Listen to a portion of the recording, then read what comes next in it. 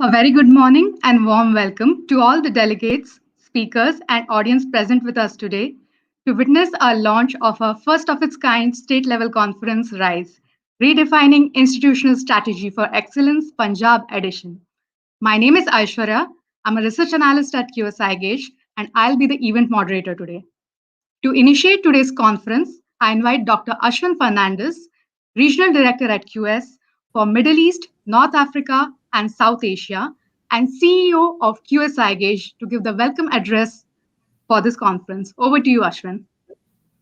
Thank you so much, Aishwarya, and a very good morning to all the viewers joining us on our platform, YouTube, and the several other mediums we have created to the first of its kind initiative, RISE, Redefining Institutional Strategy for Excellence Conference 2021. I'm very happy and glad and excited that this edition, which is coming to you live, is co-hosted by two stellar institutions in the first edition in Punjab, which is Chandigarh University and Chitkara University. The idea to host this conference was mooted just 2 months ago, and since then we've seen 6 states which are lined up to host this week by week on every Friday. And I think this wouldn't be possible without the support of our 2 amazing partners this time. And for every state, we have 2 amazing partners coming together with a show of strength for international excellence and capacity building. So first and foremost, while I welcome you, I have to also acknowledge the support of first the Chancellor of Chandigarh University, Mr. Satnamji, for his support, and from Chitkara University, Dr. Madhu Chitkara, the Pro-Chancellor, for her support in this event. We all know, ladies and gentlemen, that we have witnessed an exhausting marathon of webinars, conferences, events online in the last year, more than what we have witnessed in the last many years. And definitely, this has come with many challenges and definitely many opportunities and learnings for institutions. And I think with that, we now have come to a time where we wanted to put together a platform that goes beyond the daunting scenario we are in to deliberate on what are we going to do when we open up, the way forward, the action plans, the real hands-on scenarios towards achieving institutional excellence, despite the new innumerable challenges which are forced upon us by the global pandemic and crisis. And what a way to start with the state of Punjab, which is definitely an emerging hub of education in India, accounting for almost 10 lakh students pursuing higher education. I'm also told that the state attracted or has attracted currently about 4,500 international students who are enrolled across HEIs in Punjab. It's also an achievement for the state to be a gateway for higher education for several other states in the north. So with that, I'm glad that we are hosting the first edition right here with you, the RISE initiative for Punjab, which will connect peer groups in the state and discuss the current situation of higher education in the state with a focus on some of the leaders in the state and what we could do to promote excellence, not just for universities, but also for colleges. We have an engaging lineup of speakers today, right from India and also abroad, and we hope that you enjoy the sessions. We have an interesting panel and also a very interesting higher education debate, which is called the Big HE debate, which is coming up later. So without any further delay, let us proceed with today's series of impactful sessions. Thank you, and I hope you enjoy this. Thank you, Ashwin, for the welcome address. I now call upon our special guest today, Shri Tejveer Singh. He's an Indian Administrative Service Officer of the 1994 batch of the Punjab cadre. He's currently serving as Principal Secretary to the Honorable Chief Minister of Punjab. He was awarded an MSc in Public Management and Governance with distinction from the London School of Economics and Political Science in 2013. Shri Tejveer Singh worked in the Government of India as faculty member of the Lal Bahadur Shastri National Academy of Administration, Mussoorie, where he served as a deputy director and joint director from 2009 to 2017. I welcome you, sir. Thank you, Aishwarya, distinguished participants, ladies and gentlemen. First of all, it gives me great pleasure to be with all of you this morning in this R.I.S.E conference being hosted for the state of Punjab. I'm happy that QS IGAUGE, along with two of our leading private universities, Chandigarh University and Chitkara University, led by Chancellor Satnam Singh Sandhu and Mrs. Madhu Chitkara, they are jointly co-hosting this conference. As you said, that I do have a little abiding interest, having served as in a kind of a quasi-academic position in the National Academy where we were as trainers. So using those, my limited experience of a few years there, and having had the occasion to also study abroad in the London School of Economics, I would just like to make a few points just to kickstart this discussion. First, in India, I think we still have a long way to go in as far as improving the access to education is concerned.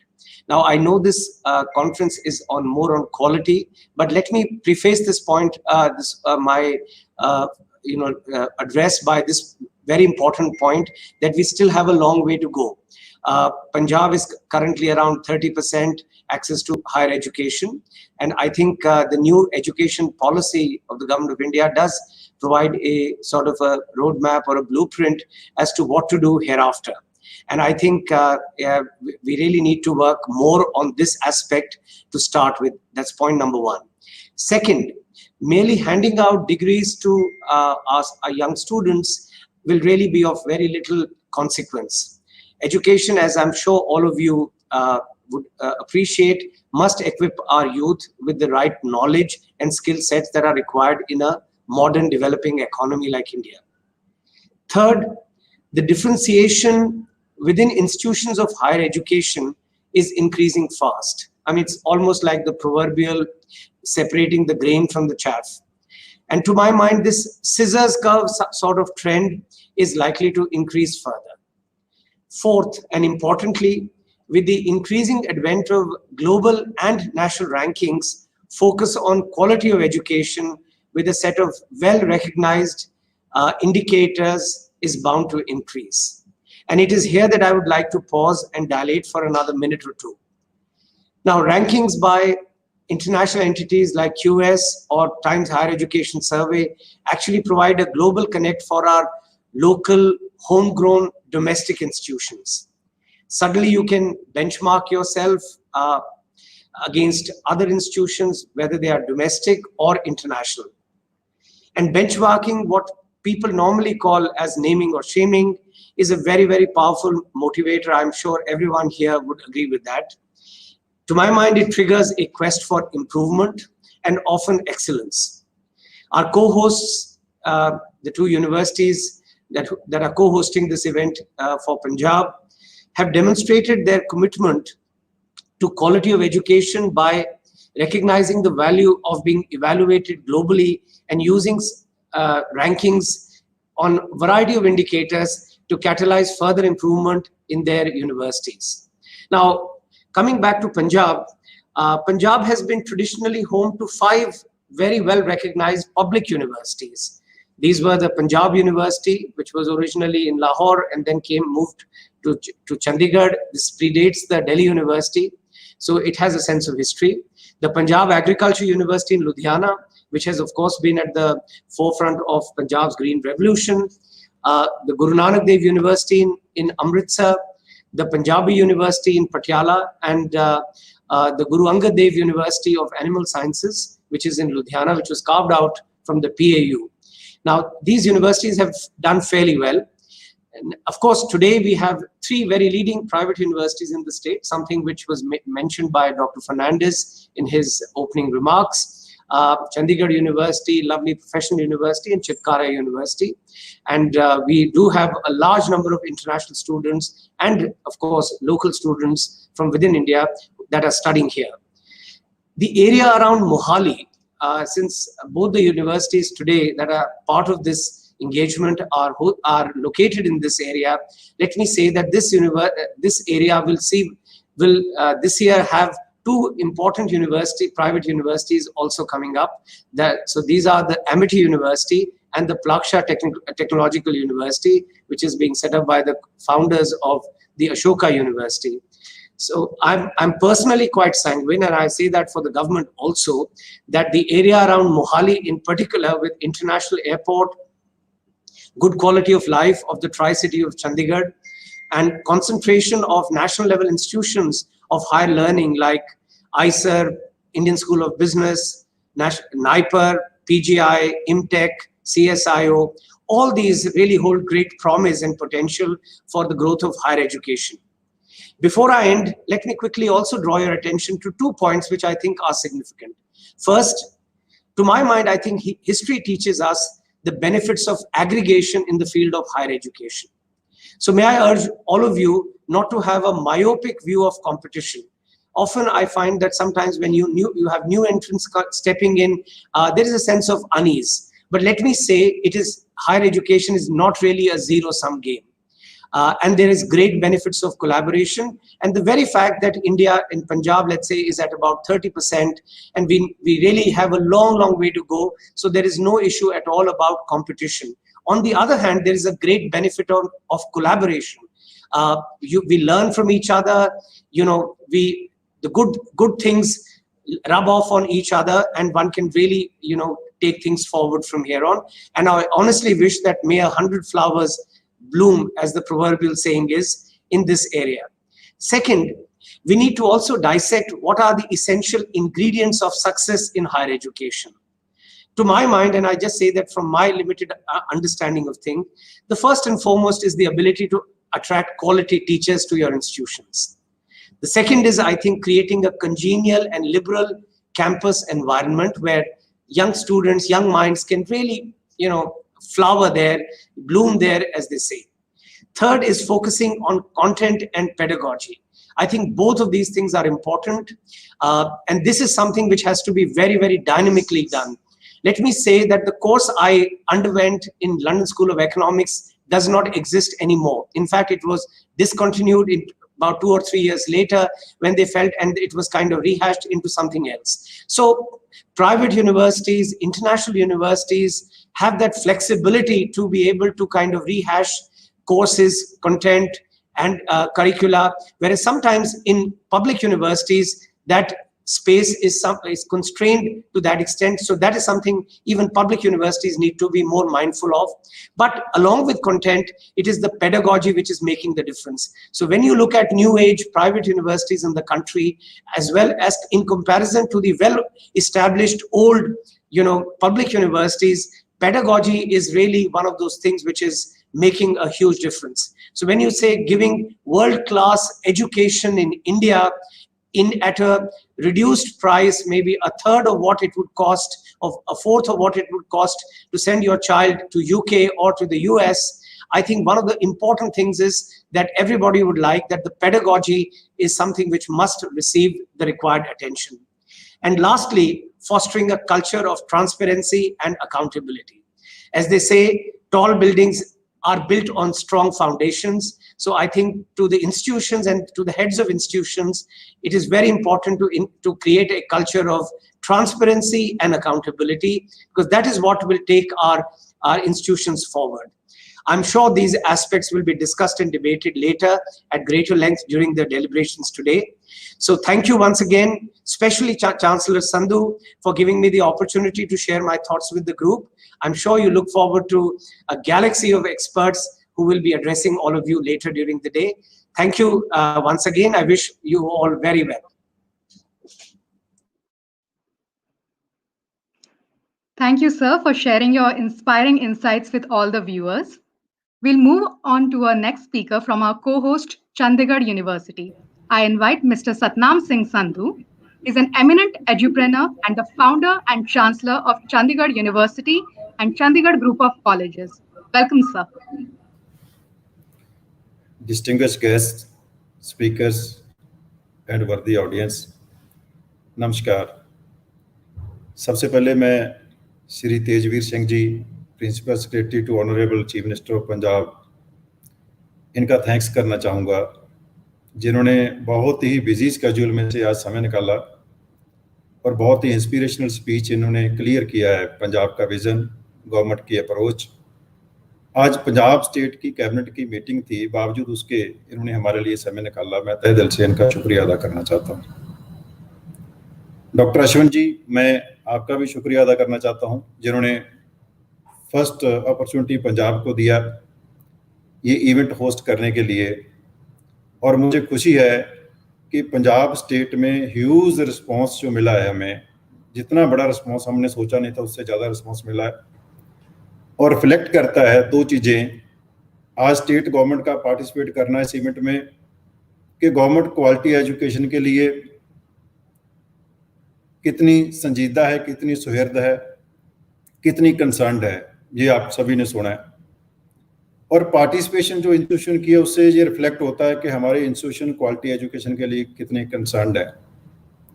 तो मुझे पूरी उम्मीद है कि आने वाले समय में पंजाब जिस डायरेक्शन में चला है, ये डेफिनेटली इंडिया को ग्लोबल हब बनाने के लिए लीडिंग रोल प्ले करेगा। मैं डॉक्टर अश्विन जी आपका थैंक्स इसलिए भी करना चाहता हूँ कि ग्लोबल रैंकिंग को लेके एक बहुत बड़ी हेजिटेशन थी हमारे इंडियन इंस्टीट्यूशन में कि हम कैसे इसमें पार्टिसिपेट करेंगे, लेकिन आपकी डायनामिक लीडरशिप के अंदर QS IGAUGE का इंडियन कॉन्टेक्स्ट में लॉन्च करना हमारे लिए एक बहुत बेनिफिशियल अपॉर्चुनिटी है। और मैं समझता हूं कि हमारे जैसे young age new age universities, institutions, colleges के लिए ये एक बहुत अच्छी अपॉर्चुनिटी है, जो हमें वर्ल्ड रैंकिंग का फ्रेमवर्क प्रोवाइड करती है और हमें ये कॉन्फिडेंस देती है कि हम भी इन रैंकिंग्स में पार्टिसिपेट कर सकते हैं।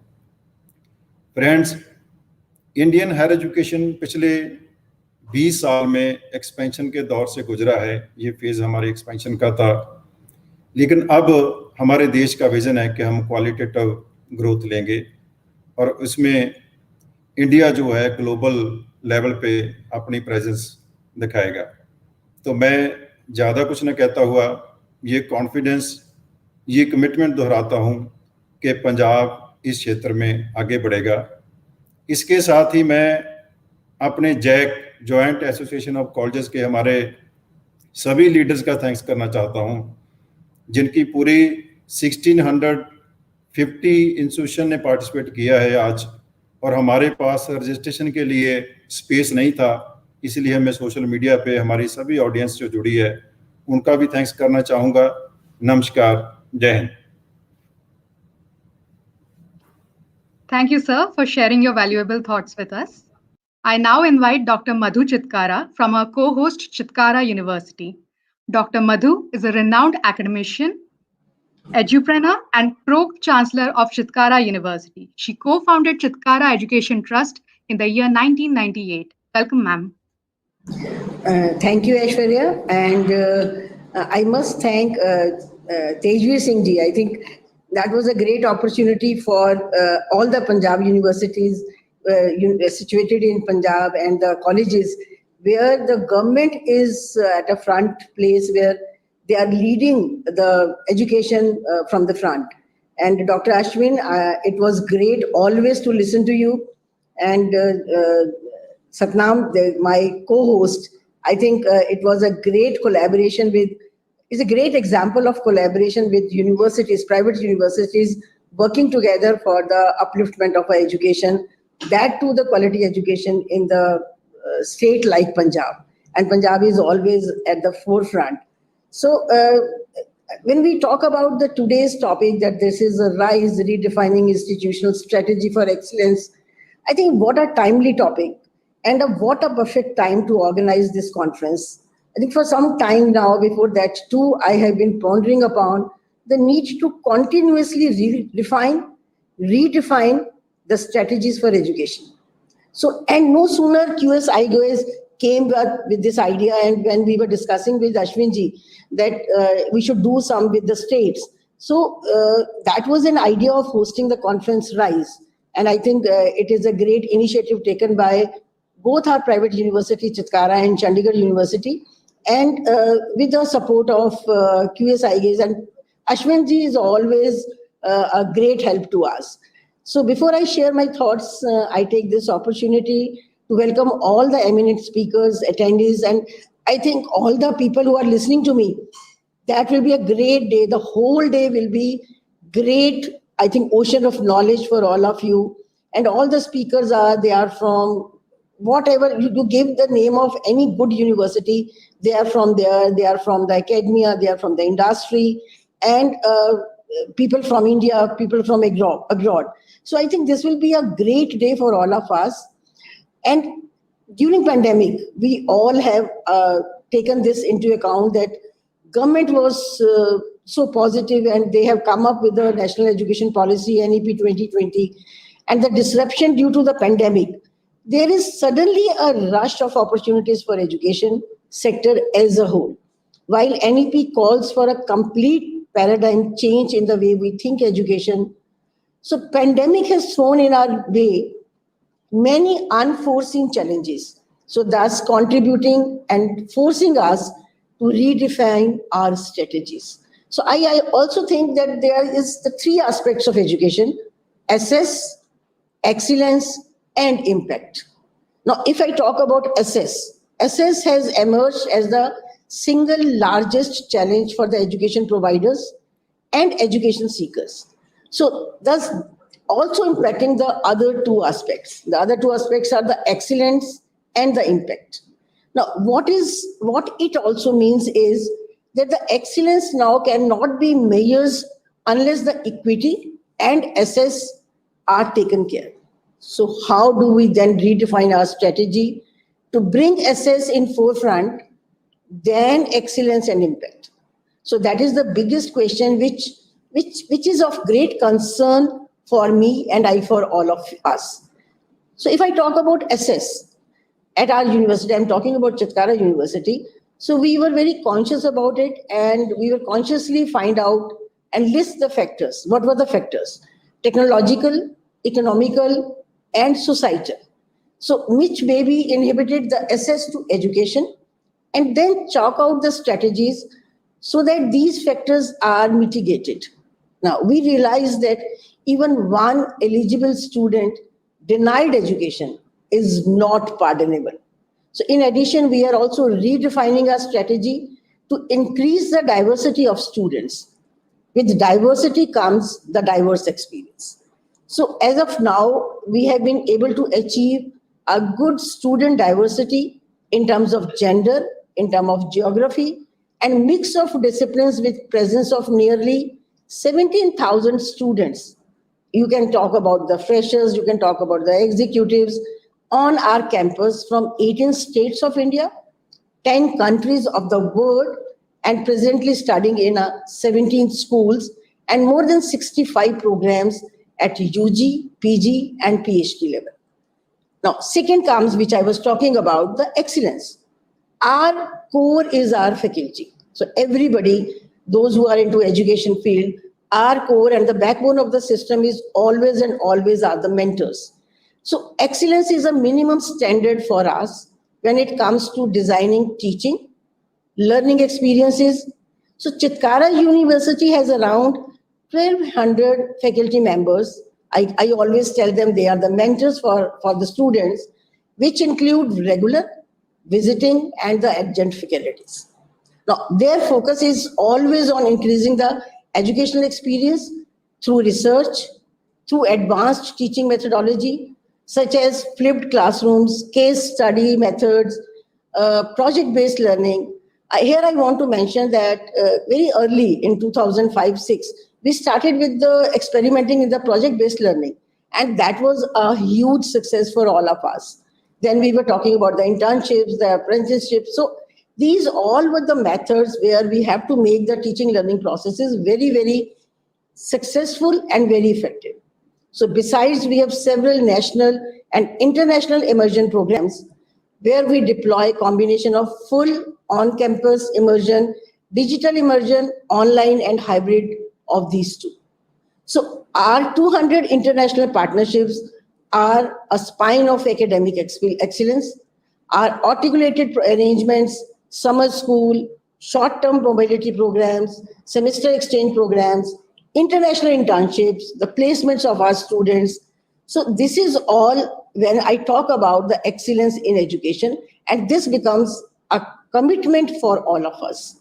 And very next important stakeholder, we have around 300 industry partners. So we can't work without the help of our industry partners. We have industry, we have academia. So their contribution gives education system a great backbone for the whole teaching learning processes. And the next important stakeholder was that industry people are there, and latest curriculum, because when you talk about NEP and when you talk about the pandemic, we were very confused that how to go about it. And there was a great help when we used AI, when we used ML, we used data science, robotic process automation. So we all are working on the best pharma practices, what is the best practices in nursing, the maritime engineering, supply chain management. So I think these are the courses where we have to work on, and everybody, every university has to work on that. Now, third comes, and very important, is the impact. What is the impact? And our intense focus is on solving the real world challenges to expand our societal impact. So, and also give the students a chance to make a difference during their studies and afterwards. So it is a great, clear mandate for Chitkara University to creating a societal impact. For that, we have adopted, I think all the universities have adopted the villages around their campuses. So we have also adopted 5 villages around our campus, and we pledge to make them Adarsh Gaon in 2025. So our quest to nurture innovation has resulted in filing 800 patents in the challenging areas such as health, agriculture, lifestyle, technology, environment, waste management. And for that, we have incubated the 100 startups. So we started in 2006, the startup system, and 1800 plus research papers in Scopus Index journals. So I think if I want to conclude about it, and well said by this today's seminar, the R.I.S E. So I will say that an institution, we are required to set aggressive targets for expanding access, raising enrollment ratio, and producing thousands of master learners with mental agility to adapt in rapidly changing environment around. So once again, thank you very much for giving this opportunity to Chitkara University, to Chandigarh University, with the help of IGAUGE, that we are the first one to start this initiative where collaboration, if you see the GSD sustainable goals, there also they want to say that very important sustainable goal is the collaboration. So we all are working on it. This is a great and true example of this. Thank you very much for giving me this opportunity. Thanks a lot. Thank you, Dr. Madhu, for the inspiring address. Next, I invite our guest speaker for the inaugural address, Dr. Jagjit Singh Dhuri. He's the president of Joint Association of Colleges Punjab, which is one of the leading educational bodies that comprise of 13 different associations of Punjab with more than 6,500 institutes under its purview. Welcome, sir. Thank you. On behalf of a Joint Association of Colleges, JAC, and on behalf of Federation of Private Schools and Associations, I, Dr. Jagjit Singh, extend my warmest greeting and kindest regards to you all. I personally feel blissful and fortunate to be the president of these caring and competent associations which make a difference. We believe that an organization should be led by a set of shared beliefs, and we are therefore very proud of these relationships which we share with our member associations. JAC comprises of 13 different associations of more than 1,600 unaided colleges and universities of Punjab and Federation of Private Schools having 6,500 member schools all over from all districts of Punjab. Our mission and vision are to uplift our members within the center of learning and reach the unreached and recognize the unrecognized. We have created a collaboration environment where therein all members are passionate. I say this because I have the conviction that passion, like courage, is transferable. So, as a major objective of mine is to transfer some of my passion. I am very thankful to team of iGaze, which is an independent private sector brand that specializes in rating colleges, universities, and schools. I am very thankful to Chandigarh University and Chitkara University to co-host this event on behalf of JAC. Especially thank to Sardar Satnam Singh Sandhu, Chief Patron of JAC, to provide us a wonderful chance to be a part of this digital conference on benchmark internationally, implement locally. I hope that universities, colleges, and schools of Punjab will be benefited by this session. On behalf of JAC and FAB, I welcome team of iGaze for enriching us through this conference. Thank you. Thank you, sir, for sharing your valuable thoughts with us. We'll move on to our next guest speaker, Dr. Gurmeet Singh Dhaliwal, for the inaugural address. He's a recipient of the prestigious Bharat Jyoti Award. He's the chairman of Baba Farid Group of Institutions, Batinda, and of Joint Association of Colleges, Punjab. Welcome, sir. Thank you, Ashriya. A very good morning to all the participants of this conference. It is a matter of privilege and pride for me to be present here today to express my views related to arena of education in the august presence of eminent educationists from worldwide.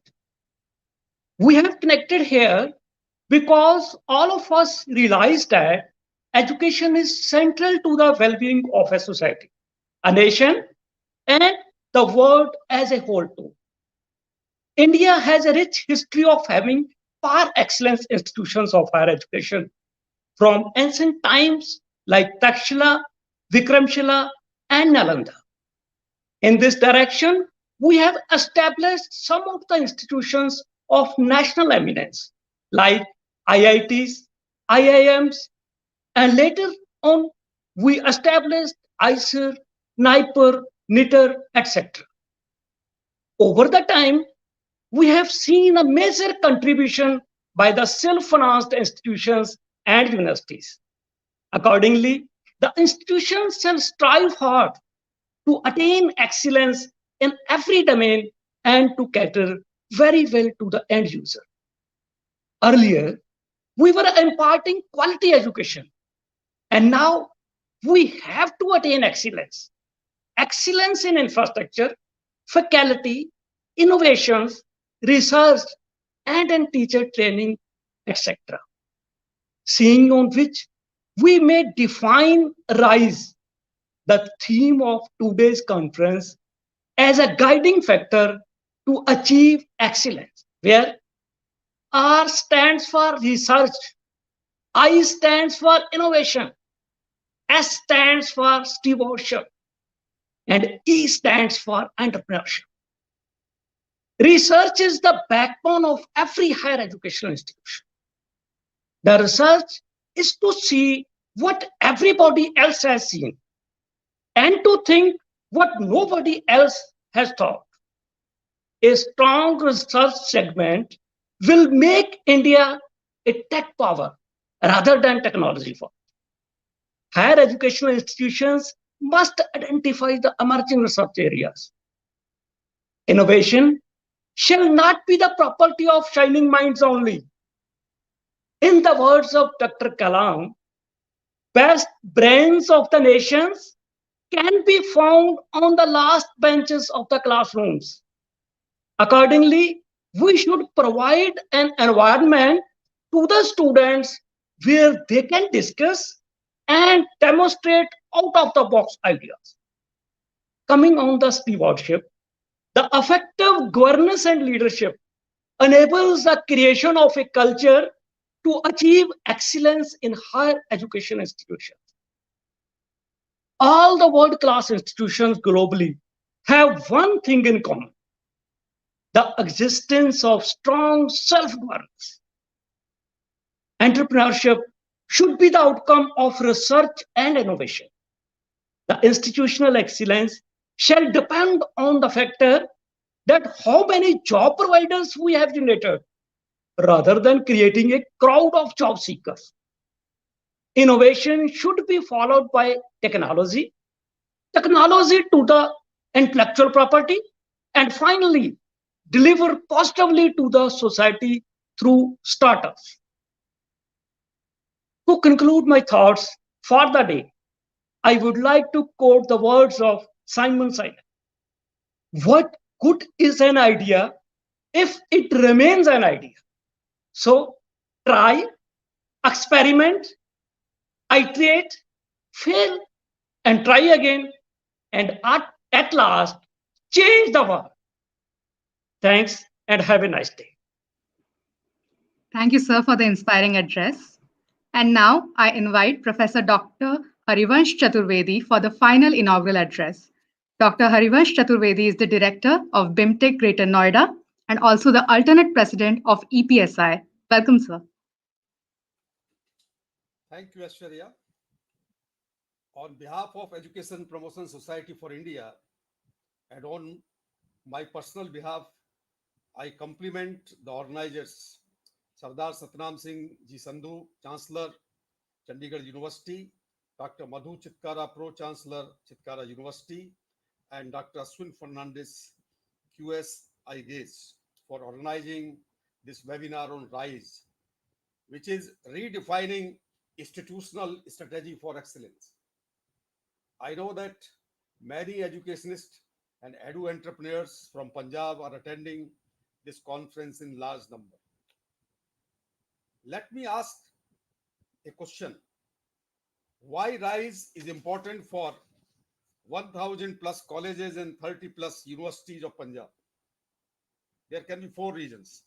Number 1, higher education in Punjab is on the cusp of transformation.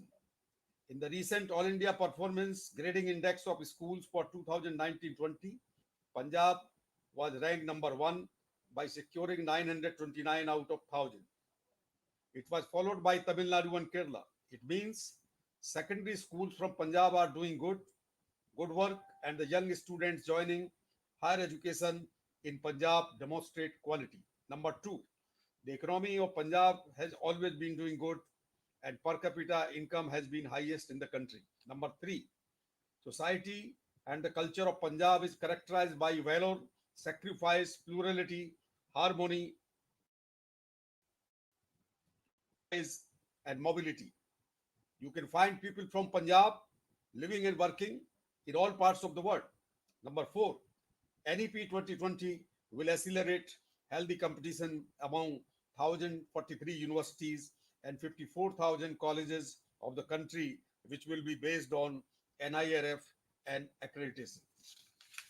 Friends, in the current context, COVID-19 is the biggest reason for creating turbulence in higher education worldwide.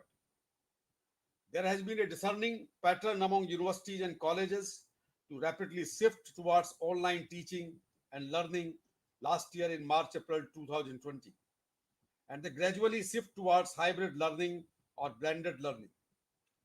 Whatever Harvard Business School has done in March 2020, Indian higher education institutions have also followed the same. Progressive universities like Chandigarh University or Chitkara University or many others institutions and universities from Punjab must have done the same strategic and rapid shifts towards online learning, drastic reduction in hostel rents, sudden spurt in infrastructural expenses, particularly in IT, health and safety. But again, a question arises whether there were no problems and challenges being faced by colleges and universities before 2020. Higher education is always dependent on growth factor in the economy. Post 1991, when the country launched the process of liberalization, economic growth had accelerated fast and exponential growth of higher education in India. With the global meltdown of 2008, we have seen gradually slowing down in the fast growth of higher education in India. 2010 onwards, we have witnessed the sudden upsurge of disruptive technologies like AI, IoT, robotics, blockchain, deep learning, machine learning, etc. Collectively, these challenges have given birth to a fourth industrial revolution or Industry 4.0. World Economic Forum has predicted that this will be the biggest change in the economy, society, industry, human life, and also in education. Industry 4.0 has resulted into massive gains for big and high-tech industries, but decreased number of white-collar and blue-collar jobs. It is predicted that new kinds of jobs will emerge in big number. Kindly allow me to talk a little about what is excellence in higher education. Excellence in the context of the higher education means that individual institutions, colleges, and universities are ensuring personal transformation of students and long-term benefits of the whole educational process accruing to the society. We are living in a knowledge society. Now, only those countries prosper where there is excellence in education. So for India, it is very important how to take entry into community of nations which are knowledge based. Hence, excellence is outcome of a long-term leadership vision to strive for quality consistently. In higher education, quality is measured by using league tables, ranking, benchmarking, and accreditation. Excellence is a journey, not destination. It cannot be achieved in a hurried fashion. Let me give example of Stanford Universities. Established in 1885, currently it has around 20,000 students. 30 Nobel laureates are teaching in Stanford University. Between 1930 and 2020, more than 40,000 companies have come out from Stanford, and the combined turnover of those companies currently is US dollar $2.7 trillion, which is almost equal to the GDP of India. Excellence is a journey, not destination.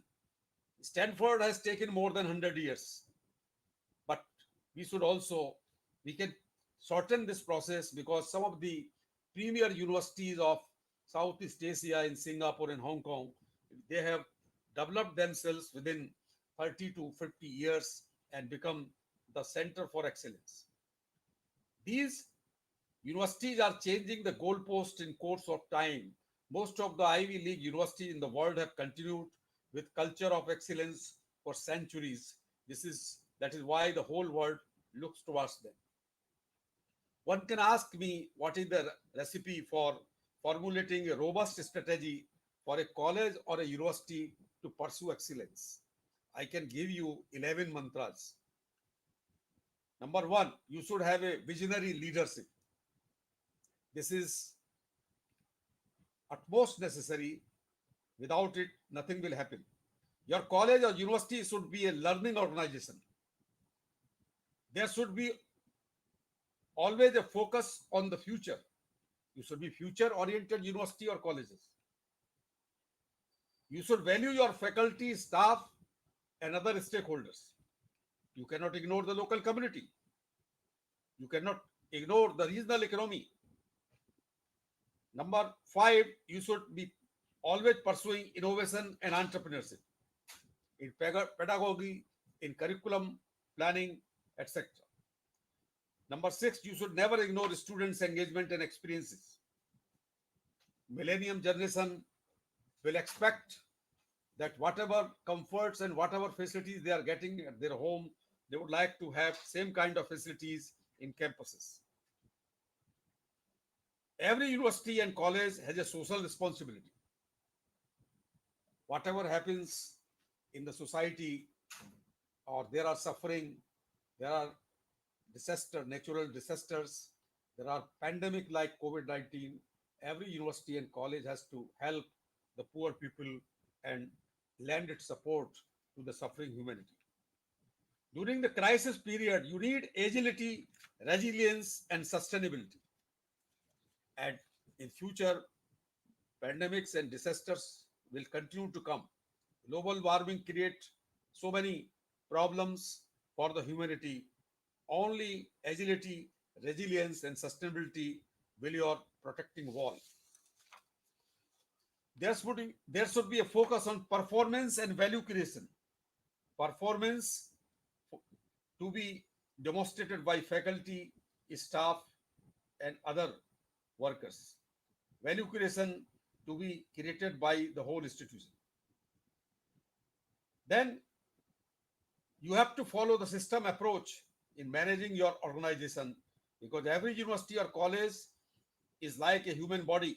When you have a problem in one part, you have to diagnose it in totality. Partial solution will not work. Lastly, find out on which parameter of excellence, there are so many, you can establish your distinctiveness. You have to search for your unique selling proposition, USP. You have to find your distinct identity in the clutter of institutions across the country and all over the world. These niches can be teaching, research, employability, students' experiences, etc. Last question is how to promote internationalization of higher education in Punjab. Some progressive and enterprising universities have already shown the way how to do it. But there will be a need to work on brand Punjab as an educational destination. As the chief guest, Mr. Tejveer Singh, has said, that let us aggregate our efforts. Let us have a collective vision, because few institutions cannot improve or cannot achieve excellence for the whole Punjab institutions. I propose a marketing tour of leading universities and colleges should be organized to visit countries from where students can be enrolled in large number. Let there be a common branding, a common slogan or catchword. Come to India, study at Punjab. Come to India, study at Punjab. EPSI can help all of you in this regard. The US is earning $45 billion and Australia is earning $30 billion US annually. Rupees term, it is more than 500,000 crores. They are earning from mostly Indian and Chinese students. Of course, there are students coming from other parts of the South globe. There is a challenge to universities and colleges from Punjab whether they can grab a slice from this fat cake. With these words, I conclude here, and I wish that 2 days conference should be very successful. Thank you. Thank you, sir, for sharing your insights with us. It's now time for an interesting keynote address by our guest, Professor Dr. Heike Schierenberg. Professor Heike is a professor of business administration at University of Applied Sciences, Osnabrück in Germany. She'll share some of her key inspiring insights on women in leadership, championing excellence and promoting quality. We welcome you, ma'am. Good morning to all participants from my home office in Germany. And thank you very much for inviting me to this conference, even if this is very early in the morning for me. As a professor for HRM and change management at the University of Applied Science in Osnabrück, I focus on change management, careers, and talent management. In the last 10 years, I especially looked on female careers, and I also love to teach and to collaborate internationally. The workshops and research projects, together with my colleagues at Chitkara University, which is one of our important partner universities, were always a highlight. And I hope that we overcome this pandemic situation very, very soon. So traveling and meeting face to face should be possible again. When I started my research about women and leadership and female careers, I was convinced that gender equality and more women in leadership are important topics for women. And that's still true, of course. But what I underestimated was the meaning of female participation in the labor market for the progress of societies and the economic impact. And I also underestimated the important role of universities, professors, and also accreditation processes and quality management for these important changes. Dr. Madhu Chitkara just mentioned it in her welcome address. It's all about making an impact to solve real problems in society. So, what do I address today? I start with the bigger picture. Why is this topic important for the society as a whole and economic development? And then I focus on higher education and our role as professors. I would like to give an example of teaching and research each to show how we can support women to use their potential. In the last 10 years, research showed that women can be powerful drivers of economic growth. The study Empowering the Third Billion, and the third billion, these are women who entered in the labor market the last decade, found evidence that raising female employment to male levels could have a direct impact on GDP. And women tend to invest more likely than men a large proportion of their income in the education of children, which improves their social status, financial situation, and also benefits the society. So you see, for example, Mrs. Anstey, who said gender equality is good in and of itself, and it is smart economics. So it's not only for the women. We all know that women's economic and professional empowerment is a complex issue. So if you see here number 1 on this chart, then of course we all know women's traditional role of caregiver in the family is not so easy to share, to change, and so on. So there are no easy solutions, and development takes time. But we have to start somewhere to make the world a better place. And as we are here in the world of higher education, let's look on the opportunities. So what can we do to make a difference? 3 dimensions are important here. The first, of course, is teaching on a high level of excellence. Equipping young men and women with valuable competencies and career capital is not only a fundamental issue. It is, for our students, the essential entry ticket for good jobs. But there is more. In my research projects, I learned that role models are important to show that women in leadership are a valuable signal at universities as well as in business. I especially appreciate here the important role of Madame Chitkara as Pro-Chancellor and inspiring mentor for female talent. And acting as mentors for female students encourages them to believe in their own role, in themselves, and setting goals. As professors at universities, we also can use our courses and discuss the topics like gender stereotypes, for example, in marketing. So many ads disparage women and makes them, us, look inferior. I show you an example of Europe. The ad on the chart is from the 70s in Germany, and you see a helpless, confused woman, obviously overwhelmed with the challenge to drive a car. You may say, okay, that's history. But to be honest, no. Until today, we find examples in nearly every culture of similar things. Let's come to research and to our role as scientists and leaders in higher education. How can we use research projects and publications to understand the hurdles for women in business, shed light on blind spots, and support changes in the society? And we can build up necessary structures for quality improvement.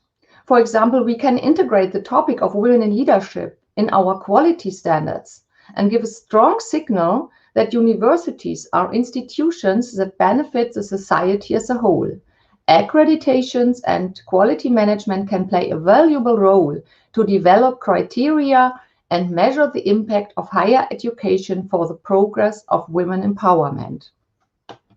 I would like to give you an example of teaching. With we, I include Professor Böhmer from Osnabrück. You can see her in the picture below together with Hakiran Kaur and me. The picture is from 2018. And it's also Professor Santia Sharma, the Dean of the Business School at Chitkara University, and myself. We organized several 4-day workshops, female leadership, together with German and Indian students at Chitkara University in Chandigarh. So we traveled with around 15 to 20 students from Germany to India. You see a few pictures about 2018 on the chart here. So what did we do in such a workshop? To put it in a nutshell, we used first short lectures, including videos to explain and discuss the topics. You see here a typical gender stereotype. Women take care, men take charge. And in intercultural group work and experiments, the participants reflected their own values, their blind spots, and also their expectations for the future. We got very open discussions. You see 2 statements on the chart which show that often ambitions and working of females are judged negatively.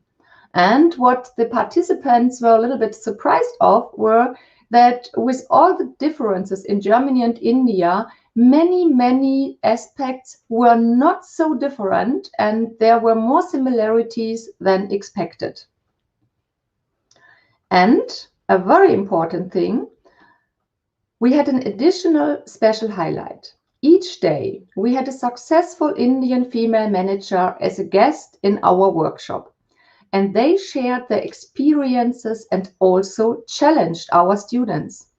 For example, one manager asked the group, "So, raise your hand, who of you girls is ready to work full-time after studying and be the main breadwinner for your family?" You can imagine we had very inspiring discussions.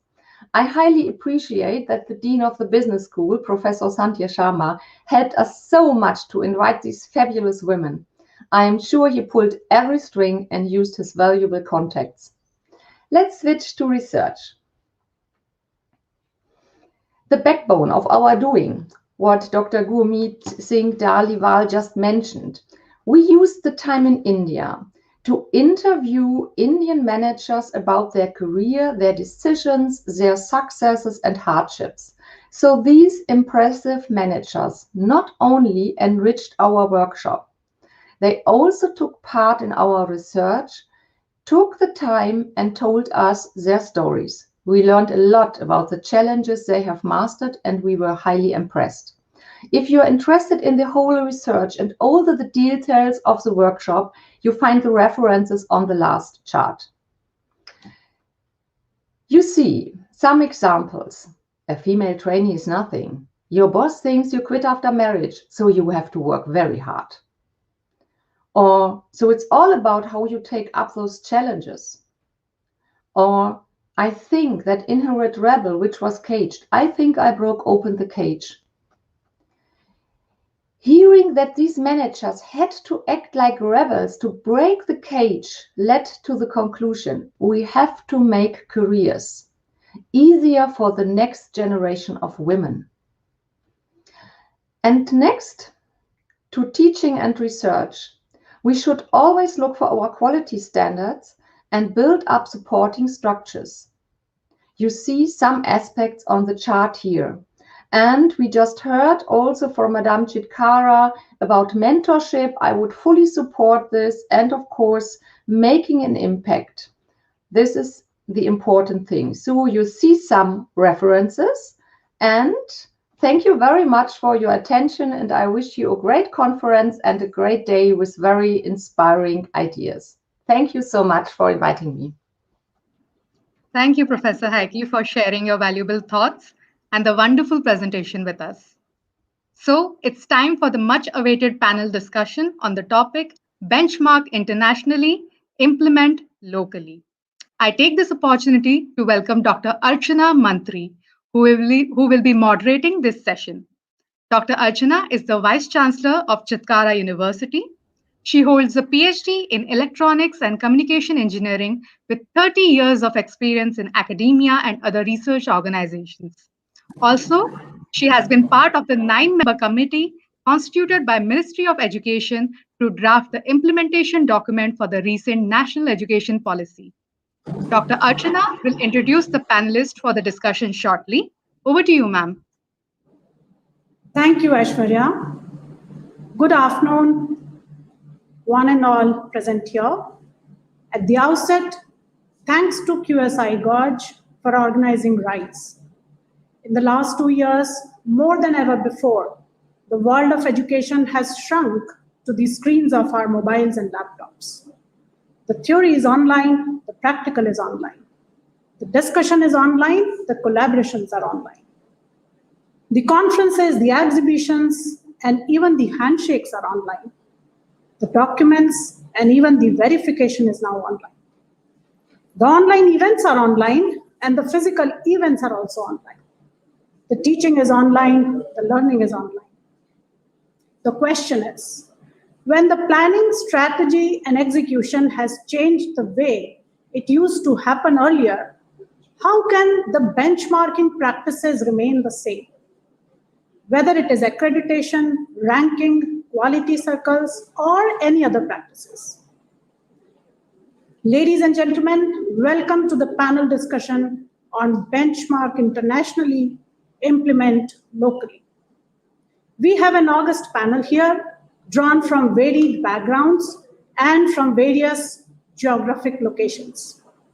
We have representations from India, Australia, and United Kingdom.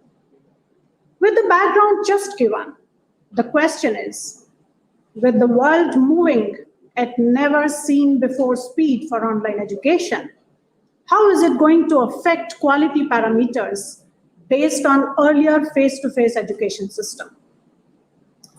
My dear panelists, kindly ponder on this question. I'll repeat it. With the world moving at never seen before speed for online education, how is it going to affect quality parameters based on earlier face-to-face education systems? And as you ponder over the question, I'll move around the room and introduce the panelists one by one.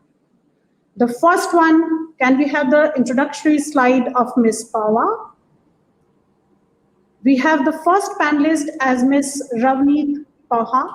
Ms. Paha is currently the Deputy Vice President Global and CEO, South Asia, Deakin University, Australia, and President of Australia-India Business Council, Victoria. She has been bestowed with very many prestigious awards during her illustrious career, including being nominated in the top 10 women of Indian origin making difference in Australia. So kindly, Ms. Pawa, we want to hear from you on the very first question for this panel. Over to you, Ravi. Thank you very much. It's a pleasure to be here, and I am absolutely very, very interested in hearing what my fellow panel members, have to say on this point. You've put up a very interesting point, Archana. What is going to happen to the quality of international education or education per se as we go into this new normal, this new world? The importance of international benchmarking now is a necessity, and where the challenges and expectations of stakeholders have to be measured on a global platform. In these times, countries around the globe are facing similar challenges and dealing with issues which are similar. The only difference may be the varying degree rather than the differences. Today's business world is vastly different to the one we experienced a few years ago, and education is at the helm of it. As a university, international university, with over 65,000 students, all studying online at the moment, it is a huge challenge to focus on quality and quality assurance. I think that we need to look at a different kind of a benchmarking in terms of how we create pedagogy, how we create systems, how we create focus around engaging with partner institutions and the student experience at large as well. Because I think at the end of the day, systems, procedures, accreditations, and the way we deliver education is going to be new. With enhanced disruptions across the globe and the growing penetration of technology in our lives, there is going to be a growing need for actively reviewing and benchmarking strategies, activities, and critical organizational aspects. Most recently, the COVID-19 pandemic has laid wide open the gaps in the educational system across the globe, and absolute need for benchmarking, revisiting quality accreditations, teaching and learning practices with best practices across the globe. It is about the impact, I think, Archana, that we create and the progress we support all stem from great ideas and develop together the systems and the processes which are innovative, which are based on new technologies and digital intervention. From an educator's perspective, the key objective for benchmarking is towards developing an environment where learners are able to harness the power of ideas to help transform the way we think, the way we act in a social, cultural, economic, and environmental well-being. There are most important to us at Deakin, for example, is an international focus and in curriculum development, in delivery models, and also in partnerships and engagement. It is very important to ensure that we retain the vibrant culture of education on a digital platform and ensure education and research across various parameters and partnerships and collaborate to live up to our social contract to drive the change in society we live in. So I really think that what needs to really happen is a rethink of strategy in terms of what is going to be the new normal and how are we going to ensure quality accreditations at benchmarking internationally, nationally, with processes and procedures which will help enhance the learner experience and help enhance institutions to deliver through use of technology and innovation. Thank you. Thank you, Ravneet. That was so illustrious and that was so elaborative an answer to the question, and that was the perfect opening remark and answer to my question. The next panelist we have here is Dr. Apala Mazumdar. She is a professor of applied mathematics at the University of Strathclyde, United Kingdom. She is also a leading expert in the mathematics of liquid crystals and their applications in the industry. Apala's research has been recognized by 5 national prizes, the most recent prize being a Suffrage Science Award for Mathematics in 2020. Dr. Majumdar, your opinion on the question. Over to you. So thank you for the introduction. So firstly, I think I would like to congratulate the organizers for this inspiring event. I think it's a fantastic initiative. So I was actually contacted by Professor Sharma from Chandigarh University. So we've been in touch about a faculty exchange program, which is also a fantastic drive for internationalization, in my opinion. So with regards to this specific question about how the parameters for assessing quality of education need to change in an online environment. So I'm really speaking from the perspective of an academic. So I'm a professor of applied mathematics, and my essential job description is research, teaching, management, and leadership. So I will comment on the teaching aspect of things. So I specialize in continuum mechanics, which is really the mathematics of solids and materials and fluids. So when I teach theoretical concepts, but I also talk a lot about applications. So I have to give tutorials on the implementation of the theory and the applications. And what I found this year, because this year the teaching was entirely online in my institution in the United Kingdom, at least in my institution, was that the practical aspects of the teaching did actually suffer to some extent, because it is very difficult to assess student engagement and interaction and how they actually understand the applications of the theory in a purely online environment, because at least in my experience, they do not interact as much. The second aspect which I found was not satisfactory was the online examination and assessment, because at least in mathematics, it effectively became an open book examination. They had access to all the material. So going forward, purely from a student engagement and experience point of view, if we retain this online environment or even a hybrid teaching model, I do think we need to devise slightly new methods of teaching and student engagement, particularly when we're trying to teach very different kinds of things, from theory to applications to practical examples, and also very quite importantly, perhaps new methods for assessment, at least for certain subjects where effectively an online examination, they have access to all the material. So I think that will be work in progress. But having said that, the online environment also does give us new opportunities.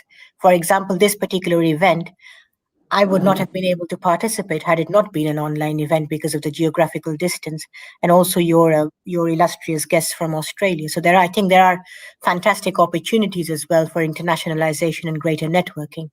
So I think it's a matter of creativity as to how we respond to our new environment.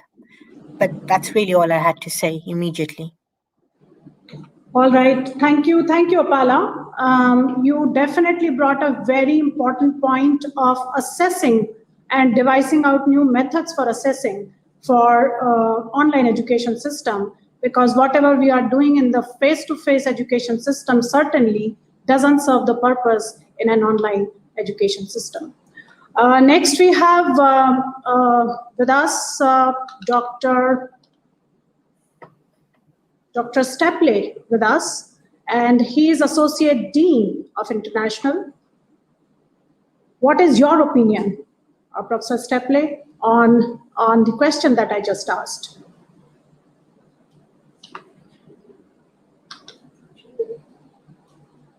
Professor Stapley is joining us from University of Wollongong, and he's a professor in sensorimeter and neurosciences there, and his research areas are human movement and sport sciences, besides other areas which are being flashed on the slide. He's also a member of Origins of Balanced Deficits and False Research Cluster at University of British Columbia, Vancouver. Over to you, Professor Stapley.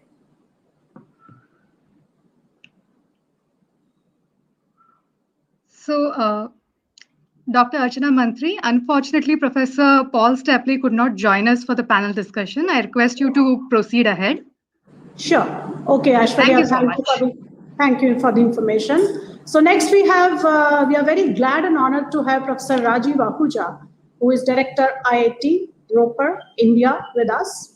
He is a seasoned researcher and is elected Fellow of Royal Society Chemistry, APS Fellow by American Physical Society USA, besides being recipient of many awards, including Wallmark Prize for 2011 from KVA, Royal Swedish Academy of Sciences. How do you differ or agree, Professor Ahuja, from our earlier speakers? What is your opinion? What are your specific comments on the question that I just asked? Over to you, Professor Rajiv. Thank you. And first of all, I would like to thank the organizer to give me this opportunity to come on this platform. Actually, I am also very new to Indian system right now. I only joined 2 months back, IIT Roper. Before that, I was a professor in physics at Uppsala University in Sweden for last 30 years. So I can easily understand this role of online teaching and what we are going through during this pandemic time. Okay, we as a research perspective, and as well as for a teacher perspective, this is a big opportunity also for us. Actually, we have challenges, but we have opportunities. We were talking about this online teaching platform for a long time, but pandemic has pushed us to implement this very effectively. And now you can see that all over the world, this is the only online teaching media is one of the strongest media to teach our young generation students and to collaborate also in terms of the research. Now we can collaborate, now we can take the courses anywhere in the world. So there is no border. And the only thing is when we are talking about interaction with the student, what we have in the physical mode, which is not possible right now in that way. but we are moving forward. And how we take the exam, and it's also one of the issue which was earlier mentioned by our colleague speaker from England about this is like an open book exam, but that also gave the opportunity in that one also that open book exam can give you just only the book knowledge, but when we design the curricula and when we design the property papers, the examination, and we have to be very innovative. So even though they can even we have an open book exam, but if you have innovative questions and the questions are arranged more in a different manner, right? Like before we do following the books or the curricula.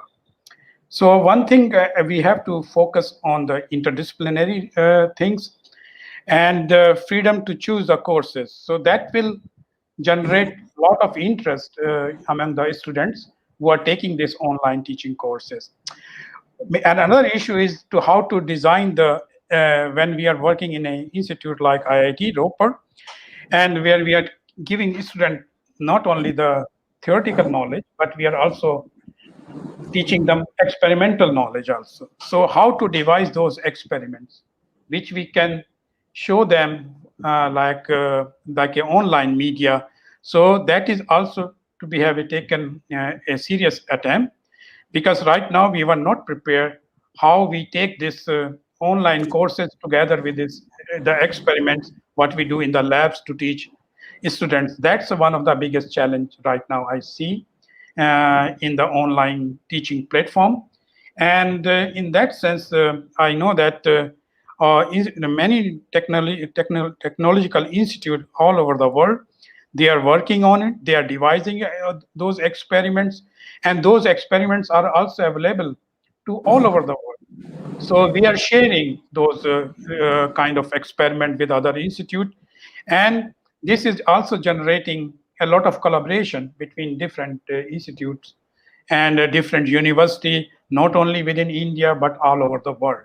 So now we are working like as a whole, as a one family all together, and we are moving much faster what we have not moved in before for the online teaching learning and online not only just teaching but online experimental research and creating environment for the student so they can sit at home and they can learn the experimental knowledge also while sitting in front of their computers.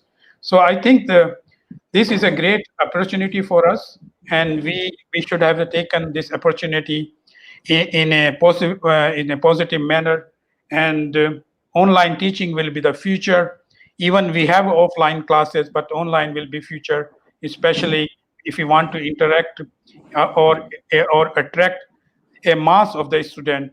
And we should also think in the view also our national education policy, and where we should have a freedom to choose the courses. We have a freedom to choose curricula, and it should be interdisciplinary. With that, I would like to stop here. Thank you.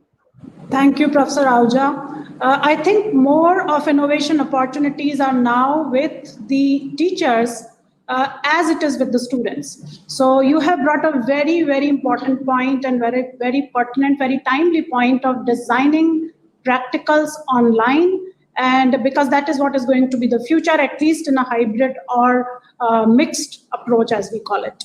I also have another question for you, Professor Ahuja, moving ahead, because we are talking of benchmarking internationally and implementing locally. I know that IIT Ropar, India, has some notable endowment funds to serve local populations.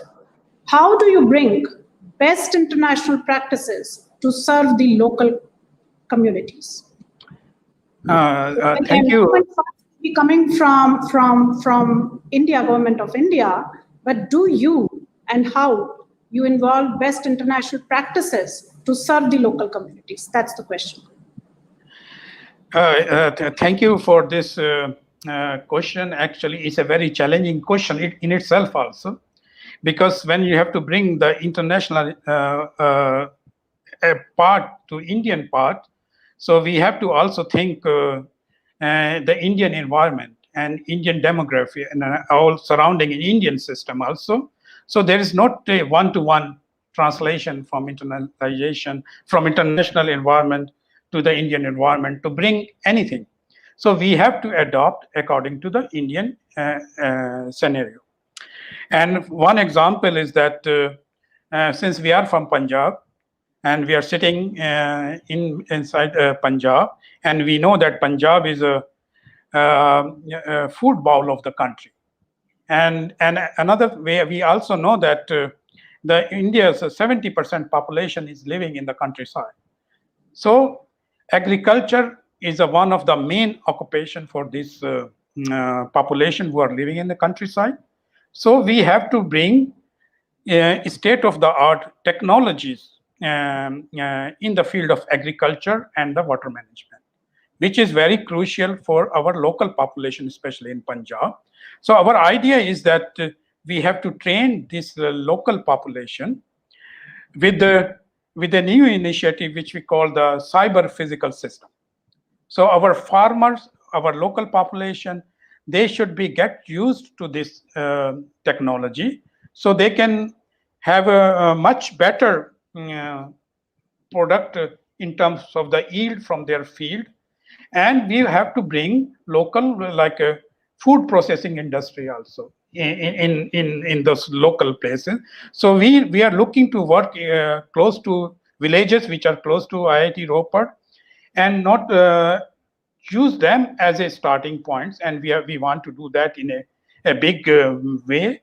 And because that's our mandate we got from our government also to serve a local population. So agriculture is one thing, and the water management. In water management, we are talking about the contamination in the water, toxicity in the water, the soil management, and we want to bring a small food processing industry in the countryside. So what we learn, I learned from abroad, and the education is also important part. So our young students and young IIT graduates or young faculty member can adopt those villages, and we can impart the education part, and we want to train them, because if we want them, they should know about this internet and the cyber physical systems. So we have to help them to understand those systems, because nowadays in Indian villages we don't have a problem for internet, and all the infrastructure we have there, and everybody has the mobile phone. So we can connect with them via cyber physical system via satellite. They can look in their crops, they can manage their crop even sitting at home.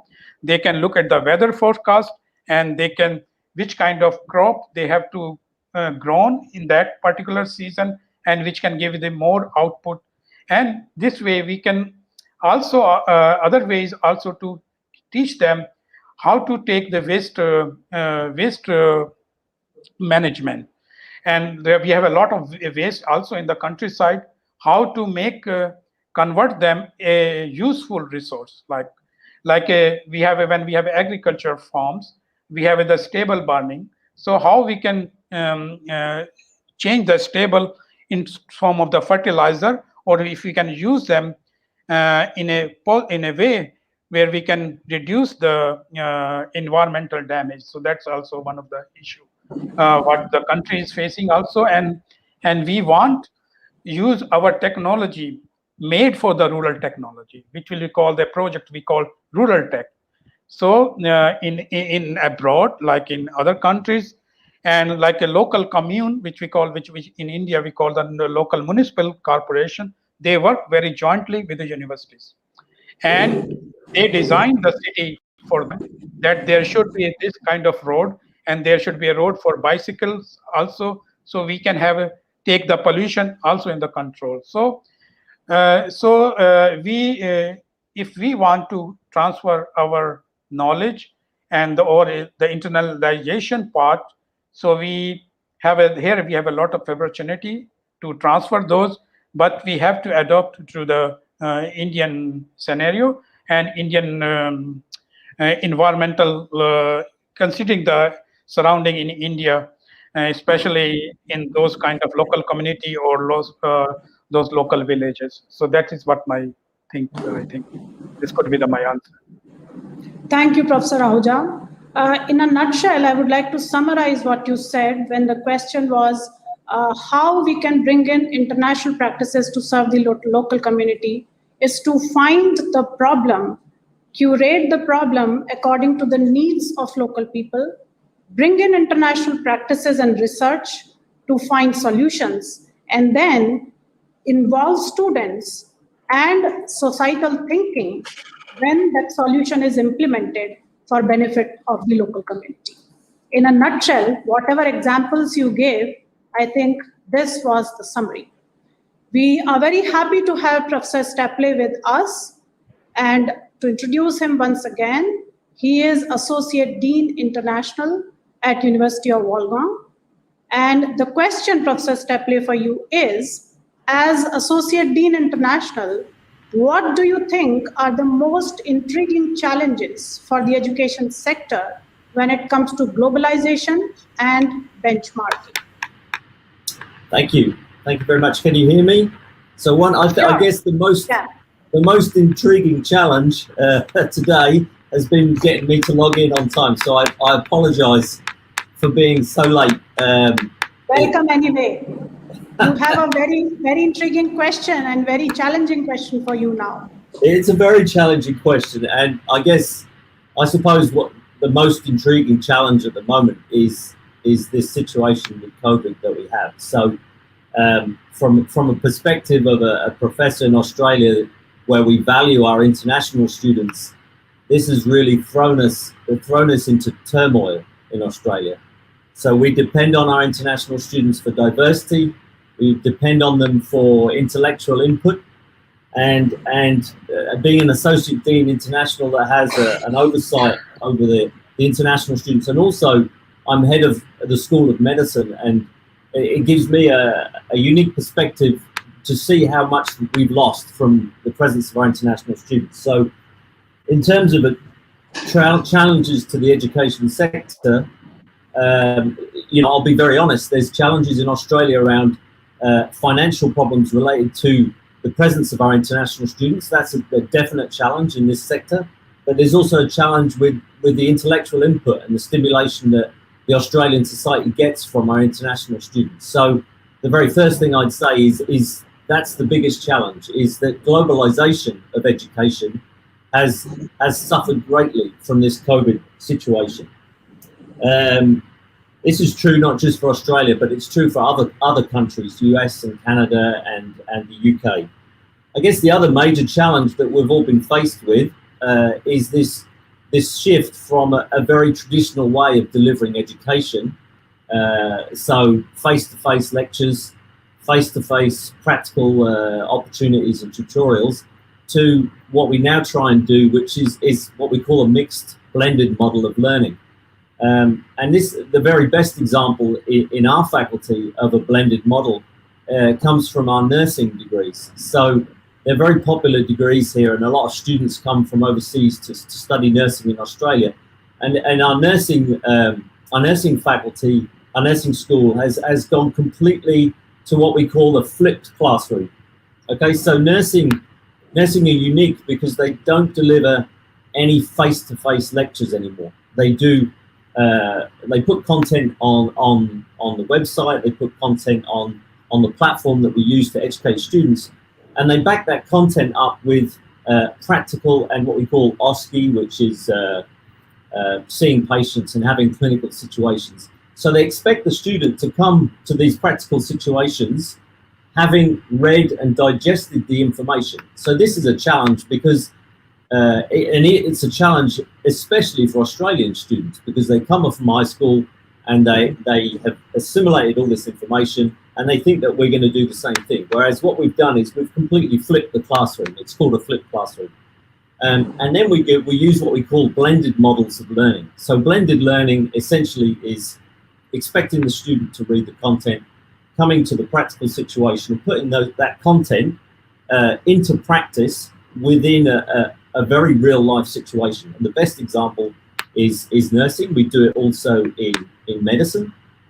We do it in our pre-medicine degrees, and we're trying to go to this flipped, blended model of learning across the whole of our offerings in medicine, and that throws up a very unique difficulty, a set of difficulties that are extremely unique, because COVID has meant that people can do these very standard ways of learning online, but don't get the practical backup. So we've also had to invent virtual ways of delivering that practical content, interacting with academics, and this has been a massive opportunity. So the second part of your question around benchmarking, I have very distinct opinions on benchmarking. So benchmarking is traditionally done with different types of rankings. So I think the most popular one is the QS ranking. Everybody looks at the QS ranking and they choose their university very often based on the QS ranking. But what I would suggest is people have to be careful about interpreting the QS ranking directly as a sign of the quality of the program. So within the university, there are programs such as chemistry in our faculty or nursing that are very highly ranked, even higher than the QS ranking would suggest. So my advice to international students and students wishing to study across the world is to look very closely at the ranking of the discipline that they're choosing, rather than focusing completely on the ranking of the university. Because very often within a university that's ranked at a certain level, the discipline will be very highly ranked. Okay, and the very last thing I'll say about benchmarking and globalization is, especially at the University of Wollongong, this COVID situation is now making us reflect upon how we view students from international locations. And we have a new Vice Chancellor here, and she's from Johns Hopkins University in the US, where they view students very much as part of a global community. And I'm very enthusiastic about the way that she's brought that idea to the University of Wollongong over the past few months. And she wants us, and we're very much on board with the idea that students are part of a global community. And especially in a town such as Wollongong, it's a small town. It's about 80 kilometers south of Sydney. It's not in a big city. And the local residents and the local community actually benefit a lot from these students. And we now view globalization as the acceptation of global communities. So that's my interpretation of the question. I hope I've answered the question. I'm happy to answer any questions further on in the meeting. Thank you very much for inviting me. It's very exciting. I apologize again for being so late logging on. Very interesting, very interesting. You brought a very interesting point, Professor Stapley, that we have to create benchmarking practices within the university for a program.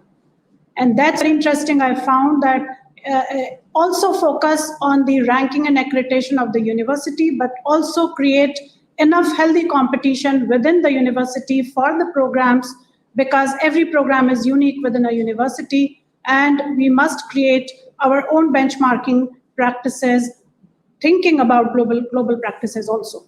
Interesting. And that also gives rise to my next new question, which is going to be a surprise for all of you. But before that, I have a pointed question for Ravneet.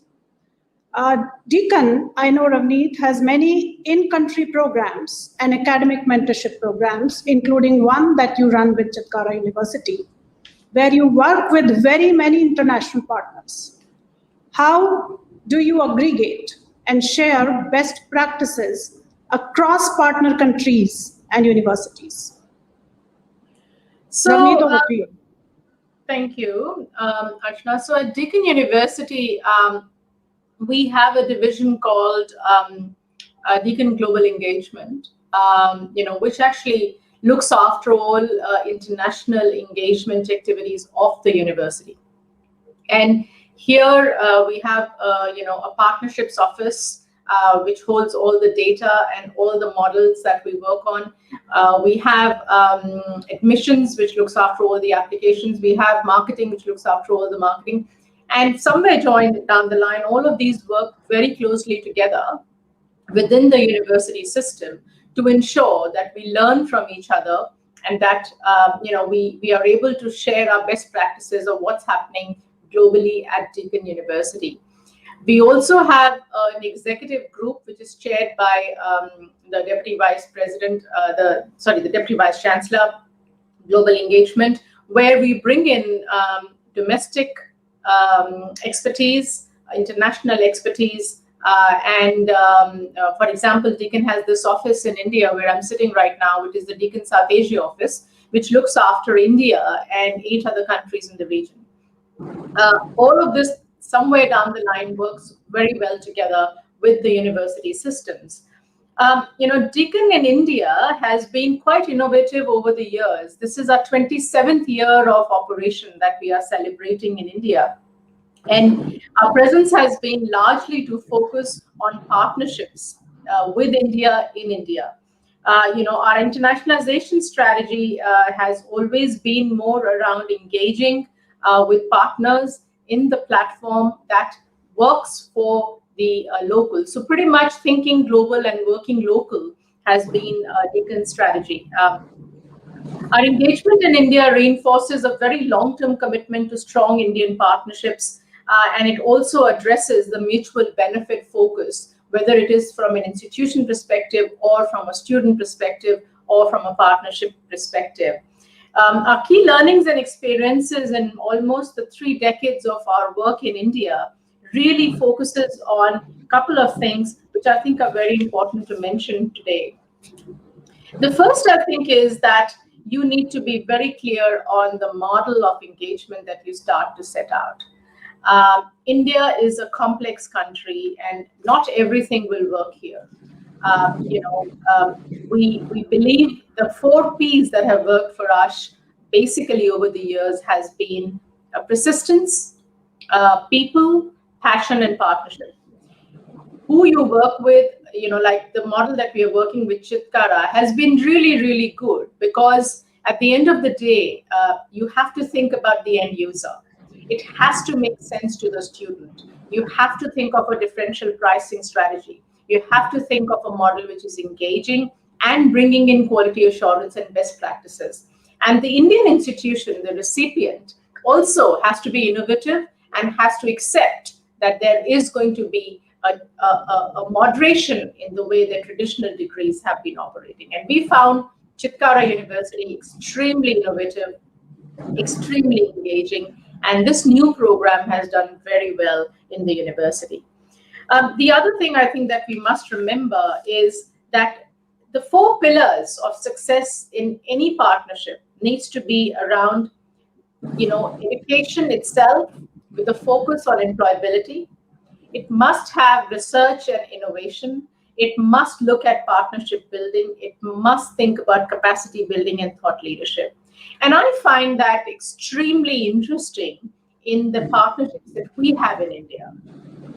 We have about 10 key partnerships in India as we speak. And I think that it is really, really important to bring out the element of success in these partnerships.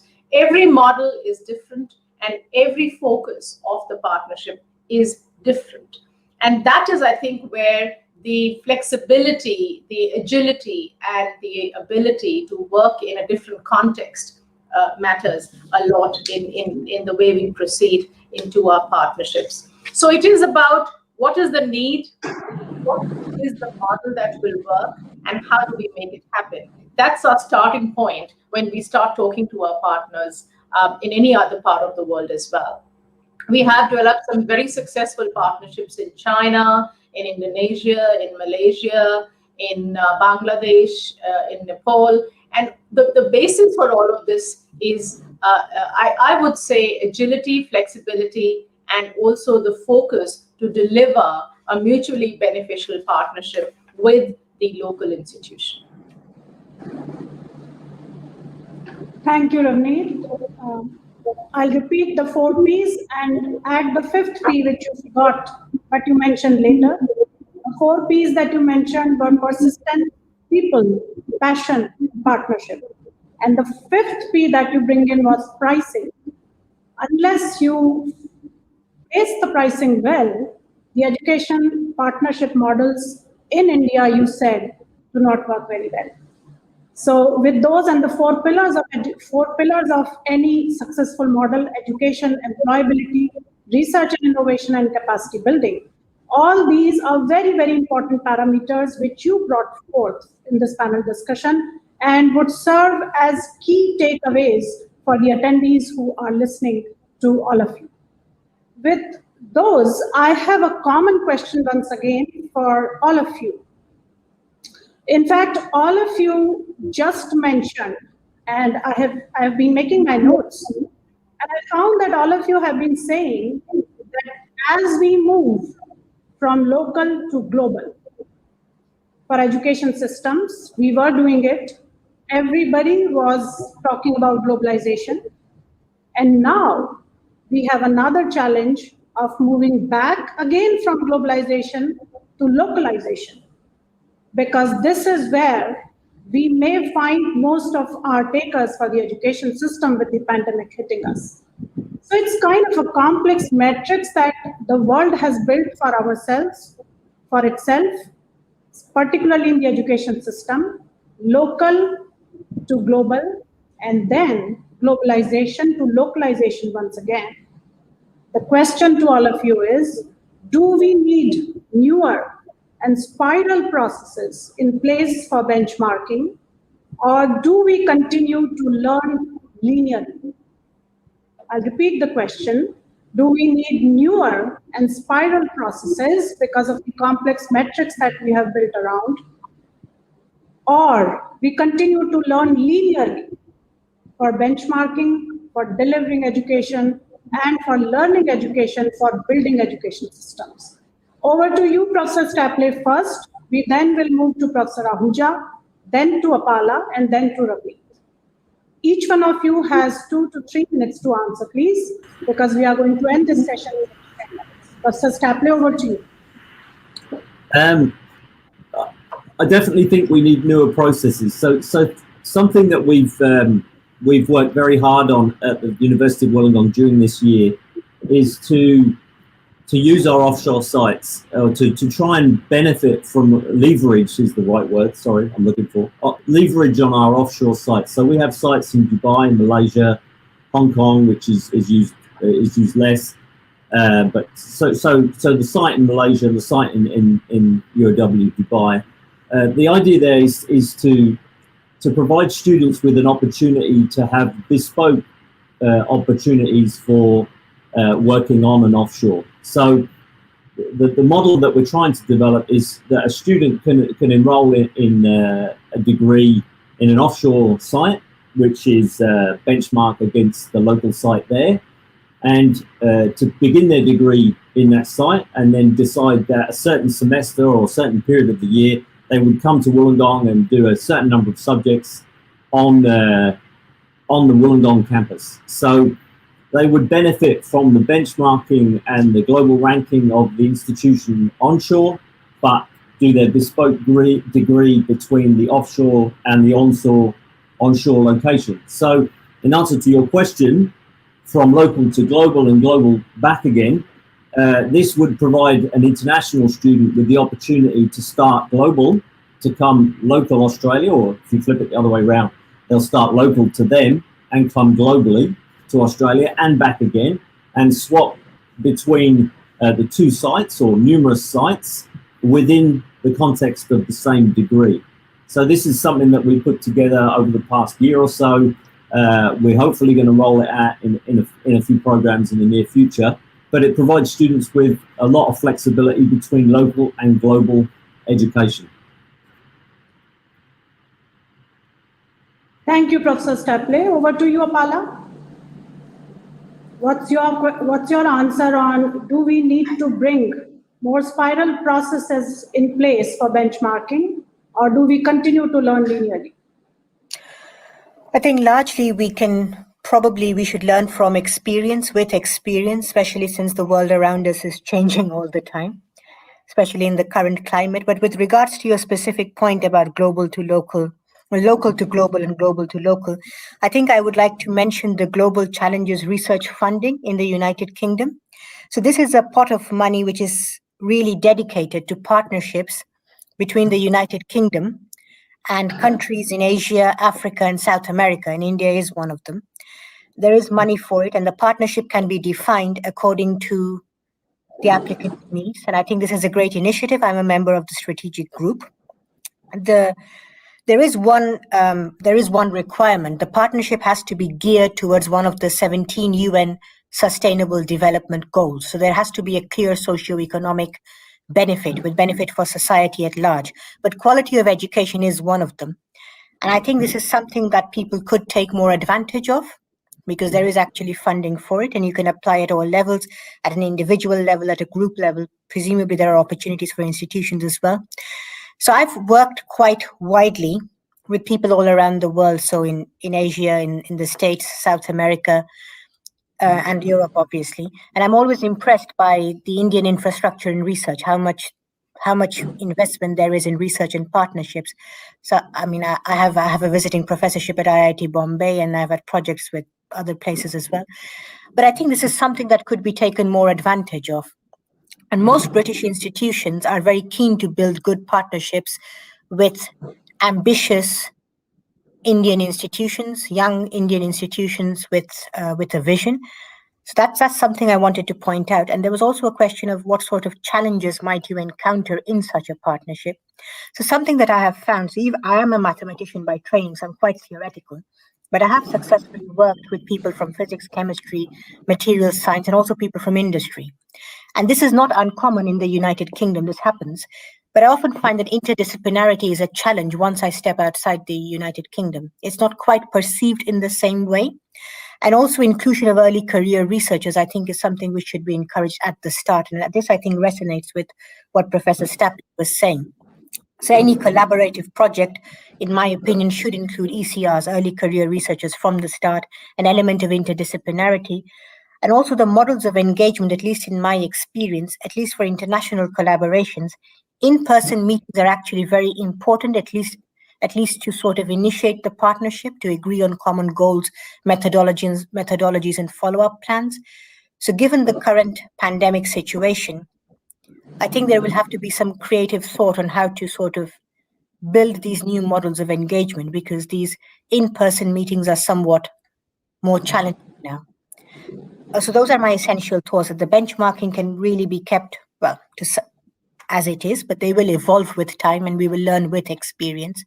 But I think internationalization will play a key role, and there are opportunities there which could be perhaps exploited more aggressively. Sure. Thank you, Professor Majumdar. Surely when we move from local to global and global to local, internationalization is here to stay. And that is why we are talking of benchmarking internationally. Over to you, Professor Ahuja, for your thoughts on this question.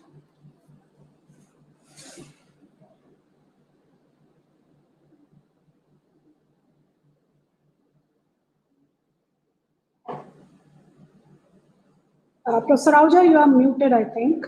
You will have to unmute yourself. Yeah, I say that first, a good example from local to global and global to local is myself, actually. I studied in India. I done my PhD from IIT Roorkee. I stayed 30 years in Sweden and now come back to again to local. So now India is a country. It's not a country, it's a continent. We have a very diverse population, very diverse culture, and we have in-depth, very strong academic institutions. So during this pandemic time, how the Indian institutions are working, it's really remarkable. And we have to go, you ask whether we should go linearly or not. So I think we should go to linearly. We should learn more what's happening right now. And we are learning every day, because every day this pandemic situation is becoming, is taking more and more toll. So we have to update ourselves regularly. So the linear approach is a much better for, at least for the Indian community or Indian continent, or even as a whole, as a world. And the Indian education systems are so strong now. And we have one of the biggest population of the youth. The average if you say the average age of India is 35 years or below. So we have the young and youth population, and they are ready to work hard. They are keen to ready, and they want to contribute to the society and to India. So, so in my view, this is a great opportunity as a being Indian, being one of the leader in the information technology. It's a right platform for India right now to show the world what India can do on this front. And right now what we are doing on this front, I think it's remarkable. And being from an IIT institute, and I will say that all the IITs are committed to these goals, and we are committed to serve a local population. We are committed to serve a global population. We are open to interact with the international university, international collaboration. And now, as one of the questions mentioned by our colleague about the funding, right now in India, we don't have a problem with funding. If you have an idea, you can implement. There are a lot of opportunity in India, because I can compare the opportunity with other European country and what India, I think now at this point of juncture, India is a way ahead in terms of the funding. And we have a manpower. We have a population, educated population, and this is the right time. And the investment in the online education, and we should learn the lesson every day, and we should move slowly and linearly. Thank you. Thank you, Professor Ahuja. So you insisted on the on learning linearly, and Professor Appala said learn from experiences. Professor Stapley actually brought in how we can create international best practices within the university, apart from other best practices for the university, amongst very many international institutes that you compete with. What is your opinion, Mr. Avneet, on learning spirally or learning linearly? What's your opinion? I think, Archana, it's going to be a combination of the two, because I think the world that we are moving in is very different. The borders are there, but the borders in education are diminishing because we are trying to operate online. And there is a better side of digital intervention into education, and digital technology intervention into education at such a fast pace. What we wanted to do before, we were not able to do because of the constraints. Now, with acceptance of digital technology and acceptance about things online, we are able to do it at a faster pace. I can give you our own example at Deakin University. We've been here for a very long time, trying to set up collaborative partnerships. But always, the online mode was never the preferred mode. And the Indian education policy had not been implemented. So it was very difficult to work with Indian institutions. But today, when we reflect back on that, in the last 12 months, we have been able to establish 4 very strong partnerships in a model that actually works for the student and for the institutions. So my view to this is that there is a lot of learning that has happened, and we need to work together on some commonality about, what are the best practices? How do we ensure quality and assurance for all institutions that want to work together? It's not about who is better than who. It's just that we have systems in place, we have procedures in place, which are very tight, based on our institutional practices, also on country practices. Like from Australia, if you have to operate internationally, you have to meet the TEXA requirements. So, and that is not easy to do. I think systems will need to marry each other in a much better sort of a acceptable platform. We will need to understand each other better, and we will need to ensure that and recognize that each system has its own merit. And somewhere down the line, it has to create flexibility for acceptance, because the students can really benefit from this. If a student sitting in India can study, say, from Deakin University in a hybrid model, and then maybe down the line choose to spend a couple of months in Australia if required, it's a win-win for the student. Or vice versa. If the student who is from Australia wants to experience India and can do it virtually, and then maybe spend some time in India, I think that is the future. So blended hybrid systems put together in yet a very structured manner is going to be the future, in my view, with pricing, like I said before, revisiting the pricing strategy, revisiting the accreditation process, and also thinking about what can you bring out which is the best from each institution. For example, the partnership will no longer need to be I am better than you model. It needs to be, you are good in what you do, I'm good in this, let's get together and do something which is unique and different. So I personally believe that, what Paul said earlier, that at the end of the day, it is about global and local, in every context and in every platform. What you can bring with you is global experiences, global learning, global thought leadership. What you need to act, it will have to be local, will have to be relevant, and will have to be accepted by the community, and also must impact to the community we operate in, which is where I bring out the element of upskilling, reskilling. India needs that. Look at the goals that we have for skilling our youth. Somebody said earlier that we have a very strong, large Indian young population. That is true.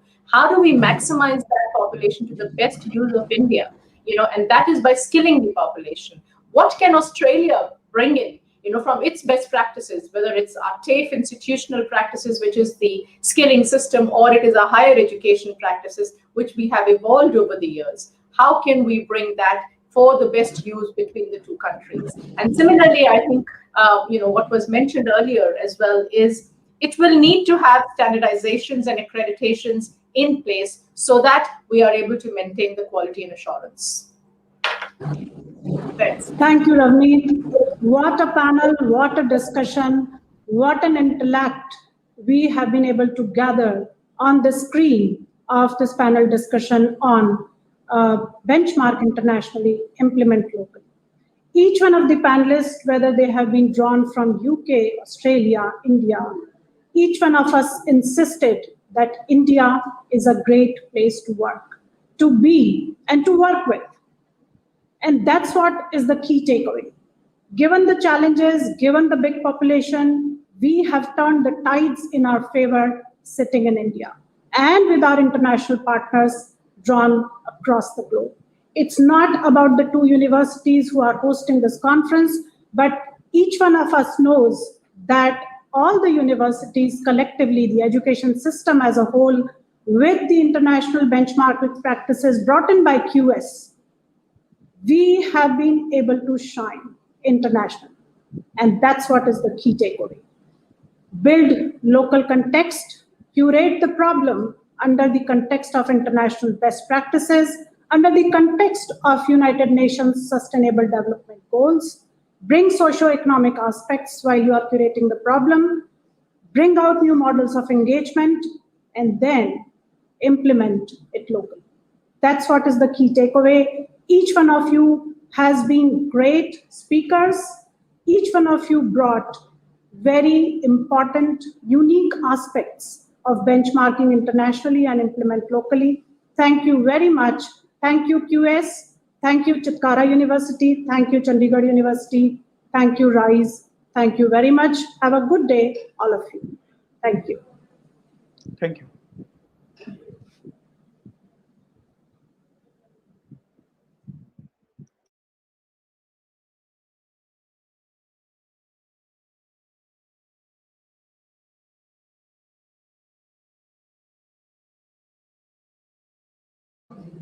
Aishwarya.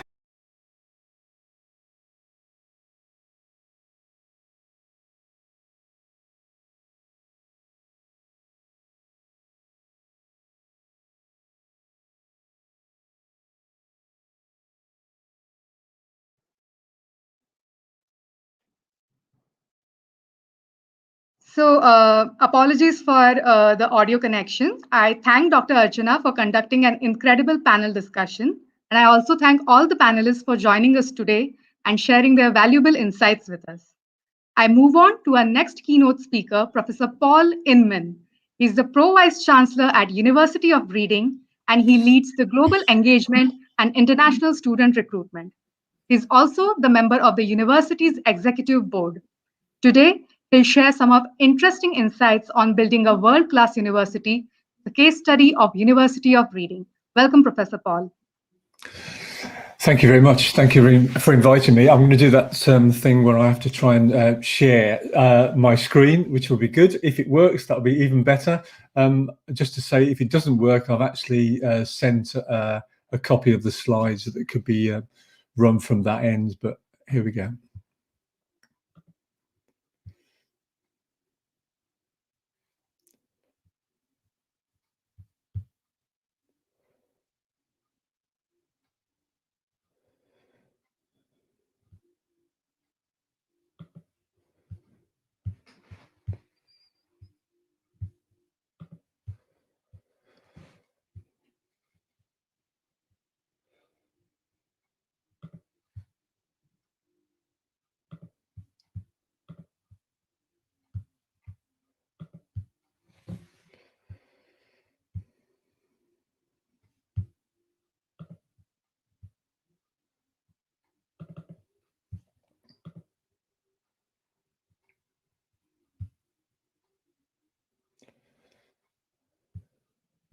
Yeah, I think you're going to have to do it. You're going to have to do it from that end. I'm afraid I'm having trouble. So if that's okay, could you do that?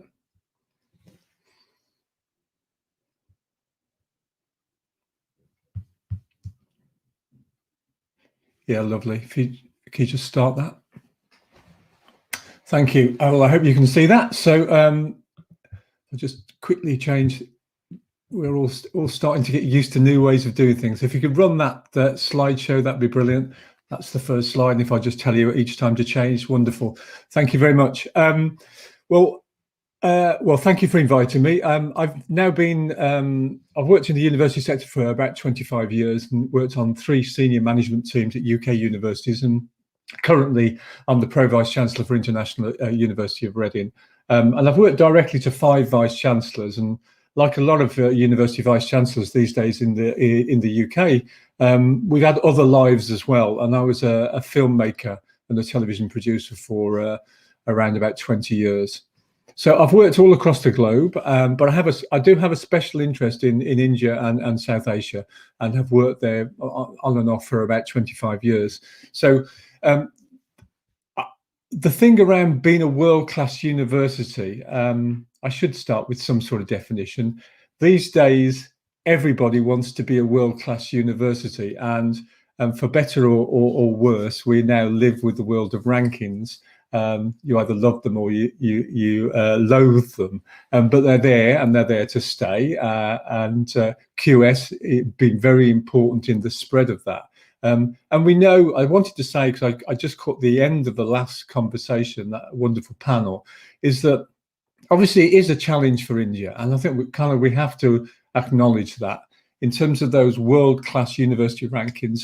It's really only been 3 universities in India, of all the universities in India, who have been in the regularly featured since 2017 in the top world rankings.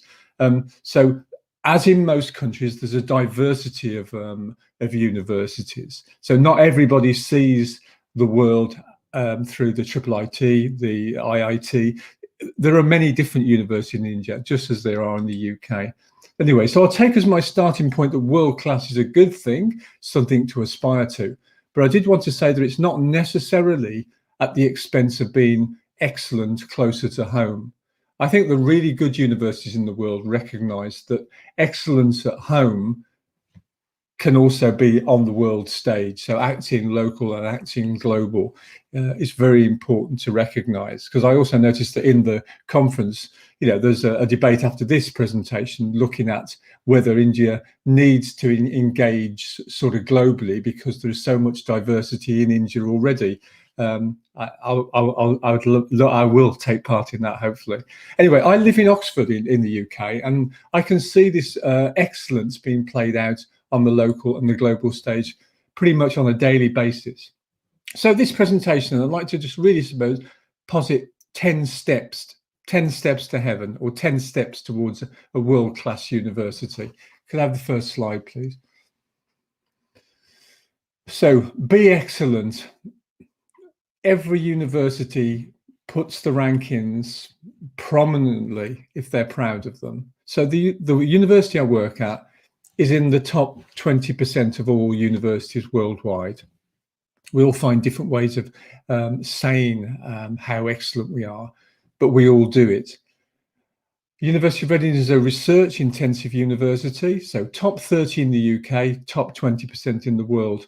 And I think that what you can see in the university sector globally is that university strategies are tending to be more instrumental, driven by the rankings.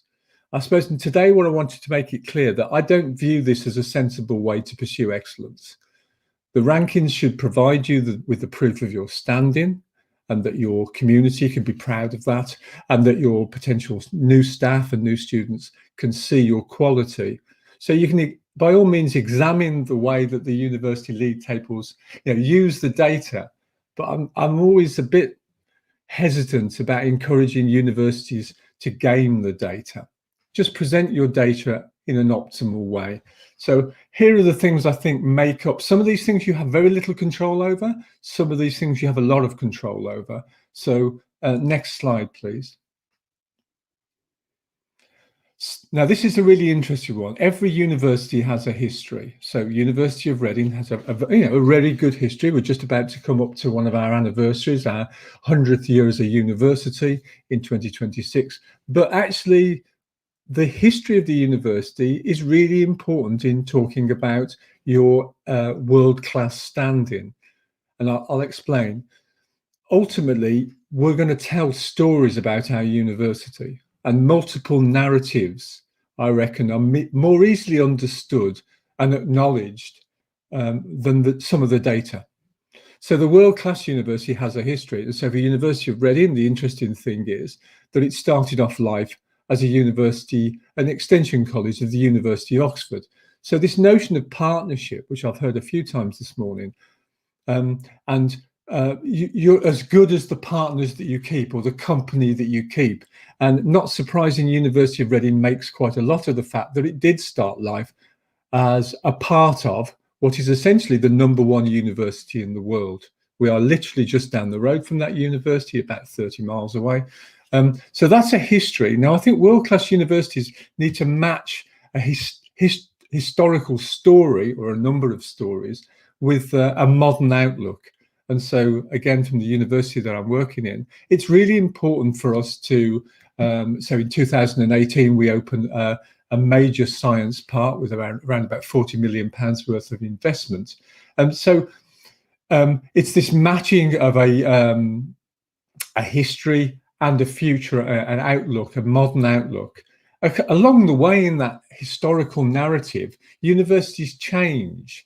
So lots of universities in the UK started off as schools of art, for instance, or a mixture of schools of art and school of science and schools of commerce. And during the 20th century, they become fully fledged universities. So this historical narrative, picking up good things along the way. So for University of Reading in 2008, we pick up essentially one of the best business schools in the world, top 50 business school, Henley Business School, again geographically just down the road.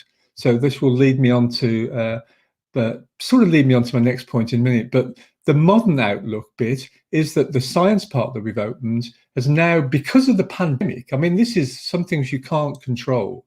It was a science park aimed at science companies. Moderate success. Then the pandemic hits and everybody wants to consume film and television. And suddenly we find that we're sat in a part of the world, or a part of the UK, that's attracting potential clients like Netflix and Disney. And suddenly we're in the position of being able to actually, our clients are now film and television studios including a number of Indian film companies. So that's the thing you don't have any control over, but it leads on to my next point. Next slide, please. So I feel that sometimes universities are in denial about the importance of location. It's something they can't really control. You are where you are. Every university is shaped by its physical location. And I honestly think it's one of the location is one of the most important marketing angles a university has. If you look at university prospectuses, they are littered with references and photographs and film of their location. So the University of Reading has, it's a great location because it has a green, one of the leading green campuses in the UK, but it's only 30 minutes from London. Of course, if you're living in India and working in India, everything, the UK is so small in comparison with India that I would argue that everything is close to London. In fact, most universities stay there within easy distance of London. Reading is literally just outside the M25, the circular road that goes around London. So being close to a political centre, a capital, obviously is really important in the same way that universities close to Delhi have an importance because of where they are. They're close to where where decisions are made. So Reading is also the capital of the UK's Silicon Valley. You see clusters of IT companies littered across the Thames Valley corridor, and many global businesses also have their home there, like Microsoft, PwC, Jacobs. But I think actually I always say for young people, the brand awareness of Reading is people know Reading more for the fact that we host the Reading Festival, where hundreds of thousands of music lovers converge on the town to revel in one of the world's largest music festivals. Again, some of those things happen to you. You haven't so much control. Next slide, please. Reading is a research-intensive university. I'm not going to argue that all world-class universities need to be research active, but if you look at the lists, you won't be surprised that research features at the heart of most world-class universities. So these days, research excellence is marked out, as we know, by impact and international citation. So it's important for universities to be very good at something. I'd argue they need to be need to be excellent at more than one thing. They're universities, and the definition of a university, a number of points of excellence. So at University of Reading, from the slide you can see 98% of our research is internationally recognised. We're in the top 100 universities in the world and the top 10 universities for physical sciences. So our particular thing that we're excellent at, and what we drive, because we know it drives our world-classness, is that we're particularly known for our strengths in meteorology and climate science. Now, again, the fact that there is a climate crisis, nobody wants to say that's a really good thing because it helps us because it's what we're really good at. Of course not. But actually, again, happenstance in some ways. We just happen to be very good at something which everybody wants to be good at. So our Department of Meteorology, for instance, is consistently one of the highest ranking in the world. And it's kind of interesting then how that leads on to other things, which I'll talk about later. But essentially, the partnership work that we can do across the world, it means we can attract partnerships of research excellence in other countries where people, various countries want to be world leading in meteorology and climate science. So at Reading at the moment, we have around about 1,000 research professors who are working across 4 research themes. And these are aimed at, like lots of universities now, we're seeing this movement towards impact, aiming to solve some of the biggest problems facing the world today. The 4 themes we use are agriculture, food and health, environment, heritage and creativity. We have another one around prosperity and resilience as well, which I'll come on to. But we work across continents and across disciplines, bringing together multidisciplinary teams. And I think this is marking out world class. It's about the fact that the move towards multidisciplinary working has been so important for us. Next slide, please. I wanted to draw attention to one country, and obviously where I am today, I wanted to talk about India. The first thing I did when I joined the university last year in the middle of the pandemic was brought together all of the researchers who are working in India for a good reason. Sometimes universities are spread out with activity. One university researcher, a professor who's working in one state in India, doesn't realize that 5 other of his colleagues across the universities in different departments and schools are also there. So I wanted to try and bring together that and just look at the type of work that we're doing. So I won't spend too much time, but I just wanted to let you know that University of Reading has around about 40 research teams currently working on live research projects across your country. So I wanted to tell the story of that global footprint, how partnerships work across the globe, and also the sheer diversity of work within a world-class university. We have researchers, for instance, working on world-class research on venomous snake bites. That's been running for a number of years now. We've got another one working on zero-budget natural farming in Andhra Pradesh. Another one looking, one of my particular favourites, which is the background to the slide, about boosting bees for bigger, better crops in Tamil Nadu, where an ecologist is working with colleagues, looking at the science to optimise pollination services by bees and other insects. We've also got a number of projects bringing electricity and cleaner air to rural homes. And of course, any presentation that anybody from the UK does has to mention colonialism and that mixed history that we have between the UK and India. Not surprisingly, we have researchers working on some of the history of colonialism within our history department. Next slide, please. Every university talks about, and every world-class university talks about its student numbers. There's no magic number in terms of the size of a world-class university. Some of those universities are very small, some of them very large. They come in all shapes and sizes. University of Reading, for instance, has 22,000 students. But I think what a world-class university needs to look at is the balance of undergraduate and postgraduate. It's not surprising that the world-class university will have a larger postgraduate, for instance, research community, PGR students. So University of Reading has cultivated one of the largest postgraduate research communities in the UK, has around about 1,700 PhD students at any one time. And that's because of the sheer volume of high impact, high quality research that's going on within the walls of the city of the university. Now, the world-class university is only as good as the members of its community, remember, so its staff and its students. And success attracts quality, so this virtuous circle.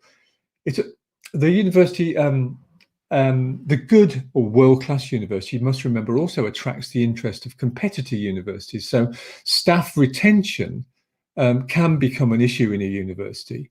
So I always say with world-class universities, you need to keep an eye on the members of your community.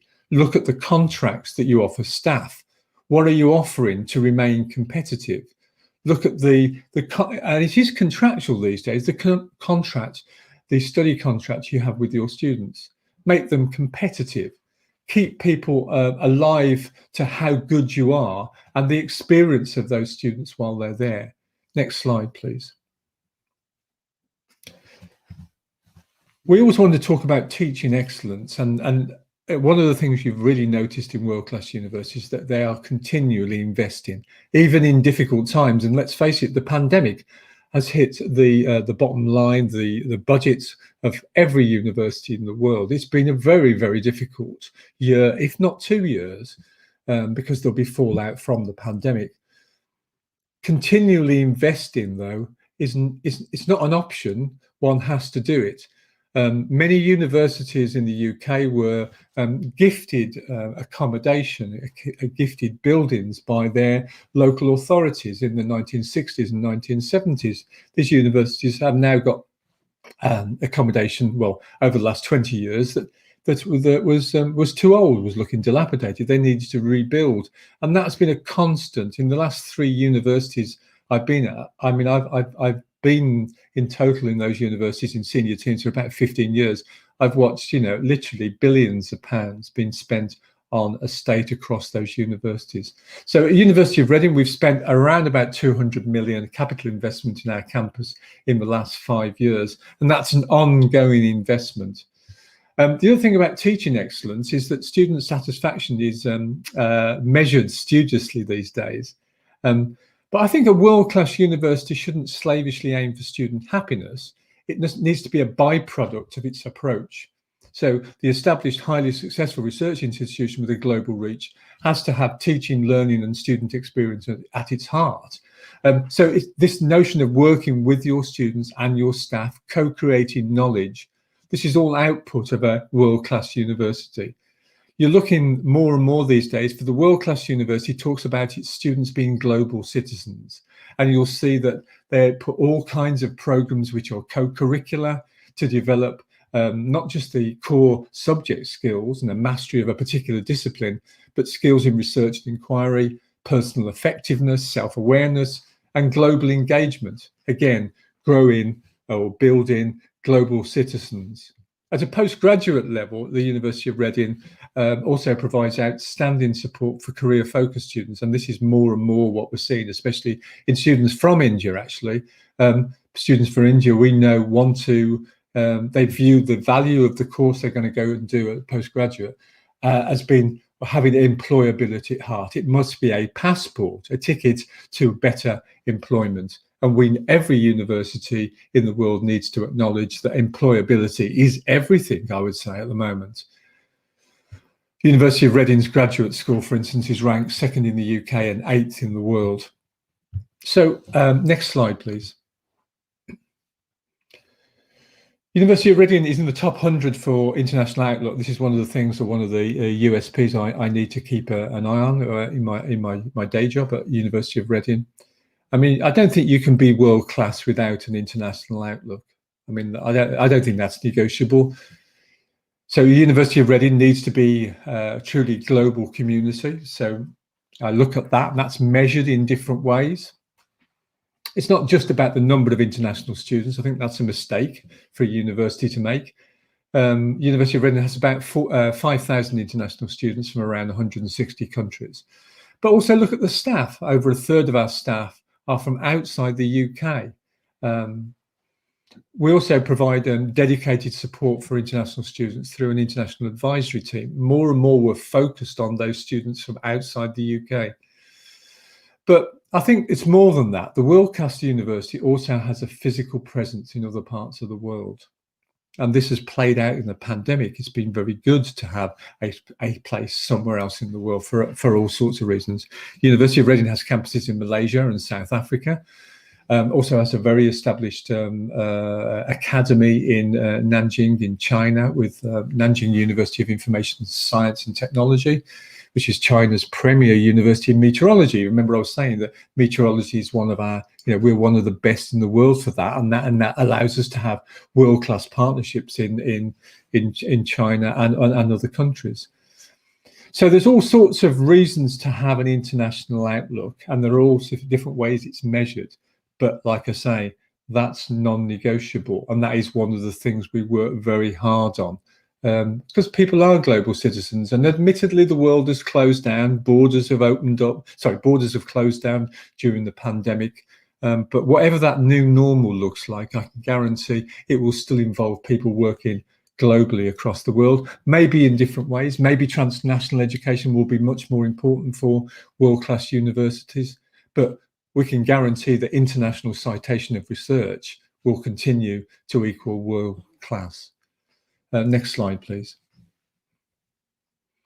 One of the things that the world-class university understands is that it needs to be engaged with its alumni.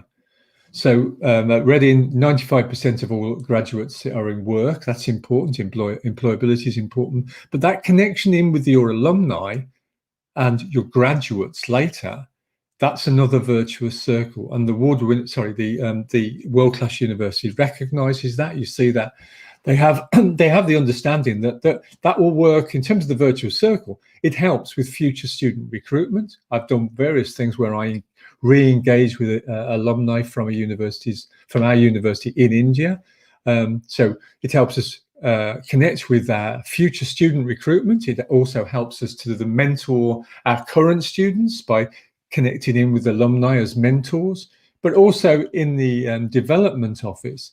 It allows us to add significantly to our endowment funds for investment, because all of us know, we've been to a university, that we reconnect with our university. We're proud of where we came from. And for a lot of people, that involves them donating in a philanthropic way to their alma mater years later. And the American universities have understood that, and other universities around the world are catching on to that. So next slide, please. I'm coming towards the end of my presentation, so I just wanted to say a word about strategy, because strategy in universities, I've had a private sector career in film and television, as I mentioned, and it's kind of interesting the way I look at strategy. I think that quite often strategy documents are left on, they're drawn up by senior teams, and then nobody really is aware of what the strategy of the university is. It's certainly not owned by the university community. So I think a world-class university gets this right. They present themselves as communities galvanized around a shared set of ideals. And these set of ideals, or guiding principles, they guide and prioritize the decisions that the university makes. So the strategy needs to be visible. It needs to be uncomplicated, and it needs to be owned by your university community, the students, the staff, the alumni, and the external stakeholders that you're working with. So it allows us all to act together using collective skills and diversity to deliver a better world through the transformational power and the quality of our education and our research. And that is one of the taglines that we use at Reading. I think our distinctiveness as a university is about how we can deliver on that transformational promise in the strategy. And you'll see that the 4 pillars of our strategy are community, excellence, sustainability, and being an engaged university. So last slide, I think. Kevin, thank you. So to conclude, a world-class university has a hook, being good for the planet. And I think what I've noticed now with the University of Reading as a world-class university is we become to focus more and more on our environment sustainability, all that side of what we've done. And that last slide showed you our climate stripes, which we've gifted to the world. And it's a really good kind of visual representation of what climate change is doing to the world. And you can look at those climate stripes online, you can search them on Google, and it's just climate stripes Reading, and you can see for India how during the 20th century and 21st century climate change is affecting your country. So to conclude, having a hook, one thing to focus on, is a good thing for a world-class university, but essentially world-class universities are excellent at a number of things, and they continue to do that, and it's a sustainable excellence. It's no good world-class universities don't dive up and down the league tables. Those universities that game the data dive up and down, they yo-yo. The world-class university presents a much more stable growth, stable improvement. And that's probably all I need to say for now. So thank you very much for giving me the opportunity to talk about something I feel is very close to my heart, and I hope I didn't overrun too much. Thank you very much for your time. Thank you, Professor Paul, for sharing some amazing insights on the pathway to creation of world-class universities with us. So it is time to proceed with our big higher education debate on the topic, India is diverse enough to not require foreign faculty and students. I invite Dr. Ashwin Fernandez to moderate the debate and introduce the speakers for and against the motion. Over to you, Ashwin.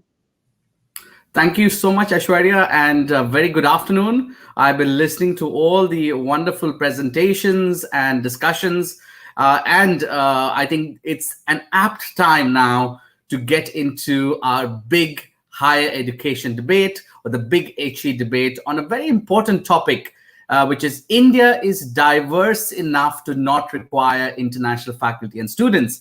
Now, this is an academic debate, so I don't think it necessarily represents the views of all the panelists, but we are grateful that they've all agreed to be for and against the motion for this academic discussion.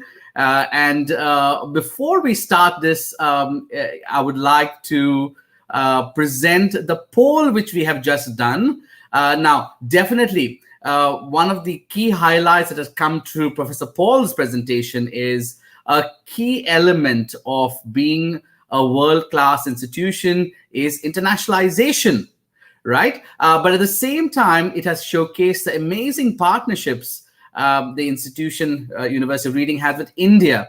So the debate today is, and coming from a ranking agency, it's great to have this discussion with everyone here and see what are the people thinking. So if you're finding the link in your description or the chat box, or if you're on our platform, which is the virtual platform, please click on that link and tell us, what do you think? Do you think India is diverse enough so we don't require international faculty and students? One of the arguments is that there is a lot of foreign reserve, or the money from the country which is going out, and it was found that in the last year before COVID, the amount that went out was equal to the budget of the state of Kerala.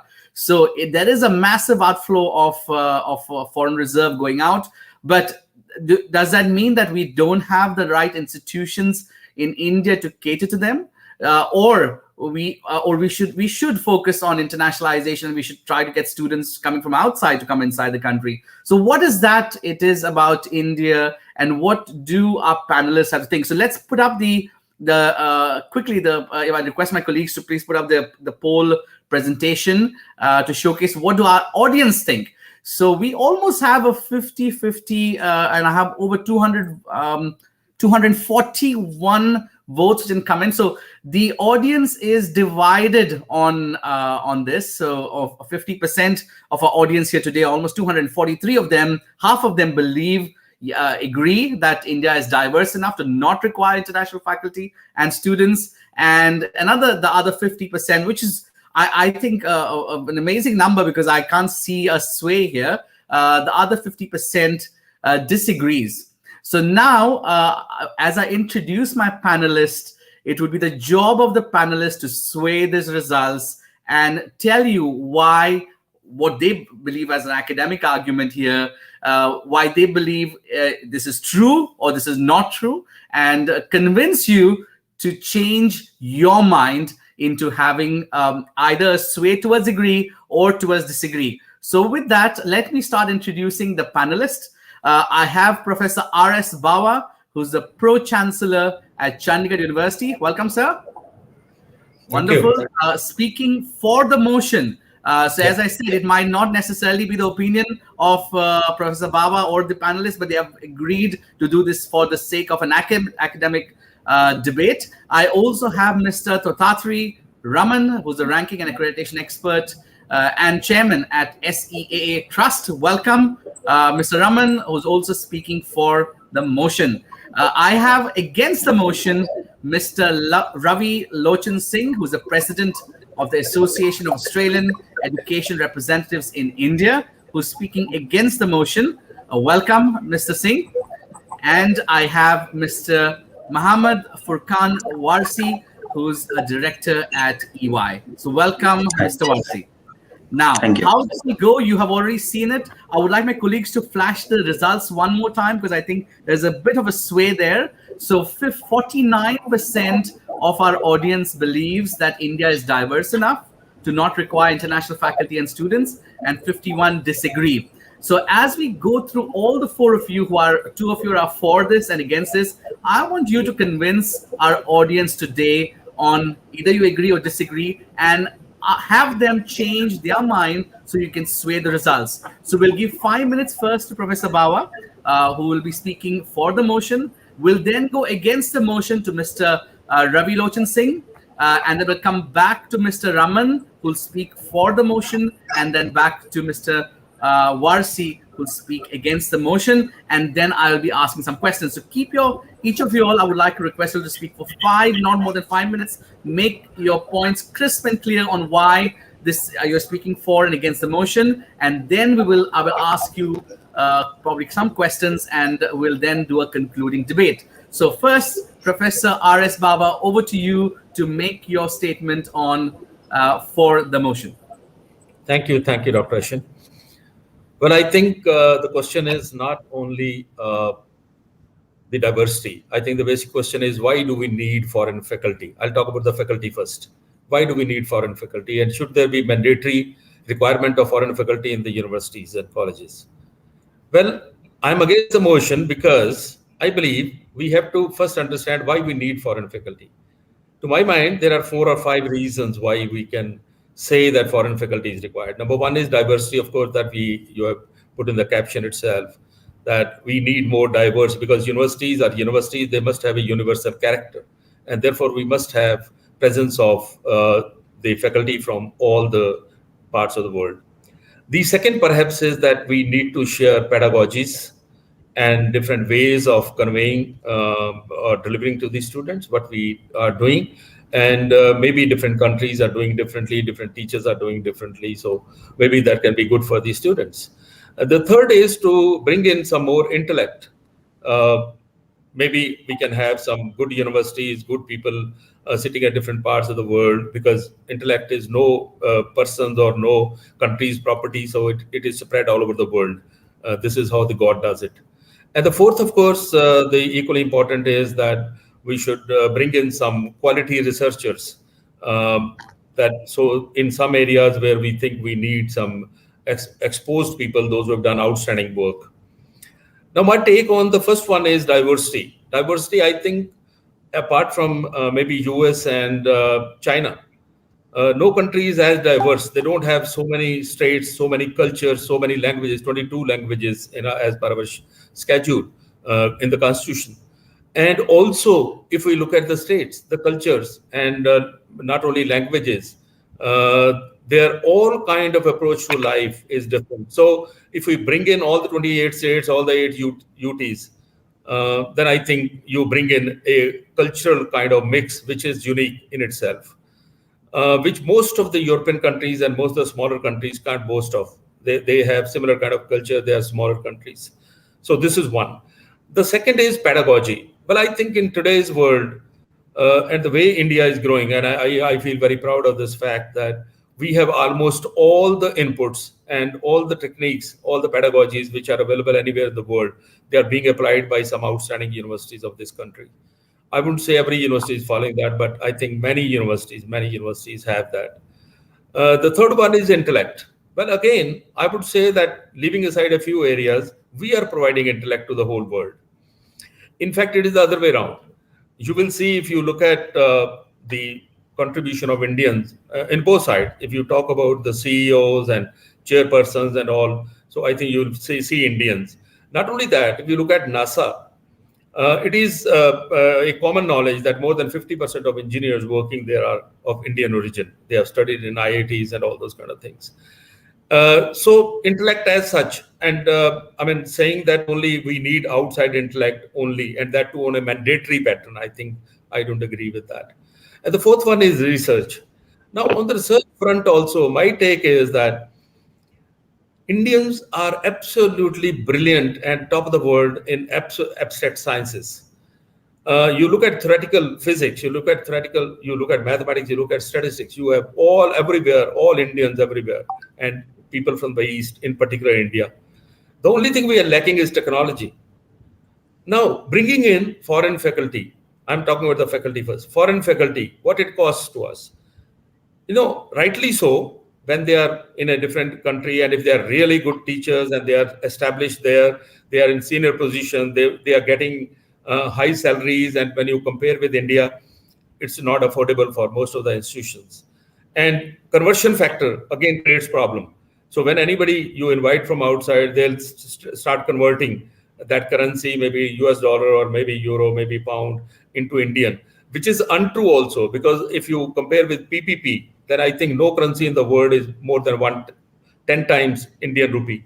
So there are so many factors. And you know what is most important? In bringing in, say you put mandatory 20%, 25%, 15%, in bringing that faculty, we shall be sacrificing very, very scarce resource, the funding that an institution has, which they can use for creating research infrastructure. To my mind, what is lacking in India is research infrastructure. You look at the, we just heard University of Reading. I had an opportunity to visit that. I have opportunity to visiting about 190 universities across the globe, across about 50 countries. One thing which we are lacking is technology. One thing which we are lacking is research infrastructure, not the researchers. Let me tell you, we have the best researchers in the world. So bringing in mandatory faculty is not required. Now, I'll tell you what is the model. The model is internationalization at home. Chandigarh University has tried this. What we do, we have more than 300 tie-ups with the whole world.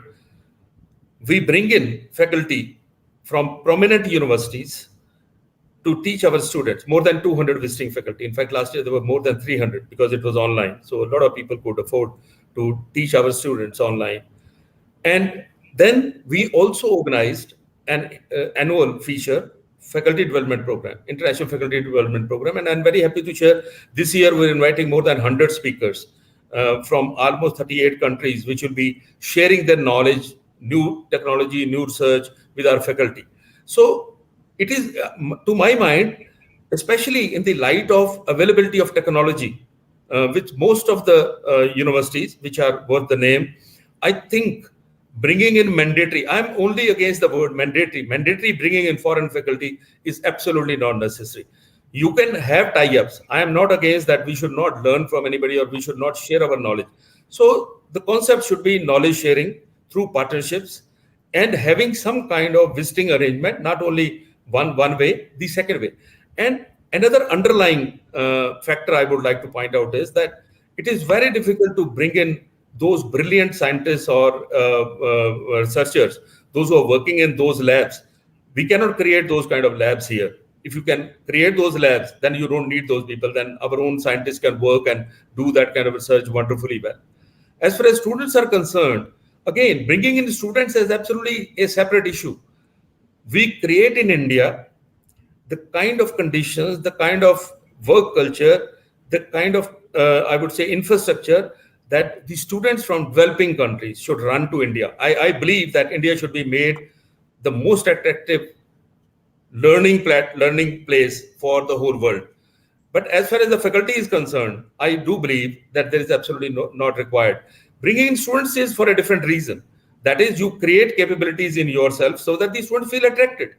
And same way, if the faculty feels attracted, especially from the developing world, let them come, but not at the cost of our own research, at the cost of our own infrastructure, and at the cost of the health, within quotes, health of our own system, and providing the kind of facilities which our faculty deserves to make India not only attractive for the developing world, but to make India a real education guru. I think we need to invest within India instead of wasting our very, very precious resources on bringing in mandatory faculty. Thank you so much. And I'll conclude by saying that your students, your teachers, they are there in India. They are as brilliant as anybody else. In the morning, Chitkara University, they were saying they have filed around 800 patents. We have more than 1,000 patents. And in a single year, we were adjudged as the best patent filing university in the country with 346 patents in a single year. And industry tie-ups and all those kind of things. I think it's possible. It's possible. India can do it itself. Let's invest. Let us create research facilities within India. Thank you so much. Thank you, Professor Bawa. And I think that's a valid point. You made some really valid points. We have diversity. We have the intellect. Indians are ruling the world. But what we're lacking is the infrastructure. So, but you made also a point that we don't require international faculty, but we should focus on international students. And that's probably will get us some source of foreign reserve back in the country. Now, you have made those points. And I would like to go to Mr. Ravilochan Singh to speak against the motion. He's the president of the Association of Australian Education Representatives in India. So, Mr. Singh, can you please, you have 5 minutes to speak against the motion on India is diverse enough to not require international faculty and students. So we want to see what are your views, and would you like to tackle some of those statements which Dr. Bawa has mentioned? Thank you, Ashwin, or should I say Dr. Ashwin. And also I did listen to Dr. Bawa fairly carefully. I don't want to really rebut him, but I thought there were fallacies in his argument, because he was counting the achievements of various Indians or various foreigners of Indian origin who had done well right up from NASA or the various work around the world. In my way of looking at your topic, they would qualify as foreign faculty by itself. They would be foreigners as long as they could be of Indian origin, but they would be foreigners. So you were in some ways putting out an argument in favor of having foreign faculties, even when you were counting the achievements of various foreigners of Indian origin who had done well around the world. Anyway, getting on to my part of the argument, well, my profile will indicate that I'm not an academic, but having worked with universities from around the world for last 30 years and having been educated at some of the finest institutions in India and overseas, I'm always concerned noticing how the finest Indian institutions outside the IITs don't even get a mention in academic discussions internationally. This has something to do with the world ranking of Indian universities. Interacting with academics at foreign universities, I notice how they are engaging with international universities, especially the Chinese universities, and how they have joint research and teaching assignments with them. What concerns me is that very few of them have considered similar work with Indian universities. It is possible that Indian universities have not yet offered such opportunities. I do take Dr. Baba's point regarding salaries, and I'll certainly talk about that too when I go further into my argument. In any well-regarded university around the world, there are numerous academics of Indian origin with their first degree from an Indian university and having earned their PhD overseas. These are foreign faculties in my definition, and they have Indian understanding or Indian expertise at the same time. And my argument is a case for them. The benefits of an Indian university by including foreign faculties are numerous. The way the world ranking system works, the number of international faculties and international students are assigned weight. And I personally believe that this is one of the things that has kept some of our leading universities from getting ranked amongst the top 500 in the world. My company recruits international students for large number of institutions around the world, and this includes about 30 universities which figure consistently in the top 200. Thus, a world ranking is also an important draw to attract international students. I think there was an argument being made by Ashwin that Indian students are traveling overseas and thus large foreign exchange is being spent on their education. Or there is it's kind of we could probably retain that money if we had institutions of that level. And I would like to add, a lot of students are attracted by the ranking of universities. And for that to happen, possibly we do need to be a little bit more international than what we are currently. Yes, we have talked about international students, and possibly that's not part of the debate, but because that was mentioned, we should not only rest assured by having students from our neighboring countries into our Indian institutions and count them as foreign students. If we are truly global, we will be able to attract students from around the world, especially the children of the NRIs. Inclusion of foreign faculties lifts the level of joint research and then over a period of time enhances the academic work that is coming out of the universities. It is something that even the Indian academics at the universities desire. Even the best teaching universities have to have high quality research and publications, and this gets a boost with inclusion of foreign faculties. My time is short, and so in the closing part of my argument, I also want to point out, especially because it has been raised, that it's not really going to be very easy attracting foreign faculties, especially good quality foreign faculties, to be working in Indian universities. And I accept that part. Established in their careers overseas with attractive international salaries that may even be 8 times more, and with family responsibilities, they are not likely to travel to work and live in India for a fairly long duration. However, the most realistic possibility in is academics of Indian origin, even though they are foreigners and who have family reasons to be attracted back to India for a few years, if not forever. From my interactions with many in this category, I find that they have an urge to give back something to India and have a desire to spend a few years near their aging parents in India. Thus, being able to accept even lower salaries, provided their work and their research is exciting them and it is in the area that they want to contribute. I argue that Indian universities should make a determined effort to offer them an opportunity. I thank Chitkara and Chandigarh universities for this opportunity given to me. I'm currently stranded outside of India due to the pandemic. On my last visit to Chandigarh, I had visited Chitkara, was very impressed with the facilities that you have there. And I have also hosted a senior member of the Chandigarh universities on a travel to various universities. I compliment QS for organizing this event. The organizers may not know, but about 9 years ago, I have worked fairly closely with QS when we trialed student recruitment in India, and we had launched QS Global Reach at that point of time.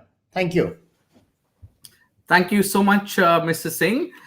You have made some valid arguments, and I think you have responded to Dr. Bawa there on international faculty that is of Indian origin, which is a valid point. So we do require, and you have changed the definition of foreign faculty to faculty of Indian origin who are abroad, who can be brought back, and also the children of NRIs to get international students. So you have kind of taken the debate to another level. I would now like to go back to for the motion and ask Mr. Totatri Raman, who's the chairman of SEAA Trust, to make his statements for the motion and tell us why doesn't, and you can probably respond to Mr. Singh and also make your points on what do you think, why do you think India is diverse enough we don't require international faculty and students. So over to you, Mr. Raman.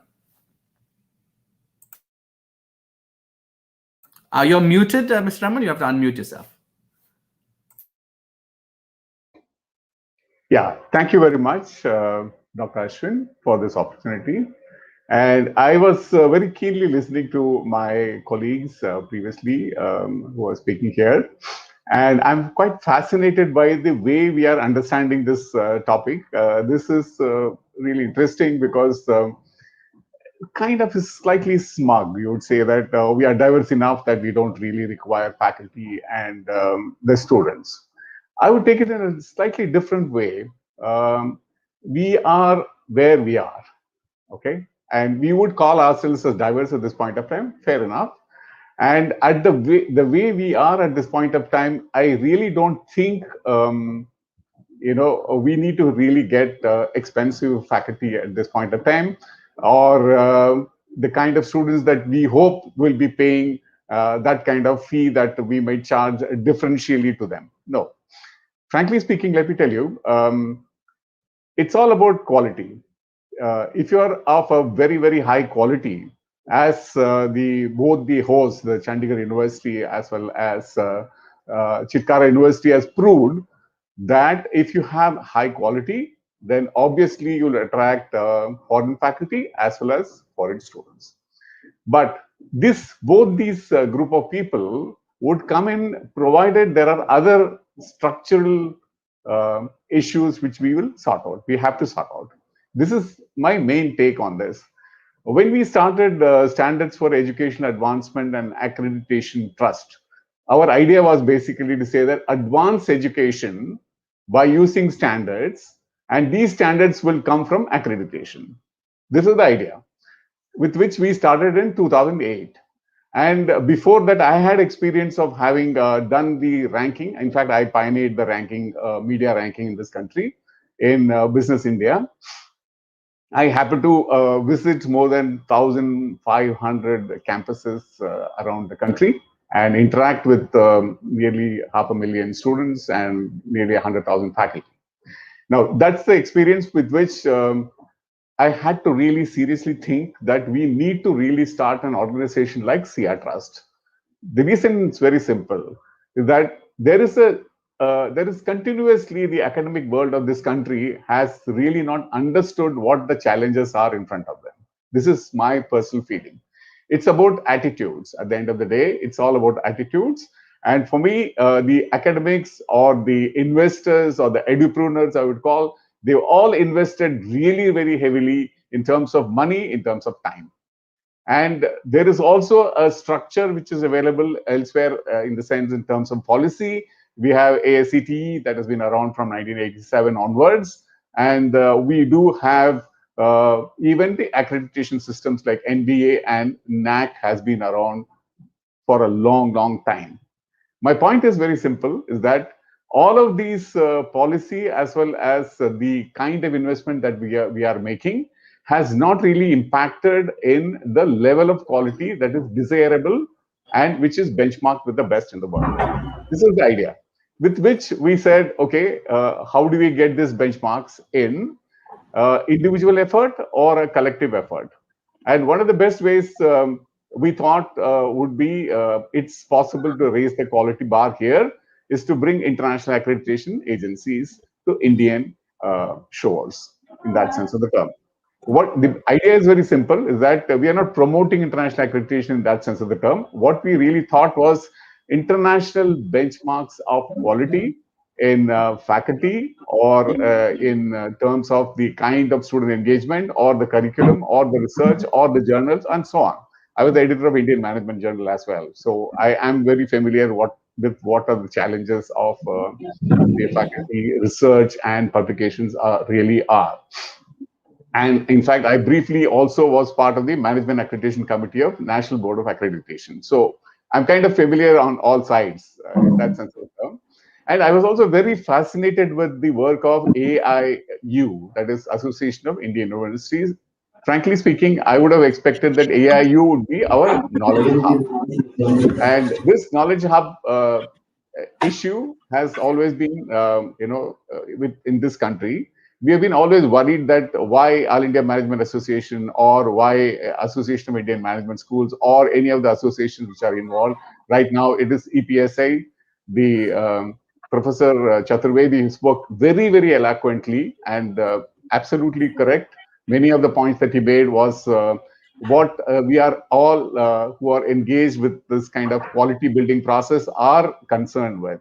So at this point of time, yes, we are very diverse. Yes, we are at this point of time may not be attracting the kind of faculty that we need and the kind of students that would automatically come in. But all this will happen provided we have high quality, as many of the examples that are already available with you. So we started with zero in 2008 in terms of internationally accredited schools. And then we launched a campaign called 100 by 2015 to say that at least 100 schools should be internationally accredited by 2015. But at 2015, we found that not many, probably about 30 schools were accredited, but members, they were all become members of international accreditation agencies. So we again relaunched that particular campaign to say 2010, we said that by 2010, we should be able to get 100 schools accredited. And I'm very happy to say that, yes, there are 100 schools which are accredited by 2010. And in fact, more than 200 schools have taken membership of the International Accreditation Agency at different levels they are working. Now, my point is very simple. To get the students or the faculty, the kind of faculty that we are talking about, we need a better attitude, both in terms of the kind of policy makers we have today, or the policy that is being made, including the NEP. For example, NEP, I personally think it's a very, very interesting point that they're making, which is saying that accreditation should be the benchmark by which we should be able to gauge quality, as what we have in CHIA in the US. CHIA is basically the benchmarking agency in that sense, the term of the benchmarkers. They don't really do it themselves, but they look at the international accreditation agencies or the local agencies and approve them to say that these people are capable of getting this, quality engagement done in the campuses that they'll be visiting. So, in conclusion, I mean, I don't want to go on. I can go on on this line for a long time, but I just want to conclude by basically saying that we have a structural issue, and we also have an attitudinal issue. And those who solved it, those who opted for international quality benchmarks, have really, really come very, very high. You can very well see the QS rankings, and then you'll yourself be able to really figure out who won and who lost. And this is exactly what we are ourselves very excited from CR Trust, that the work that we started is really, really engaging with the academia here. And what we simply have to do is that let's not be smug to say that, yes, we are diverse enough that we don't require faculty or anything, but we are diverse enough to attract the kind of quality, provided we continue to build the quality that we have today, so that faculty will automatically get attracted for doing research papers and publish research papers and work with us. And the students obviously will be thinking in India as an option.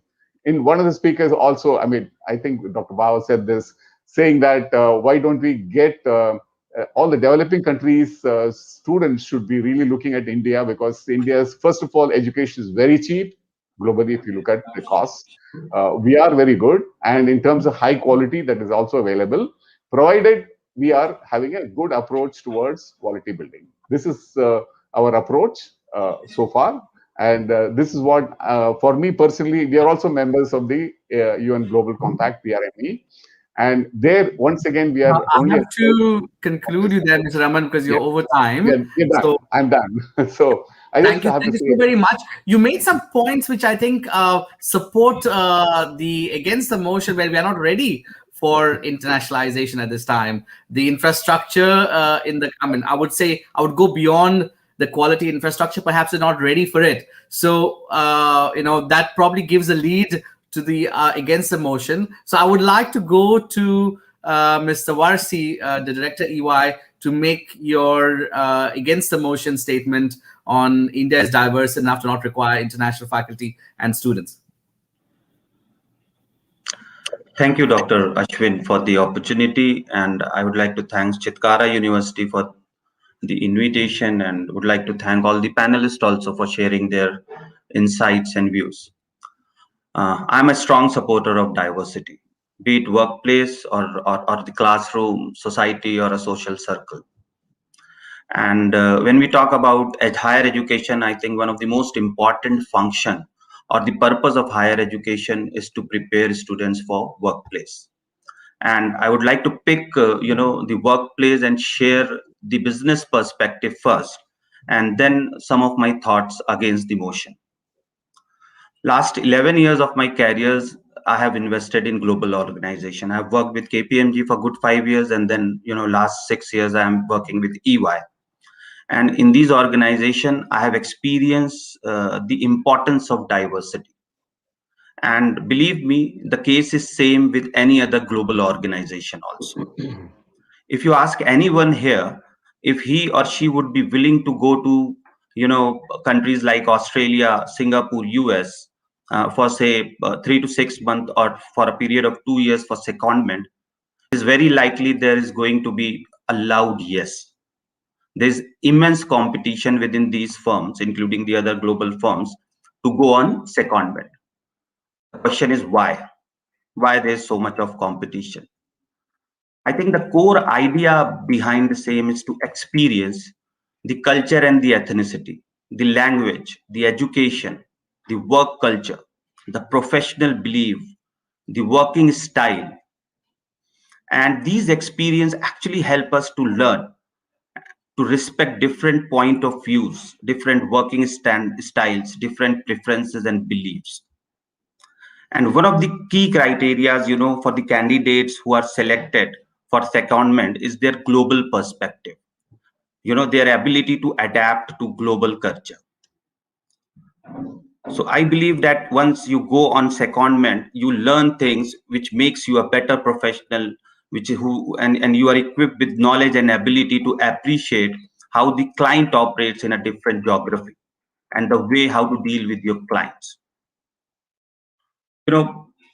For a moment, you imagine a classroom, wherein you have different, students from different parts of the country, be it Delhi, Bengal, Manipur. They would be able to bring in different experiences in the classroom. But now, you add new students into the same batch who are from Poland, US, Lebanon, Canada. Wouldn't that experience be wow for the students? So I believe that we can never be diversified enough. And thus, while we are an extremely diverse country, we must always look at diversifying more and embrace the learning from across the world. While the foreign faculty brings in different perspectives, experiences, teaching methodology, I believe that foreign students bring in different opinions, degrees, social experiences, different political brief. And especially in this era wherein technology has enabled us to ignore the geographical boundaries, it is inevitable for the student fraternity to embrace diversity. Learn to appreciate the different point of view, which can help them to become a better individual, a better researcher, a better businessman, or an employee in the future. And I believe, above all, a better human being. We are definitely fortunate that India is a diverse country and we have a strong faculty pool. But at the same time, we have a large population to educate also. Our higher education infrastructure should be agile enough to reap the benefits from our diversity and faculty pool without depriving our students from the much required opportunity to experience and appreciate the global perspective, which I believe is, extremely important, the most important thing in the current scenario. And you can get it only through bringing foreign faculties and peers. So in my discussion today, I have consciously decided not to quote the available historical data around lack of opportunities or pay scale or research opportunities, because we all know that there is some problem. And I'm sure that these problems can be managed through well-defined midterm higher education policy. But this policy should give due importance to the fact that our students and faculties do need global exposure, and which we can achieve by bringing more foreign faculties and students into our higher education system. I was listening to the other panel going on. I heard Professor Rajiv Ahuja, IIT, sharing that the level of funding has really improved. I have heard Dr. Apala Majumdar saying that, the institutes in UK, and Mrs. Ravneet Pawa saying that the institutes in Australia are highly motivated and they appreciate the quality of people we have here. So I see all this as an opportunity, and I believe that foreign faculties and students should come into our higher education system. And we have an excellent example that how, ISB Hyderabad was set up in 2001, and then, they established themselves as a world-class institution by bringing in foreign faculties and giving emphasis to the fact that they can contribute in the overall development. Now, I am happy that the government of India also recognizes the need, and we have seen policies being framed up and implemented. For example, Study in India initiative is one of them. Let's hope to see the Indian higher education system diverse enough to meet the global standards in the time to come. And I believe that foreign faculties and foreign students can surely contribute significantly in that. Thank you. Thank you so much, Mr. R.I.S.E. Some great points by all the four panelists. And I think I've picked up so many discussion points for us today. And I would like to throw back a question for anyone on the panel who would like to take this on India's readiness with infrastructure for international faculty. Now, it could be a true blue international faculty who's not of Indian origin, but also those who have tasted the life abroad and are living abroad, and there's a difference between having to get somebody to India and having them to adjust to the infrastructure. So is that possible in India? Do you think we can provide faculty or even international students with the same kind of a lifestyle and the kind of infrastructure for a social life in India? Dr. Bawa has raised his hand. I would like to go over to him. You're muted, Dr. Thank Bawa. you very much. Thank you very much. In fact, this is $1 million question. You see, first of all, I do treat, I want to correct my colleagues, those who took that. I am not including the people of Indian origin who are working outside. I consider them foreigners. I have no issue with that.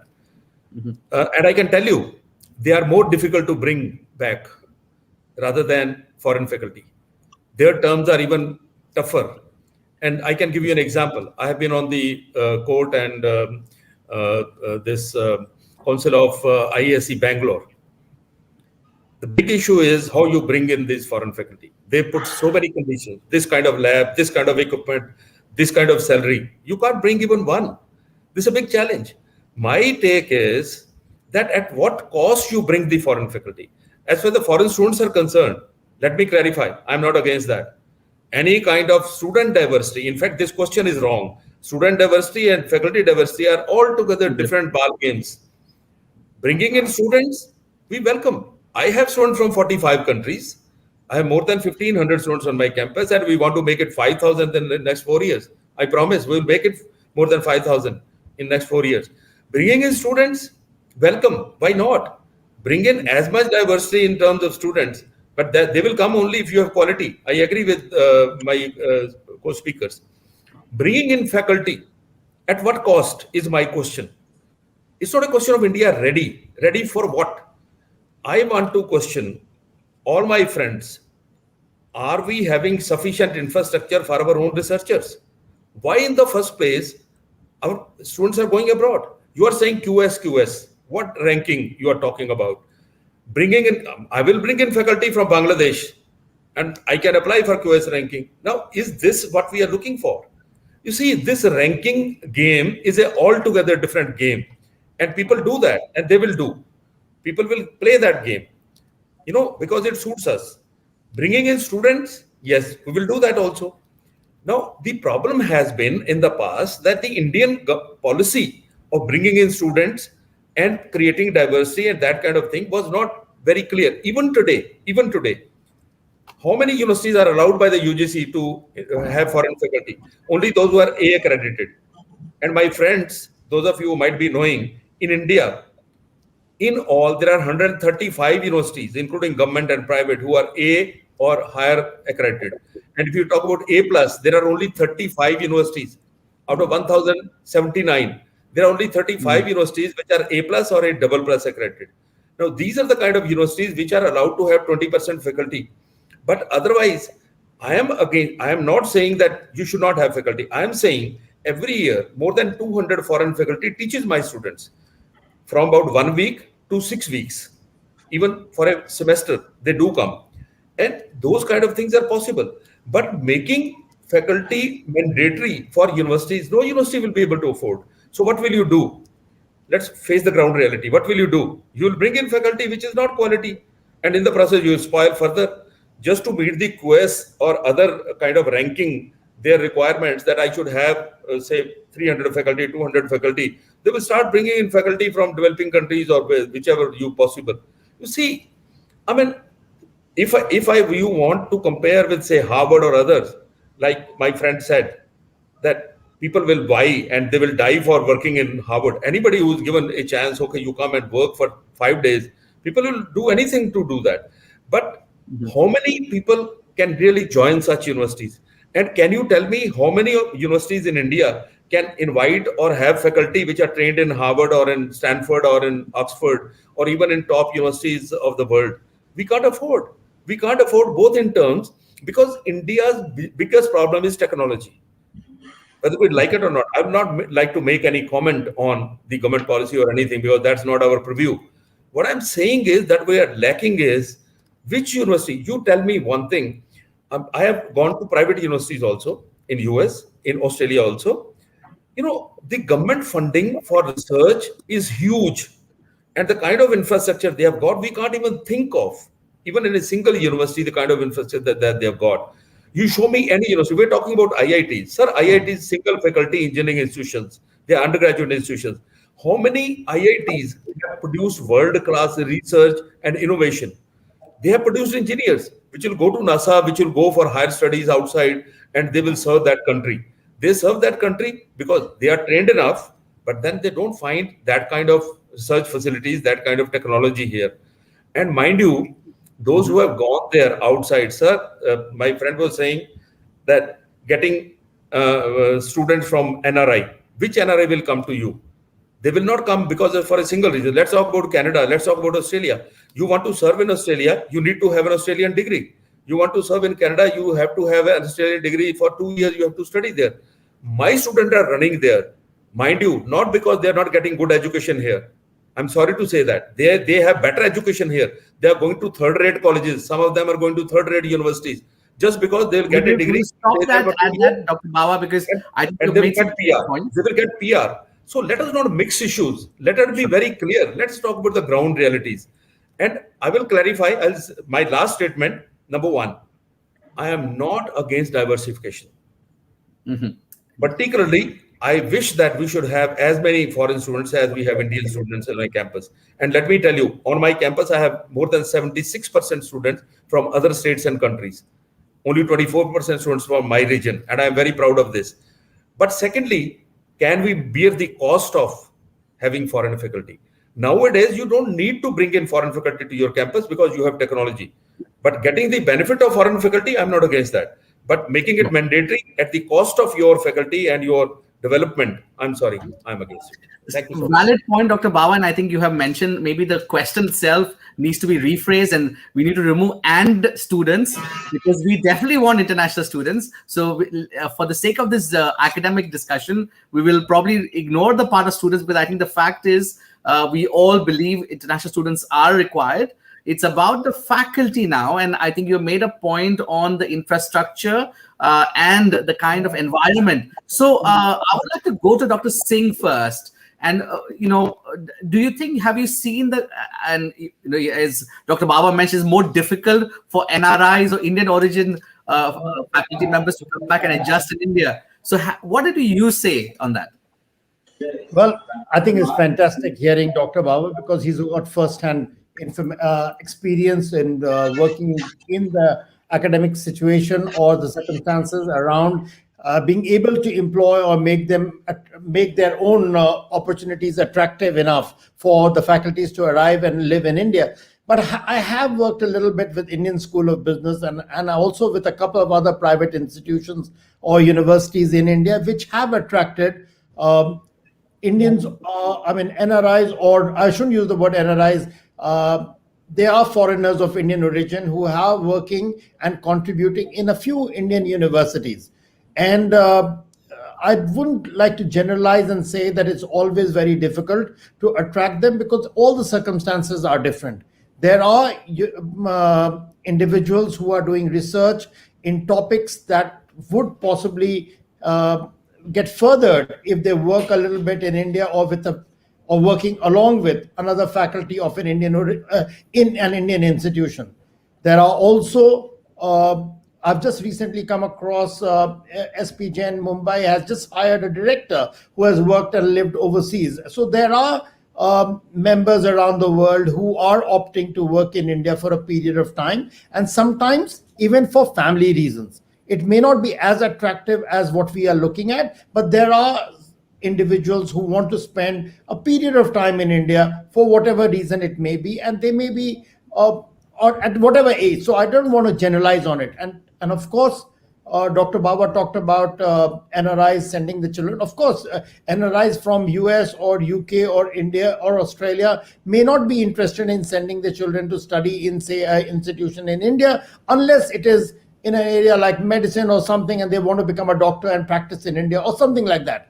But there are NRIs in the Gulf countries who are not able to educate the kid locally and who may be interested in having their children come over and study in India. Of course, I don't want to really quibble on it, because all that is, we have decided to leave the international student part out of the context of this discussion. But certainly regarding faculties, I just want to add one more little point here, is that it's not always the infrastructure. Infrastructure is certainly a factor when you're looking at engineering and technology areas or healthcare. But if you are looking at various humanity-linked programs or studies of business, then I think our universities do have decent capability for the foreign faculties to be able to conduct their studies or their research and also work and teach at the institutions. So that was my point here on that small subset of the argument. Okay, so a great response there. Now, what I would like to do is, as we're concluding this, and there are points. I will not say anything after that. 1 minute only. Yeah, I'll come back to you just a second. I just want to request our audience now. You have an opportunity to change your mind, and we will run the poll once again. The poll links are in your in the chat boxes or in the platform.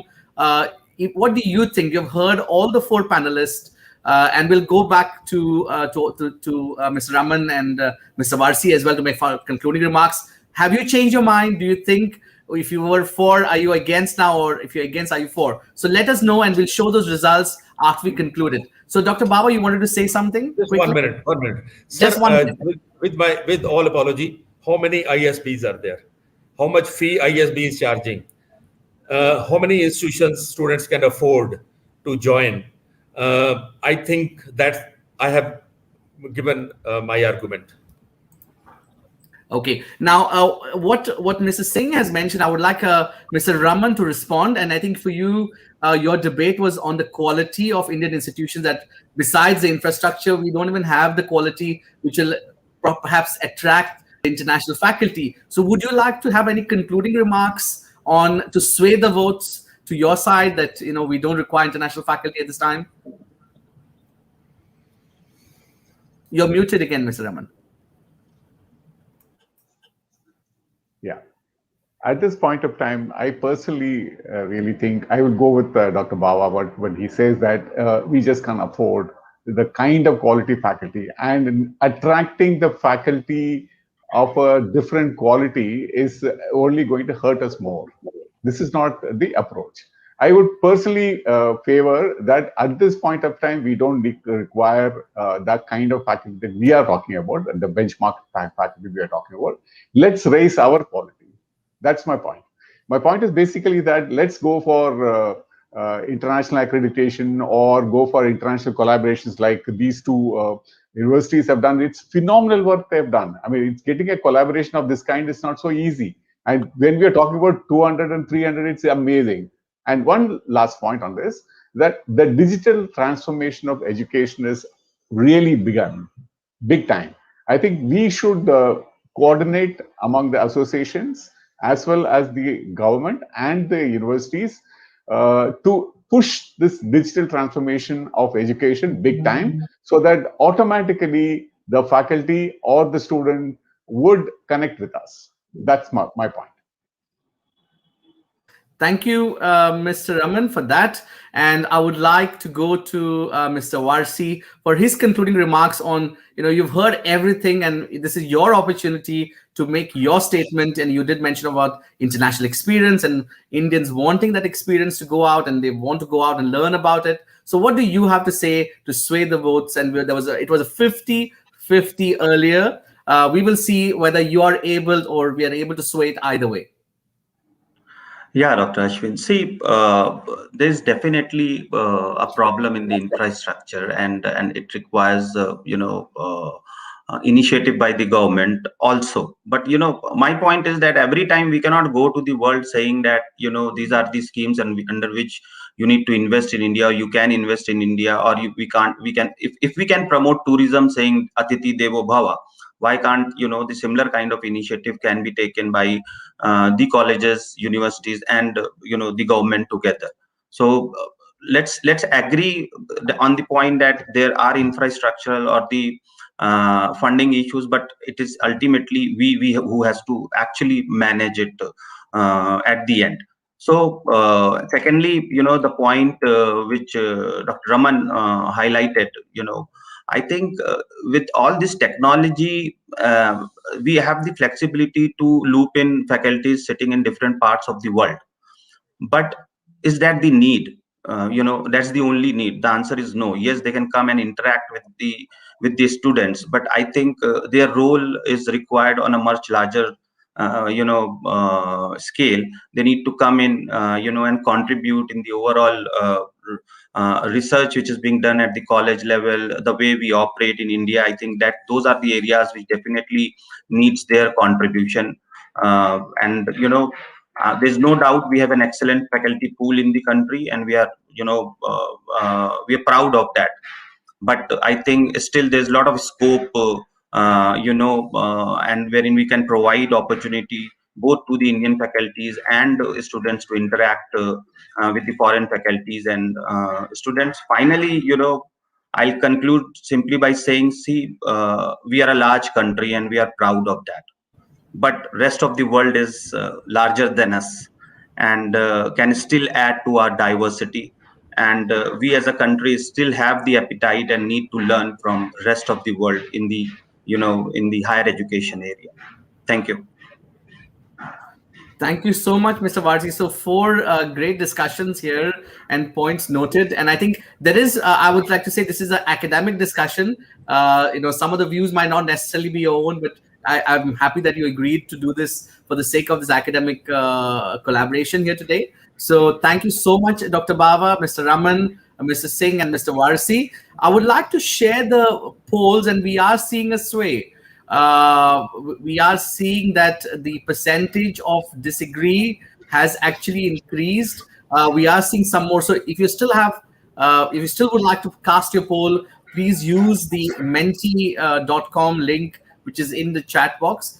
We do have lesser number of votes this time compared to when we started. So I can't really say that it's completely swayed, but yes, a 59% say disagree that India is diverse enough to not require international faculty, and 42% agree. So we have seen a slight sway, but I'm not completely convinced it's due to the discussion, but perhaps lesser number of people voting. But again, it's a great discussion. I think the purpose is not just to sway the results, but to have a healthy academic discussion. So thank you so much, my dear panelists, for putting together, and being part of this. To any of the comments, thank you so very much.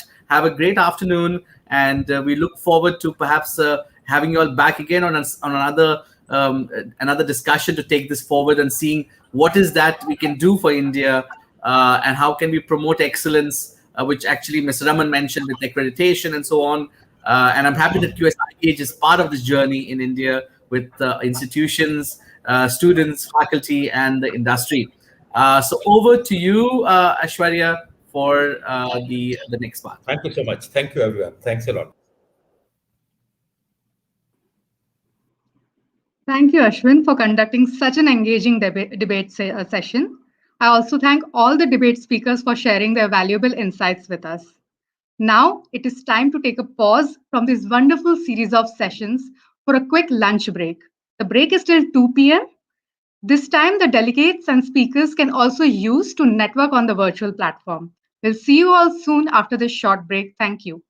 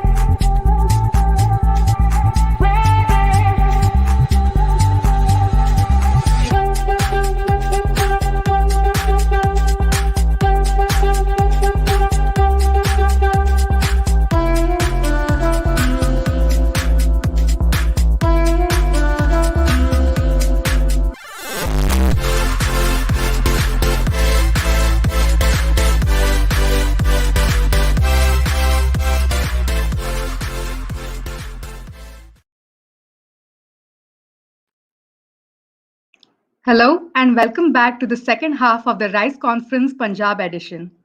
I move on to our next session, which is a panel presentation. I invite Mr. Girish Gopalakrishnan, Head of Products at QS Unisolutions, to initiate the presentation and introduce our other presenters. Over to you, Mr. Girish. Thanks, Aishwarya. Hello all. Welcome to this session. I think it's going to be a very interesting session. Punjab has an international education. Punjab has been a land of green revolution. I suppose it can also initiate a revolution on education space. I hope the session would be very interesting and informative for you. We also have a very strong and powerful panelist, Dr. Sangeeta Johra and Dr. Satbir Singh Sehgal. I will introduce them first and then we'll get started with the presentation. I'll begin introducing Dr. Sangeeta Johra. She is Pro Vice Chancellor at Chitkara University. She manages the international affairs at that university.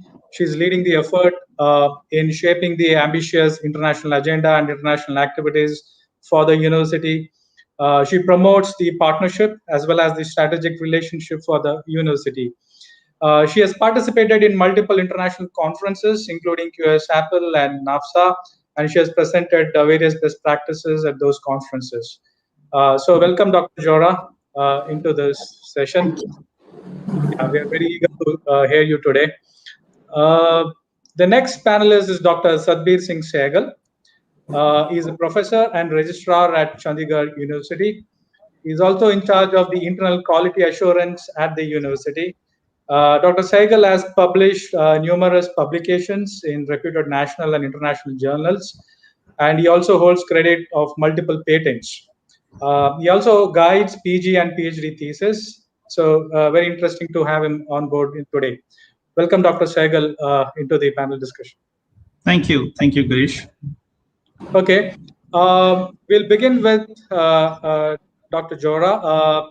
Just as a reminder, since there are 3 presentations, including mine, Dr. Johra would begin, completed possibly within 15 minutes, and Dr. Sehgal would then start, and then finally, I'll do the presentation from a QS perspective. So, Dr. Johra, if you could get started, great. Thank you so much, Mr. Gopalakrishnan, and thank you for this introduction. I'm absolutely humbled. And a very good afternoon to on behalf of Chitkara. I fold my hand to thank QS for giving us this opportunity to share our journey of nationalization. I'm sure we all agree that with the globe, the nationalization has become imperative in the pie of higher education. And our leadership at Chitkara University early in the day. And of course, today additional education policy 2020 has a major emphasis on nationalization. Let me quickly take our journey.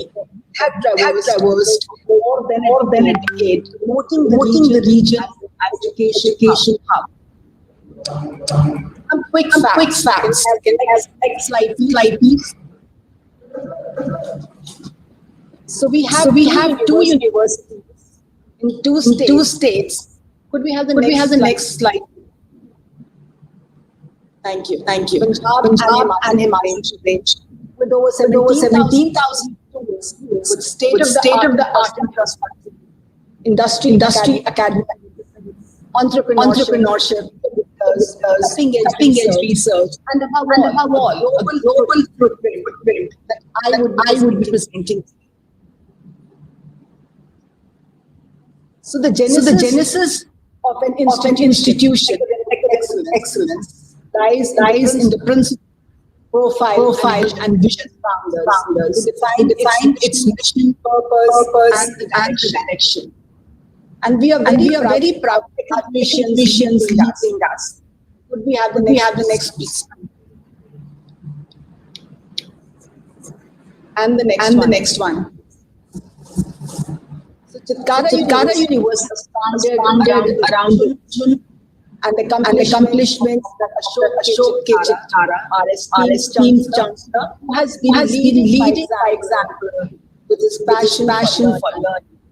A renowned mathematician, has a flair for language and has completed levels of six levels of Mandarin, which is not a small feat. Dr. Madhu Chitkara, distinguished pro-chancellor, leads from the front when it comes to establishing institutions and making them instead of academic excellence. Sam and Sir placed more than 4 decades of their life and career to educate and mentor students. A commitment to the education and student success has become the cornerstone of Ghana University growth philosophy. Can we have the next slide? So you can see our growth story, and we continue to grow each passing, adding something to our existing repertoire. As you can see, started as a college, and today we are a university with a global footprint. Let me quickly take you. Alward's Hotel's Chitkara University, a clean and green environment, and holistic education partner. Can we have the video, please?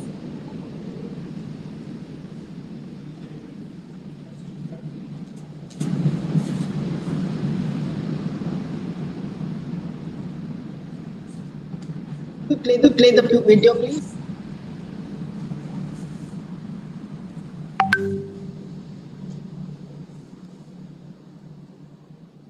You can see it's a clean and a green environment where holistic education is imparted to the students.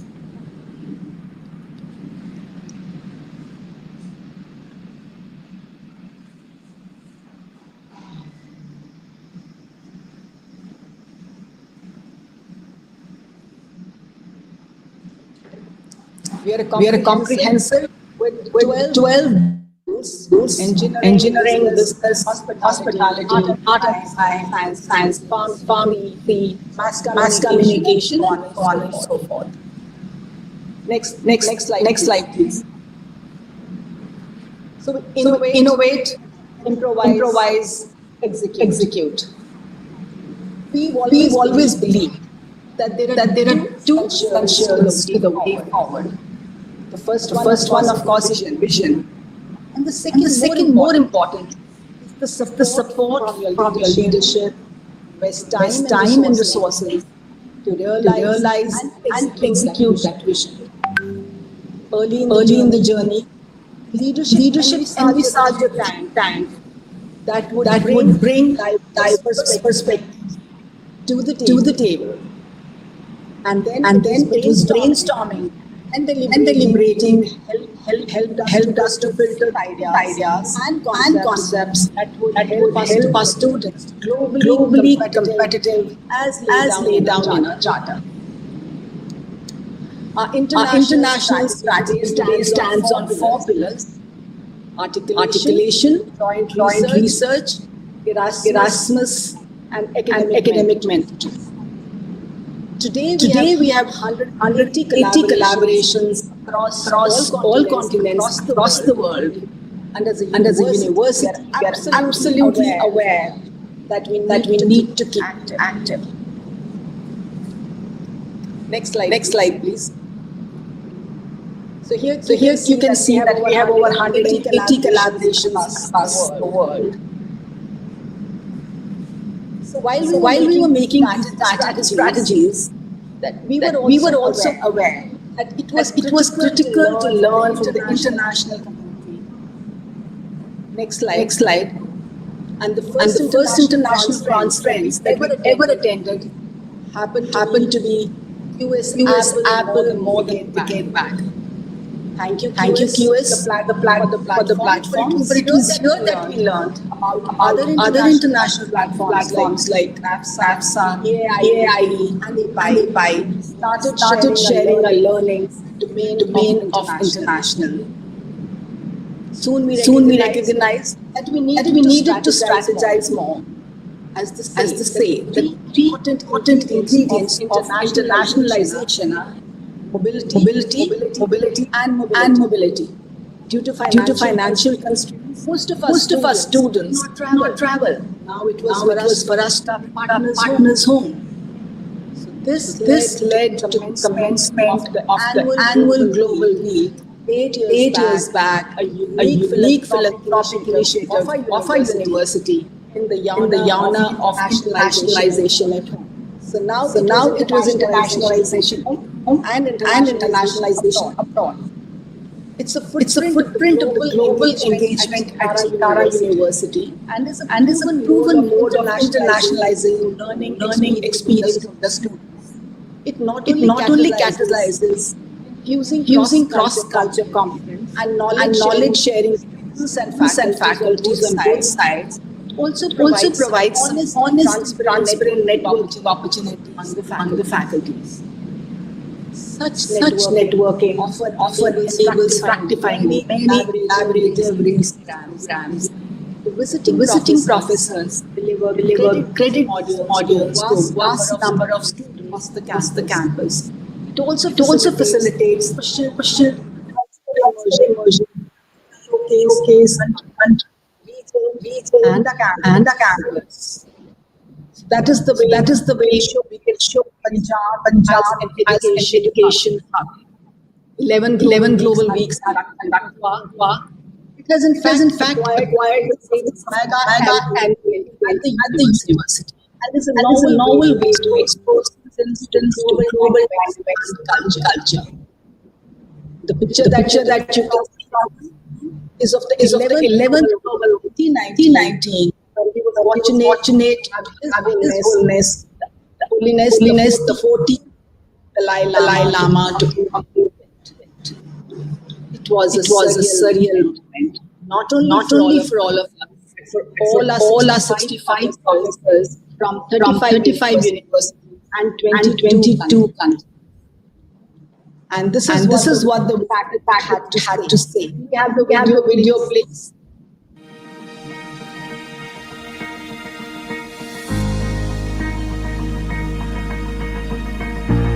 I have never, and I repeat, never attended any event where you have 72 participants from 6 continents across 22 countries in the same room for one sole objective: education, blended learning, and research. I can't say enough about what an incredibly rich experience this is. I have the opportunity to work with a group of students here, and I'm encouraged to teach them in the way that I would teach at home. So we've had just a wonderful time exploring India and learning about the culture. But on top of that, we've also had this incredible experience with the students here. Students seem like they're doing a number of things here that are really exciting, that we hope some of our students also do at our college campuses.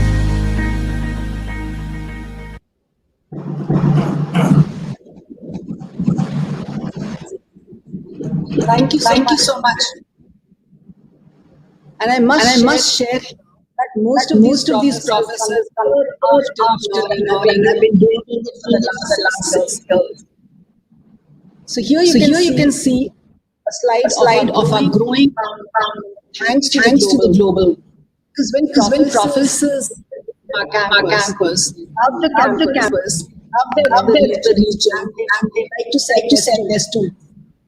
We now have 100 full-time students, not only from the BIMS, but also some from South Asia and Europe.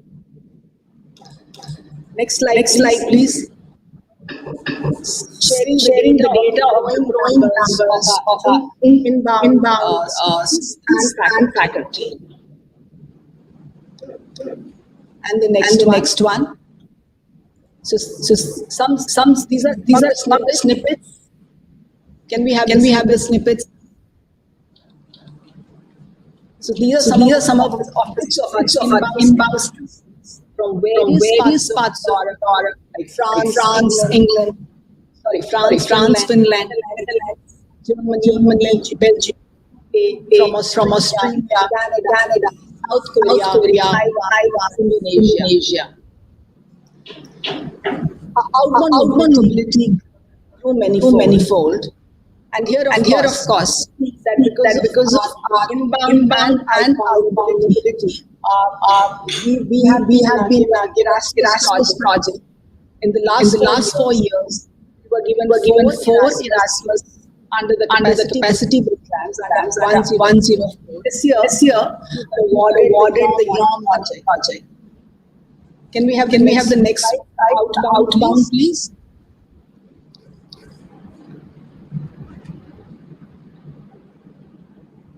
And also thanks to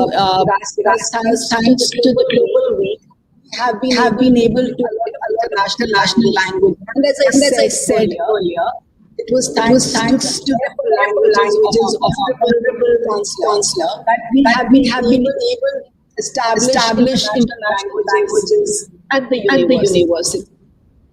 And so today we have Spanish, French, German, Japanese, and the picture that you can see on the screen is the inauguration of the Taiwan Association September 1990, facilitated by National University Taiwan. Speaking on the occasion, His Excellency Chief Chen, Deputy Representative of Taiwan Economic and Cultural Center, the launch of Taiwan at Chitkara University, a very good initiative, as it would accelerate the growth of the educational cultural in collaboration with Taiwan. So while all this was happening, and international was COVID hit us all.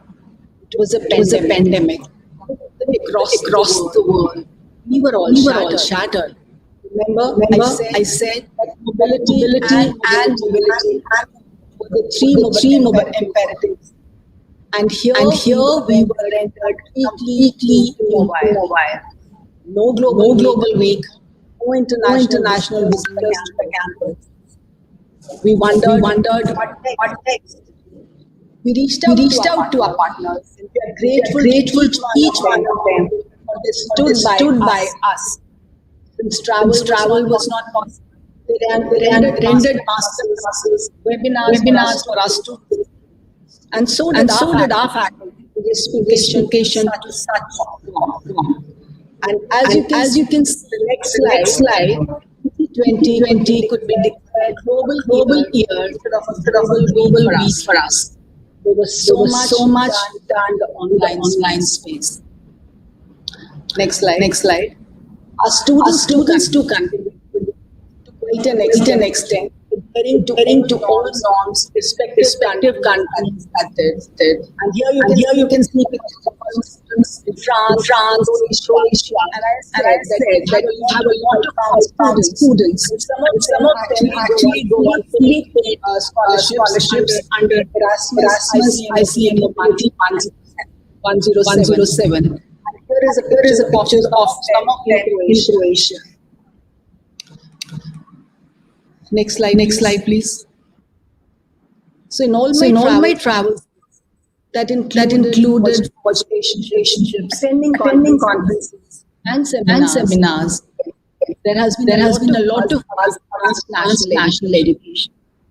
Well, we have all figured out of it. I wonder how many of us have actually worked on executing or applying international education. That requires commitment, money, and so many resources. Course articulation, lectures abroad, and faculty. Can only take us so far. But what truly adds value to a student is an access and exposure by national education. Visit to their homes, they can afford, evolve, and then gradually and important successfully transition into. And everybody most of the persons have actually laid a lot of emphasis on this. And this motive and vision led us to create an mentorship model that can help in an international guide closer to their home. Can we have the next slide? So here you can see cycle of these students can start here, get that take international applied area, and then for this we are required to give them infrastructure and exposure both to national and international faculty while preparing them for integration and success upon their transfer. Next slide, please. Dr. Jaura, can I all this motivated us to create education 2019 when we partnered two leading Canadian institutions and one Australian. University of Windsor, College from Ontario, Canada, and Eton University, our partners from Australia, partnered with us in this new fighting space. And the latest one to add bandwagon of this growing academic part is Trent University, Canada. Here you can see all the programs that we are doing with all these institutions. It's a big university of software with big university, culinary management college, and the Bachelor of Business Administration, the latest one, Trent University. Next one, please. Sit. Dr. Jaura, can you close it in 1 minute, please? Sorry. Can you complete your presentation in 1 minute, please? Of course. So thanks to all this effort over time, we shortlisted the national strategy of the year Modern Times Hiring Asia Awards 20. Truly grateful to QS IGAUGE for awarding us platinum rating. Next slide. New of internationalization as continues. Let me leave you with our vision ahead. We have built a number of partnerships across the world. Now's the time to identify most valued partners, because now vertical integrity will take precedence over horizontal, and we would continue to time and resource ideate, nurture and build a cohesive and collaborative system to provide us students most relevant and progressive programs. Thank you so much, and Godspeed. Thank you, Dr. Jaura. Even though there is echo, I suppose the slides were to tell international activities that's your university. Wonderful 180 plus partnerships, lots of inbound and outbound. I think that's good to know. I think in a short span of time, you've done a great achievement. Thanks for your presentation, Dr. Jaura. Now, can I ask Dr. Sehgal to get started with this presentation? Dr. Sehgal? Yeah, sure. Thank you, Girish. I would request the QS team to share the PPT.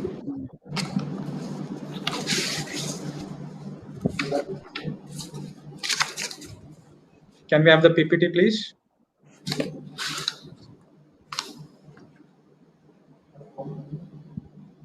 Okay. Thank you, Girish and Professor Sangeet. And once again, on behalf of the Chandigarh University, I welcome all the participants to this QS IGAUGE R.I.S.E event. Right? It's a turning point. You know, the whole Punjab is going to witness that how we can position our own institutions at the global level. It's not only these two universities, which are Chandigarh University and Chitkara University. This whole event is for all the Punjab. So going with the theme, the case study on Punjab as an international higher education hub, So I'm going to present it. Can you move to the next slide, please? Immediately, yeah, and to the next slide. So Punjab is a state who is known for 5 rivers when the name Punjab has come up. So, and Punjab has a great history. So we are the only state, whenever there is any entry into the Indian system, it was the Punjab who witnessed these visitors. So Punjab has, because of this heritage and history, is always welcoming. And Punjabis are also known, to welcome throughout the whole world. Wherever we are in the whole part of world, we have an identity. Now, going with the last 30 years trend, when we say the growth of the universities in Punjab, from a single digit, now around 31 universities, institutions of higher eminence are there.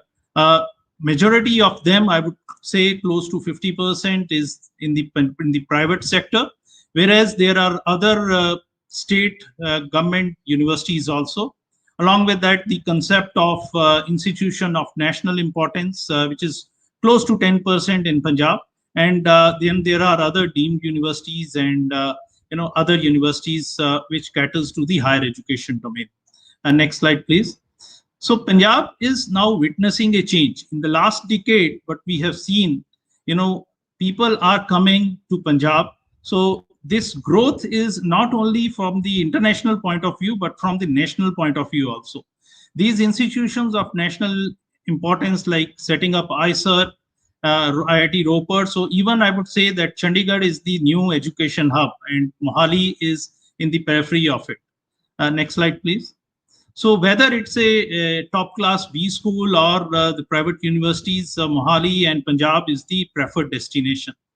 The Punjab is having 2 international airports, and along with that, 4 domestic airports which are also coming up, and part of it are already there.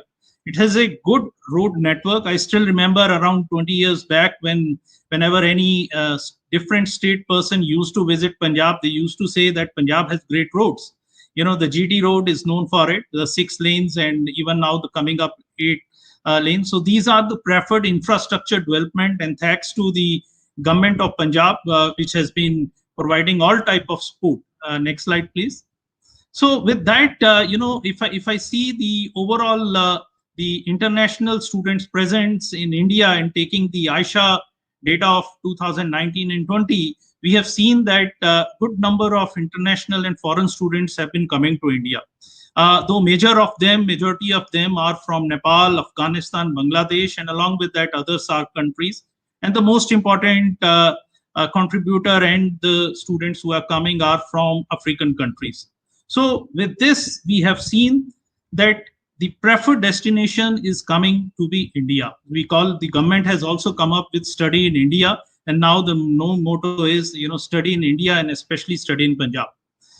With this foreign students enrollment, majority of them are at the UG or undergraduate level, but what we have seen, the trend has also shifted from undergraduate to postgraduate and even integrated programs.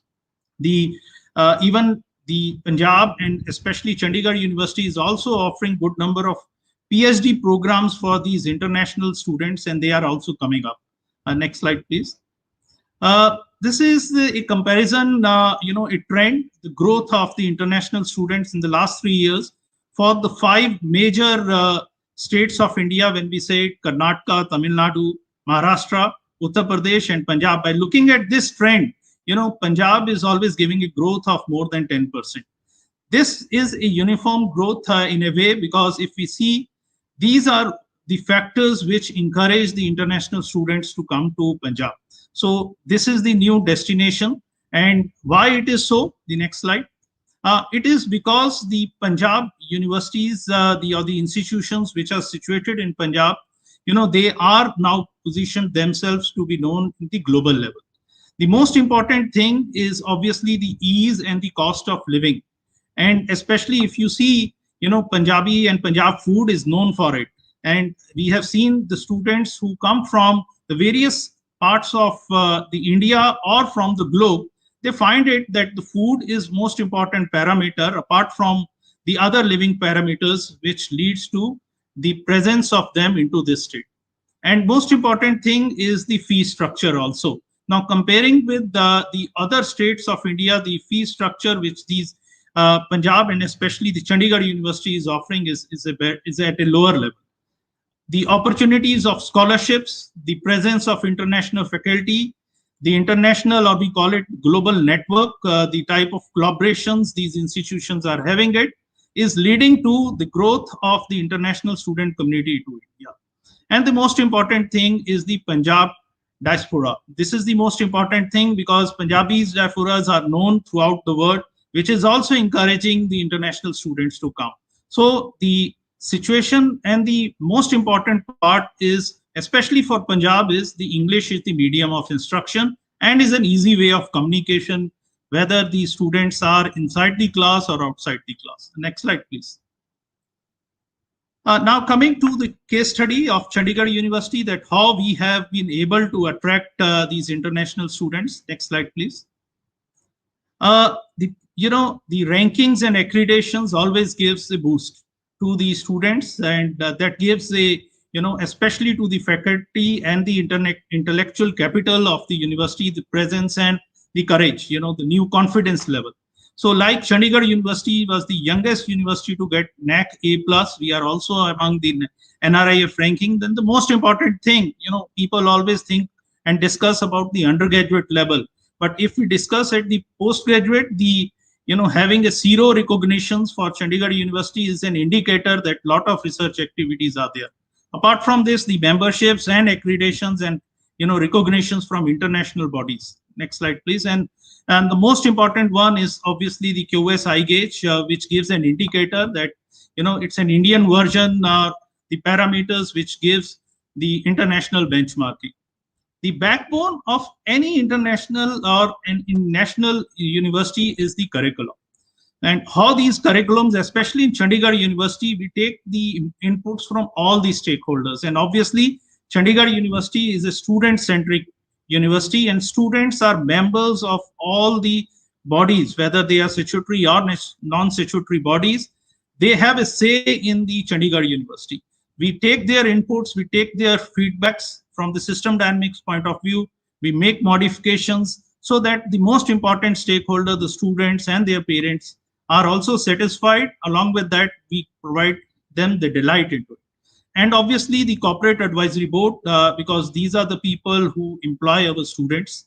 The benchmarking with the national bodies, like whether they are CII, NASSCOM, the projections, and apart from this, the accreditations like National Board of Accreditation. Recently, the engineering programs are being accredited with that, and taking the benchmarking of ABET and AACSB, obviously, in the coming years to go.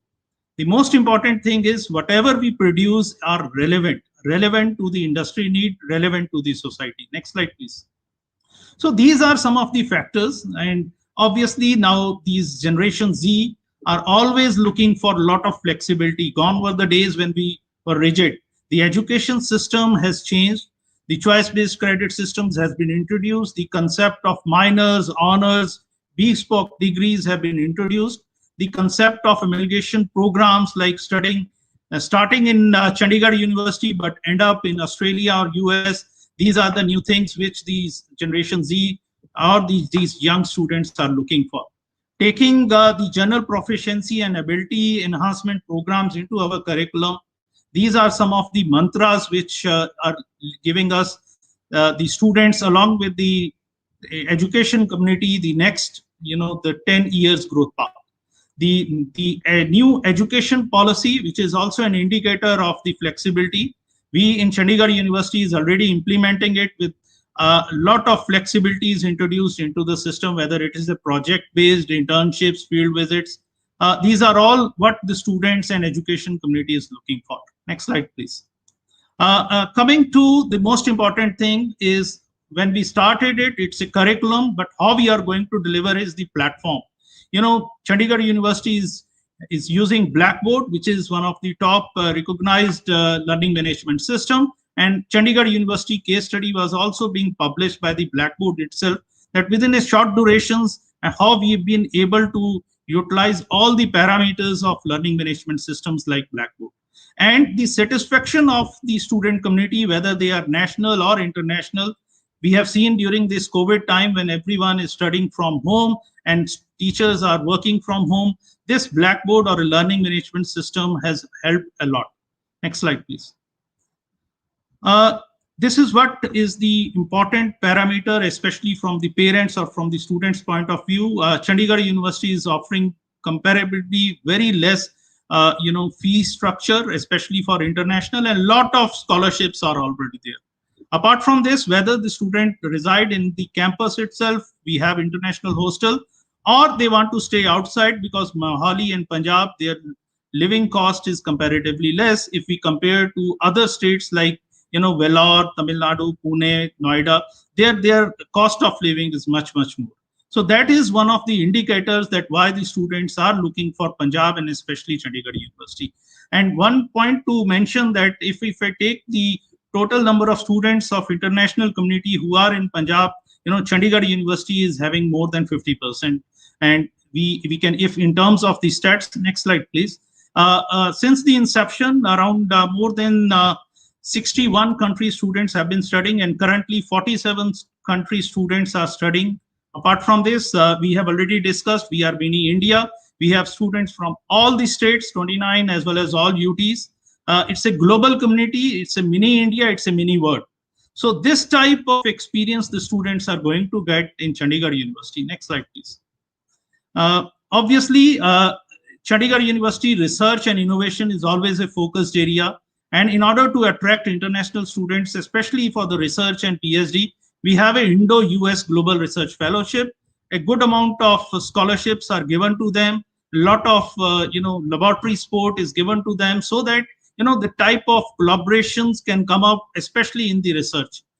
This is one of the next things which is going to come, apart from not only focusing on UG but also on PG and research. Next slide, please. Obviously, yes, time is for collaborations. Like for this event, Chandigarh University and Chitkara is collaborating. We have been collaborating with 300 plus international partners. So our students are going abroad. There are students which we call it as inbound. Good number of students are coming to us, that is to Chandigarh University. Students have an option to visit around 70 plus countries. We have regular adjunct faculties who visit us. Apart from this, there are around close to 5% of the regular international faculties who come and teach for at least for one semester or at least for 4 months. Next slide, please. These are the parameters. Apart from this, what the student, especially at the undergraduate level, is looking for is the employability. And Chandigarh University is known for placements. And obviously, the most important thing is how and what we are offering to the student. Industries are partner to it. We have research labs from Coforge, Capgemini, a lot of other industry collaborated activities, whether it is at the curriculum level or setting up certain research and laboratories for the practical experience of the students. Everything is here, and this is the way, whatever is relevant, let's teach that thing.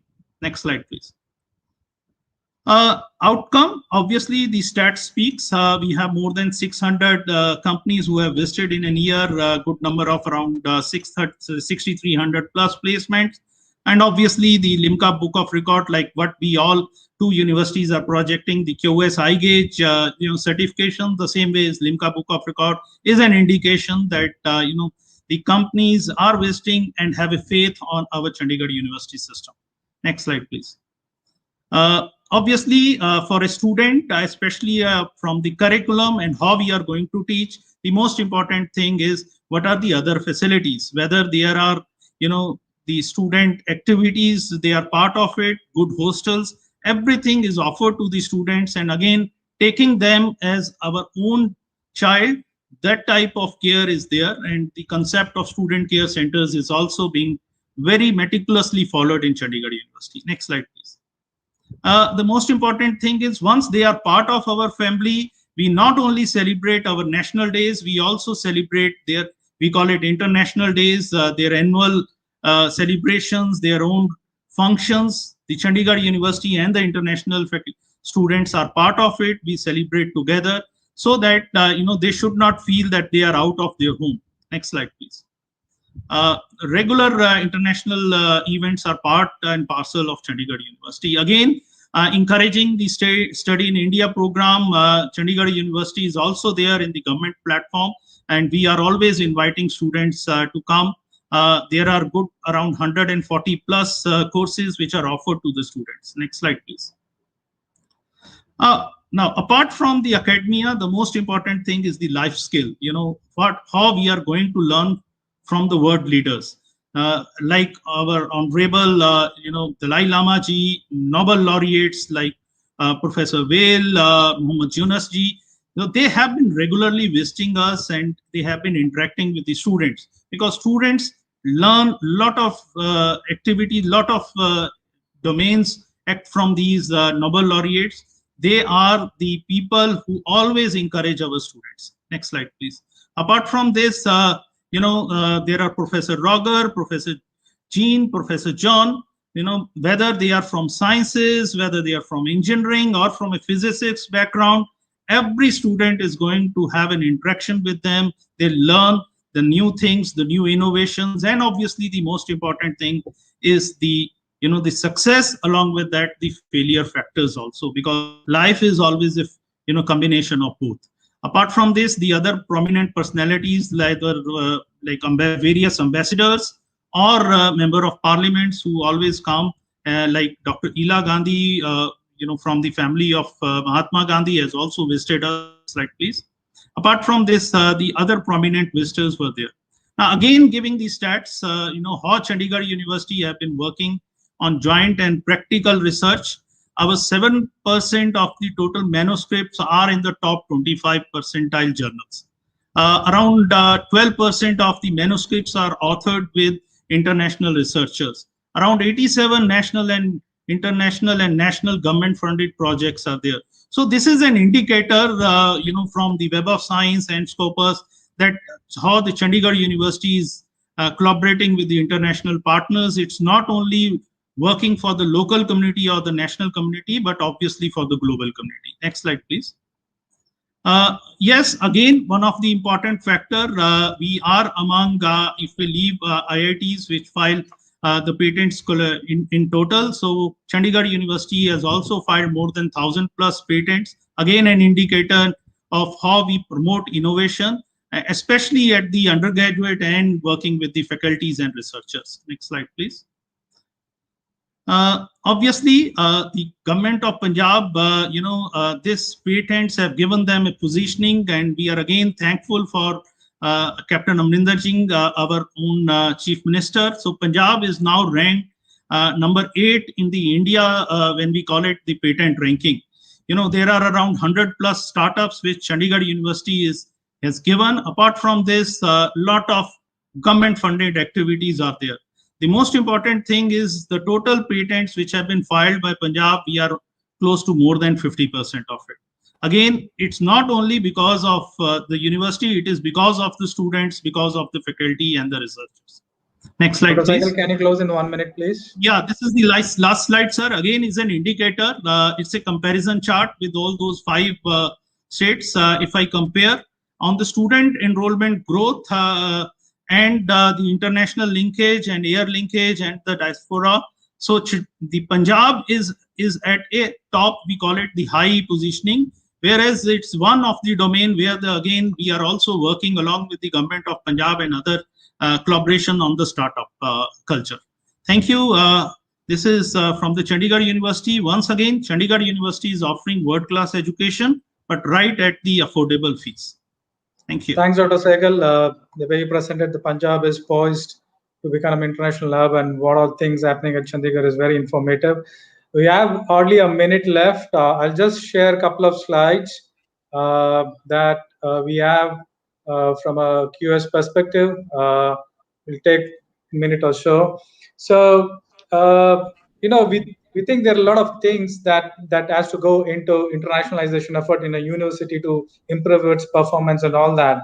And one of the parameters that we have noticed based on our research is, right, number of international faculty, number of international students, citations per faculty are an important factor. And it's not just this analysis which is done for top 100 university, but it also applies, as we see, for universities across different geographies, be it Africa's, Americas, Asia Pac, or Europe, right?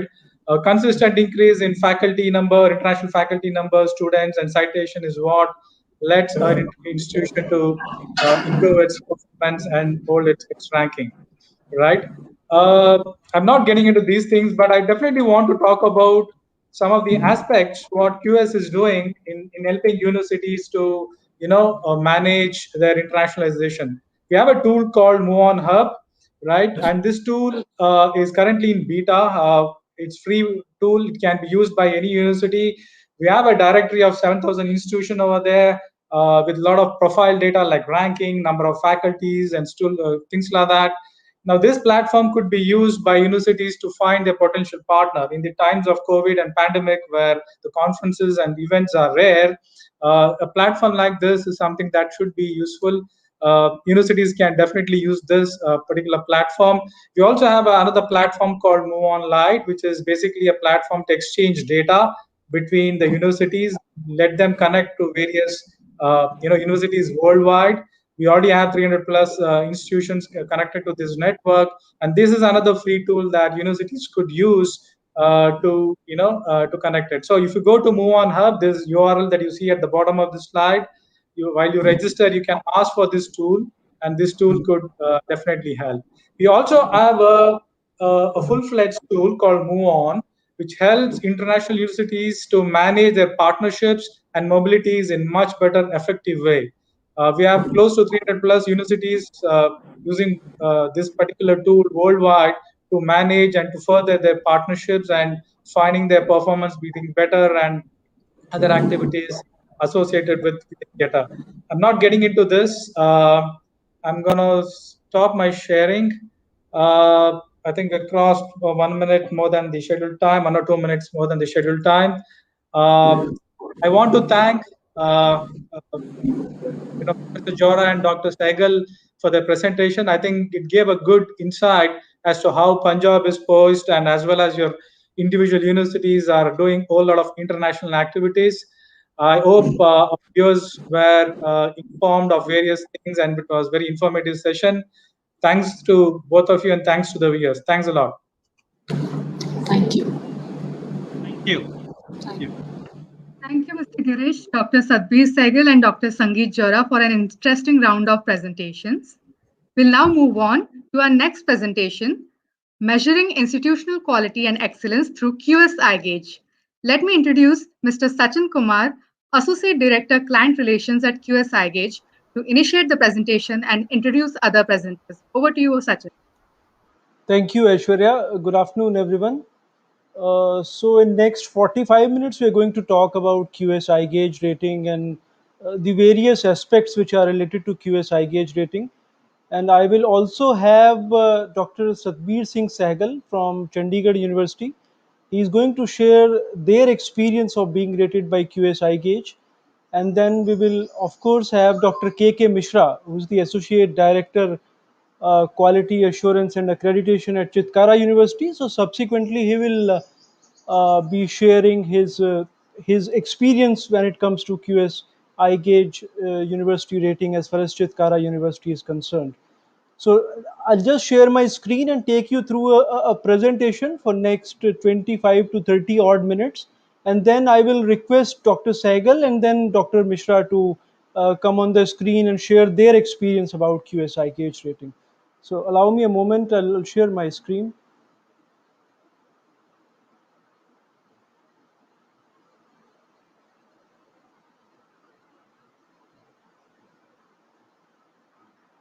So QS IGAUGE rating is basically one of its kind initiative that we have in the country. It is certainly setting the quality standards when it comes to higher education, and recently we have started providing the same kind of experience to schools, K-12 schools as well. So QS IGAUGE, as we all may be knowing, is part of extended QS family. So whatever we do, whatever product or solution that we may have, these students are eventually at the center of everything that we do. And the mission of QS at large is to enable motivated people around the world to fulfill their potential by fostering international mobility, educational achievement, and career development. So that has been a consistent and continuous endeavor of QS, regardless of the product and solution which they are providing to educational institutions. Those who are not aware of what QS is, so QS has been there as an organization for last 31 years. The first project which was undertaken by the organization was to publish top MBA career guide. The organization was founded by Mr. Nunzio Quacquarelli, and at this point of time we have over 500 staff members in, and of course presence in 10 plus countries. We have our presence in India in two different cities, in Mumbai and in Bangalore. So we publish the world's most referred world university rankings. Then we also publish lots of regional university rankings like QS Arab region rankings or emerging Europe and Central Asia rankings. Apart from rankings, we are also into doing the ratings of universities and colleges. So we are doing QS star rating for last close to 10 years, more than 10 years actually. And then we are doing QS iGauge rating in India, which is also the subject of this presentation. So QS iGauge is being done in India for last 3 years, more than 3 years, I would say. Our recent World University rankings were published on 8th of June in this month. So moving on, why do you need evaluation? I don't think I need to get into the details of it, but when we look at the higher education system that we have in India, that is actually the largest in the world. We have over 1,000 universities actually and more than 40,000 colleges, all government, private, deemed, and in various kind of segments.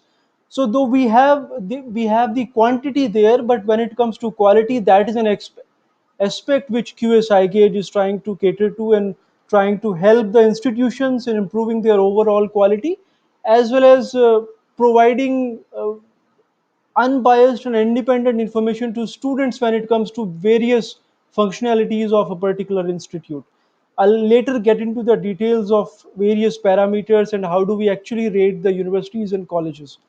So third and a very important point is achieving global benchmarks. We have lots of institutions at this point of time which are trying to further improve their quality and to achieve global benchmarks. And our objective is basically to help them in achieving their vision and mission and helping them in their growth plans and objectives. Accountability and of course the quality assurance aspects of it. When I take you through the parameters and the methodology, you will be in a better position to understand as how we are going to actually aid the institutions in further improving the quality aspects and improved performance. Of course, all of these steps which are to be taken for improving the quality of an institute will eventually lead to the improved performance of the institute. And that may be in terms of the output of the students, or it may be in terms of the overall performance of the institute itself. So the improvement will be visible across all the functions and the entire spectrum of the institute. When we actually talk to the institutions, we and this is a fact that lots of them want to get into rankings. So here, just to explain as what is the basic difference between rankings and ratings. Rankings are always a relative performance. So regardless of the organization which is publishing it, and here I'm primarily referring to QS rankings, they are relative performance. So regardless of your size, your age, you will be compared to every other participating university in that particular category. It creates a hierarchical list. So at the end of it, as an outcome, you will get a rank 1, 2, 3, 4, 5, and so on. It changes every year. There are limited indicators considering the kind of diversity in different higher education systems of the world. As we get the participation from more than 60 countries and thousands of universities from different parts of the world, we had to keep the indicators, we had to choose the indicators in such a way so that they are generic and they can actually match with the higher education scenarios in different parts of the countries, in different societies, I would say. And then more emphasis on research, because of course that has to be one of the key agenda or key reason for a university to exist. On the other hand, if you look at the ratings, so ratings are much more inclusive and adaptive, and I'm talking about QS iGauge rating particularly. So we have kind of localized the parameters. We still took reference from our globally renowned QS star ratings that we are doing for last so many years, but still basis on our experience of Indian higher education market. And as we have heard in lots of sessions since morning, that Indian higher education itself is so diverse, and there are some specific needs which are to be met by any rating agency if at all they want to assess Indian higher education institutions. So we have kept that thing in mind, and we have customized the rating parameters to suit the requirements. The outcome of QS iGauge rating, the scorecard that we provide or the badges that we give to institutions, are valid for a 2-year time period. So it basically gives you an opportunity to get into the details of the report card, and then to identify the areas which may you need to further work upon, and then subsequently and gradually you improve upon those areas and probably look for participating in QS iGauge rating again after a period of 2 years. It provides a lower emphasis on research. It does not mean that we are not giving enough importance to research. Rather, we understand that there are lots of higher education institutions, particularly the affiliated colleges or even autonomous colleges, which are solving lots of other problems like that of access, availability. So that is something which we will focus as far as the detailed parameters are concerned. There is some weightage for research as well, though. Why ratings are needed? To further emphasize the points, it provides a 2-year learning and improvement curve to the participating institute. So at the end of the audit process, we are going to provide you a detailed scorecard, and that provides you an opportunity to identify your strengths, which of course institutions use for marketing and promotions. They can actually highlight it in their outreach campaigns, whereas all these shortcomings, or rather I would say the areas to work upon, can be identified, and then the work can be done by the management as far as improvement part is concerned. It formalizes the areas of strength and weaknesses. So we also understand that lots of educational institutions want to improve the quality, overall quality of the institute. But it may be at times a bit difficult to understand as what exactly is quality and what all areas they need to focus upon from the management perspective. So this audit of QS iGauge rating will formalize all the areas of your strength and weaknesses. So management will have a document to work upon if they are willing to further improve the internal processes of the institute. And it basically highlights areas which are not usually covered in rankings because of the very different purpose and very different nature of the rankings itself. It validates data for future planning, and it certainly supports institutional goal and KPIs. Strategic management tool and detailed audit. Though we also understand that when we provide the badges to the institutions, and when they do well in certain areas, in certain parameters, they use them when it comes to marketing and promotions. But we cannot ignore an equally important and the other aspect of it, that is the internal quality improvement. So the formalization of strengths and weaknesses will provide a strategic management tool which can help the management in identifying the areas, and then further improving those areas. So it basically quantifies everything that you are doing at the institute. This is first of its kind initiative of QS in India. QS iGauge is a unique kind of rating system that we have devised, and it is meant and being used for Indian higher education institutions only.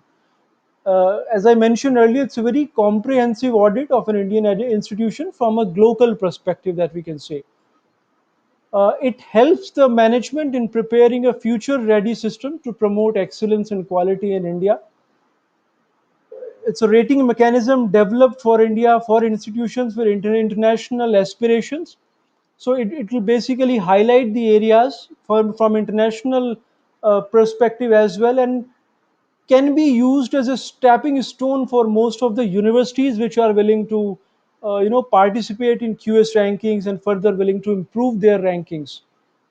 It's of course a very rigorous evaluation. Overall audit initiation and the data submission by the institute and subsequently the analysis of the data by us takes anywhere between 14 to 16 weeks or even more, depending on the kind of data that you have, or the time that you will need as far as preparing the data is needed.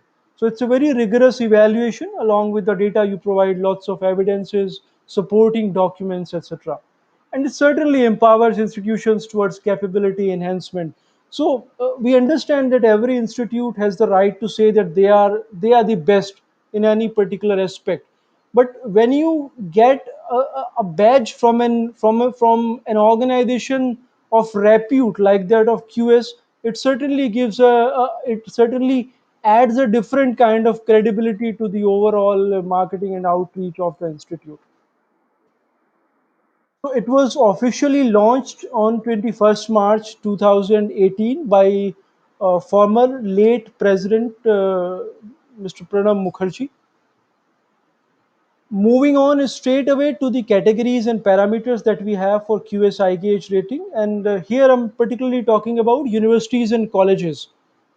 So when it comes to core criteria, there are 7 of them. We have teaching and learning, we have faculty quality, we have employability, we have diversity and accessibility, then facilities, social responsibility, governance and structure. And on the right hand side, you can see the respective points which are allocated to each and every indicator. So all of the parameters have their importance in the overall scheme of things of the institute. Teaching and learning is extremely important from the perspective of the students or your prospective students per se.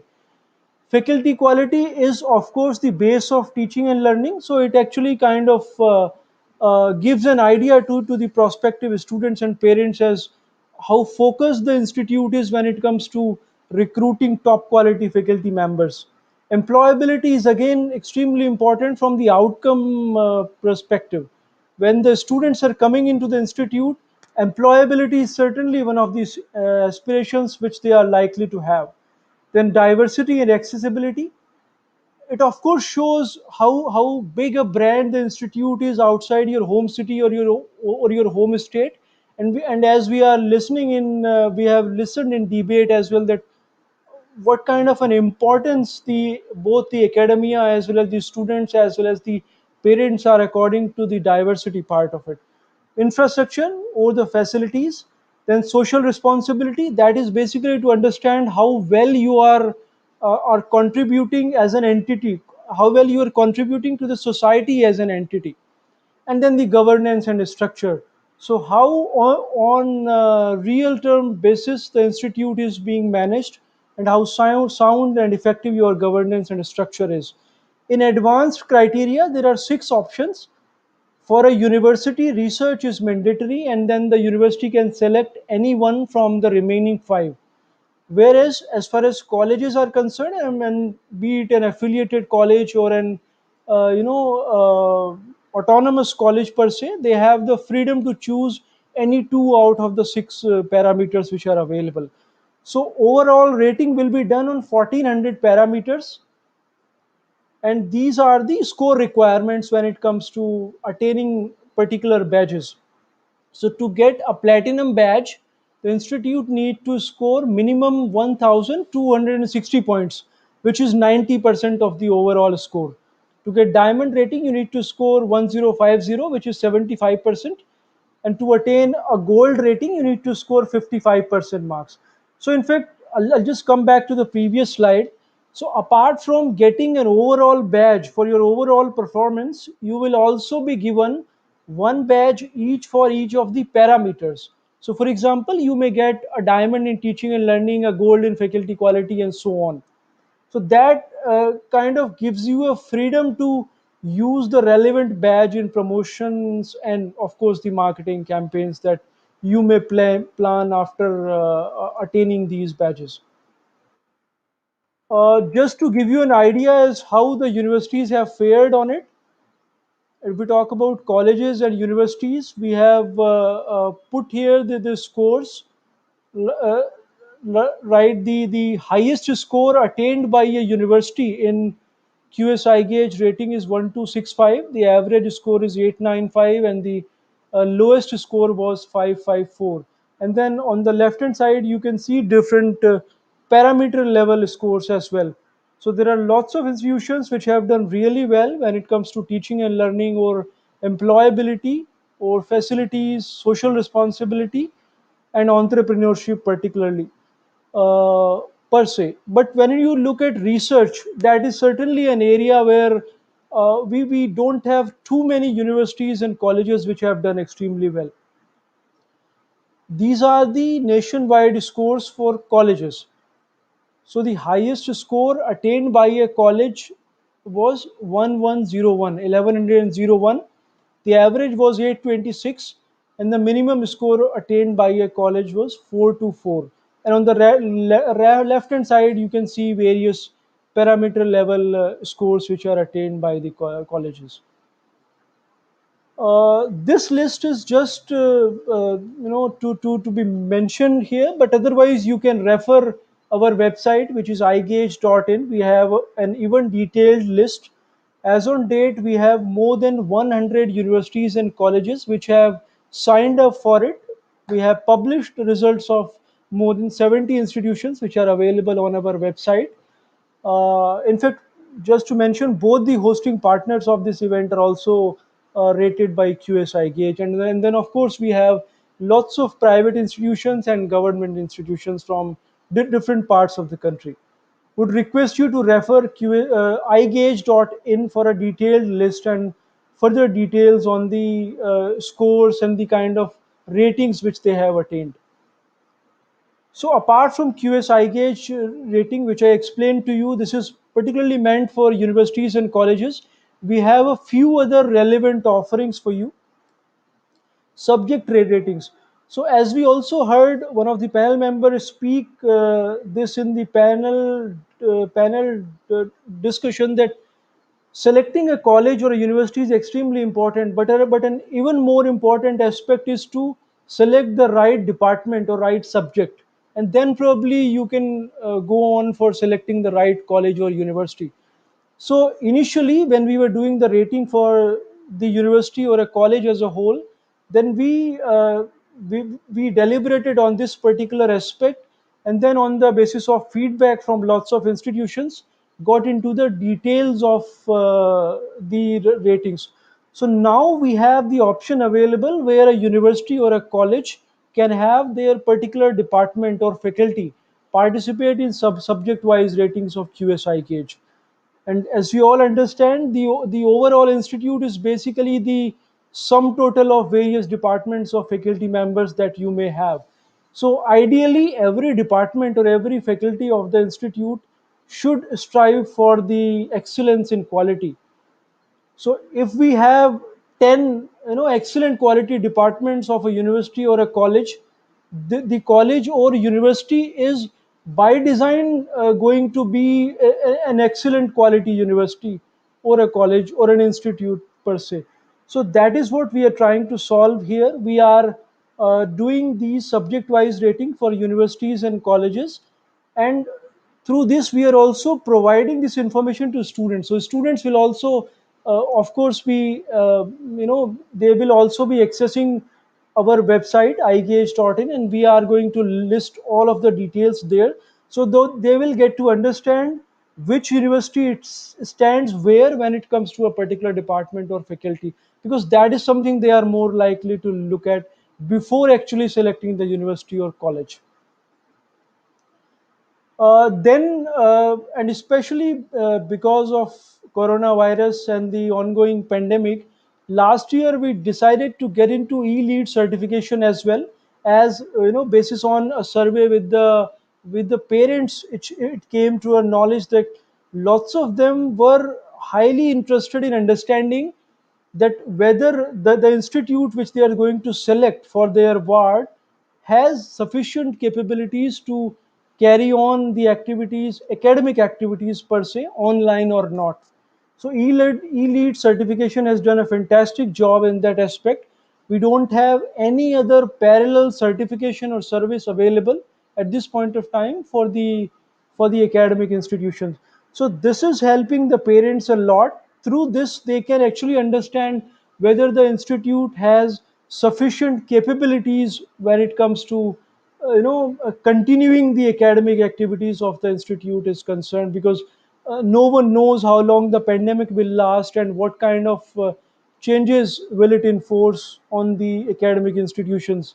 And we also don't know whether the future is in blended learning, or it's going to be completely physical classroom, so it's going to be completely online for the next 1 or 2 or even more academic years to come. So E-Lead certification can be a fantastic starting point to showcase that you have sufficient capabilities when it comes to providing, when it comes to continuing the education in an online mode, even during pandemic. And then our very recent initiative is QS IGAUGE school rating. This we launched in August last year, August 2020. So this again is something which is a unique initiative that we have, because we don't think we have another private and independent national level initiative available for the schools. There are lots of rankings which are there and schools have the option to participate in them. But when it comes to ratings, they don't have any options available.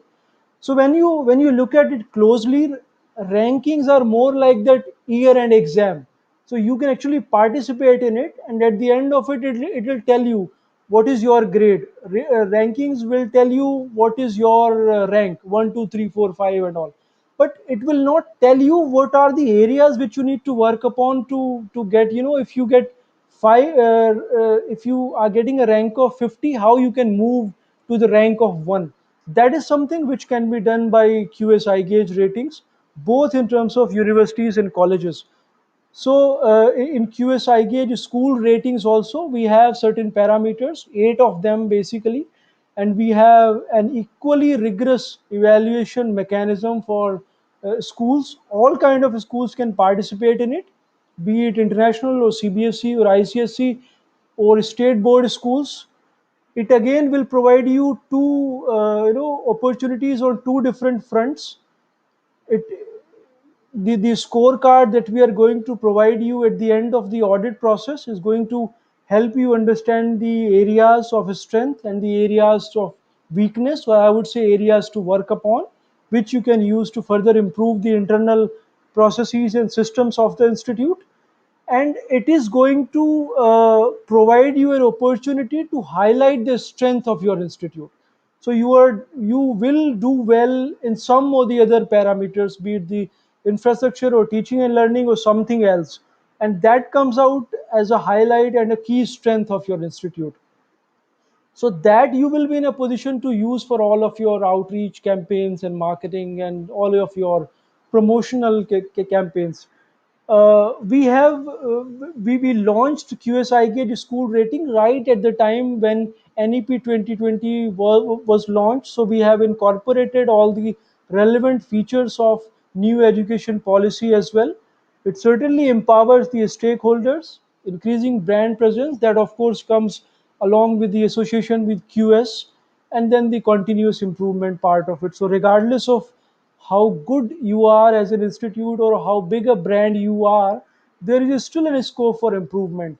And that is something which you can do with the help of the audit report that we are going to provide in all the cases. So whether you participate in QS IGAUGE university rating or college rating or subject ratings or E-Lead or QS IGAUGE school ratings, you are going to get an audit report at the end of it, which will serve the purpose of a detailed scorecard on various parameters of that rating service that we are providing. So it's a comprehensive audit. It provides a future ready system. We have already covered that. And of course, the association with the QS brand. Post-audit branding. So branding is of course one of the aspects which particularly the private institutions will be very interested in. Apart from providing you that audit report, it certainly helps you in branding. I'll show you some examples as how QS iGauge does the branding through various events and our participation in various kind of events, both physical and online. These days it's primarily online, but earlier we used to participate in most of the relevant educational events as well, be it in India or even outside the country, like events like NAFSA were also being covered by us. So we used to print these booklets. We are also doing it now, but in e-format.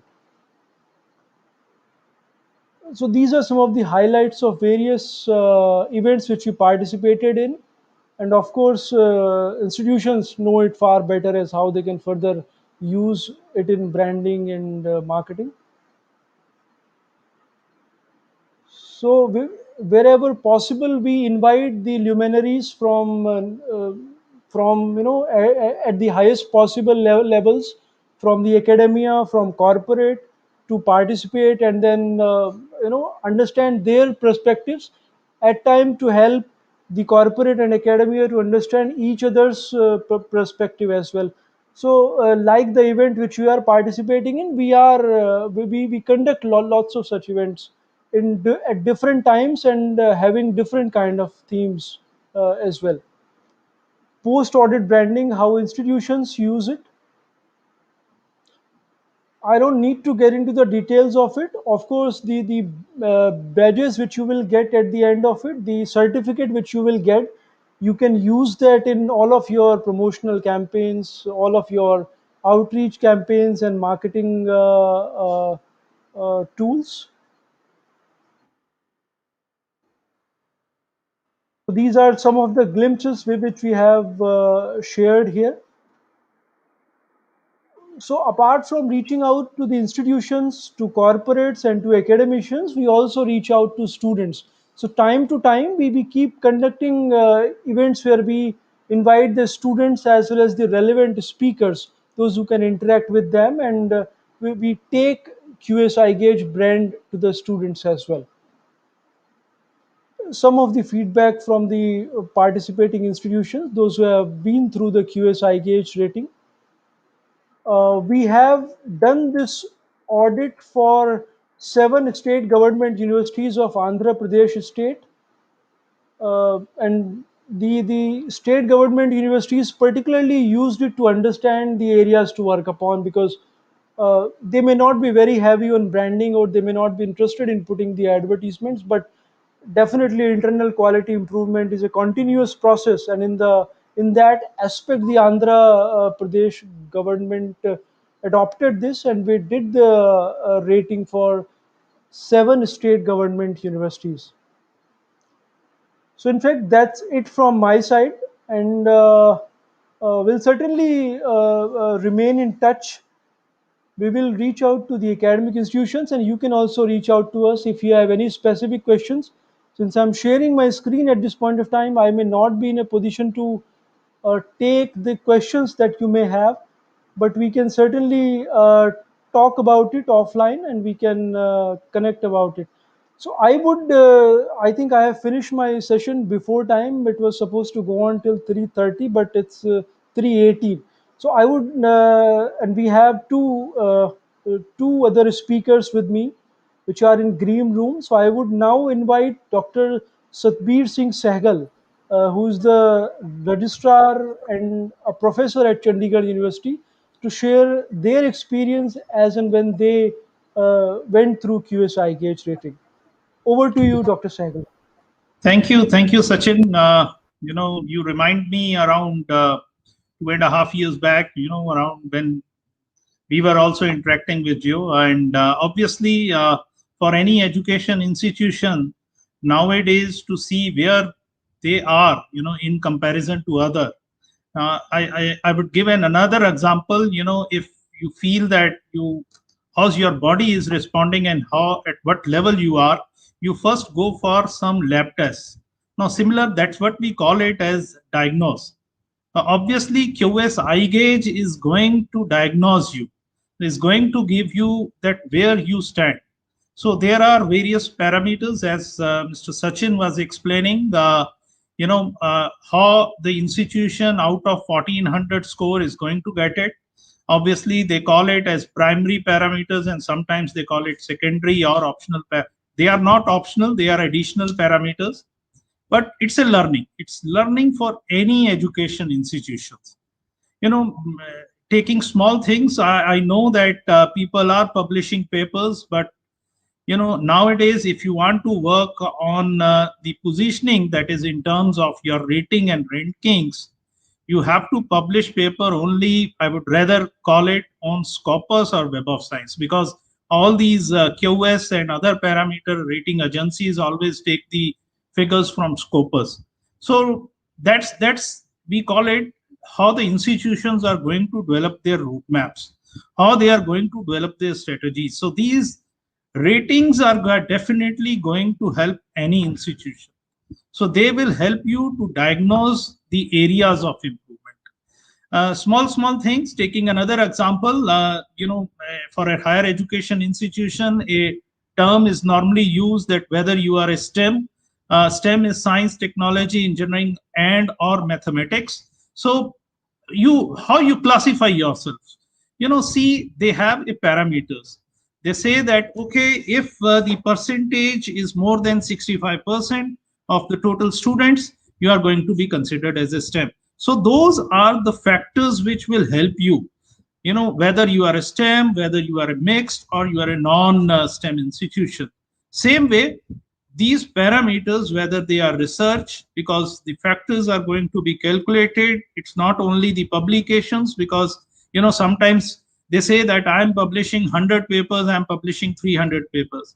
But remember, when you are going to go for these ratings and rankings, it is the publication per faculty.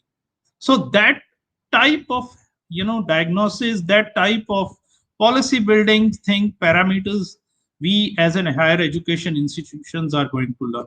No doubt, yes, this is the Indian version of QS, but is the most important one to start with.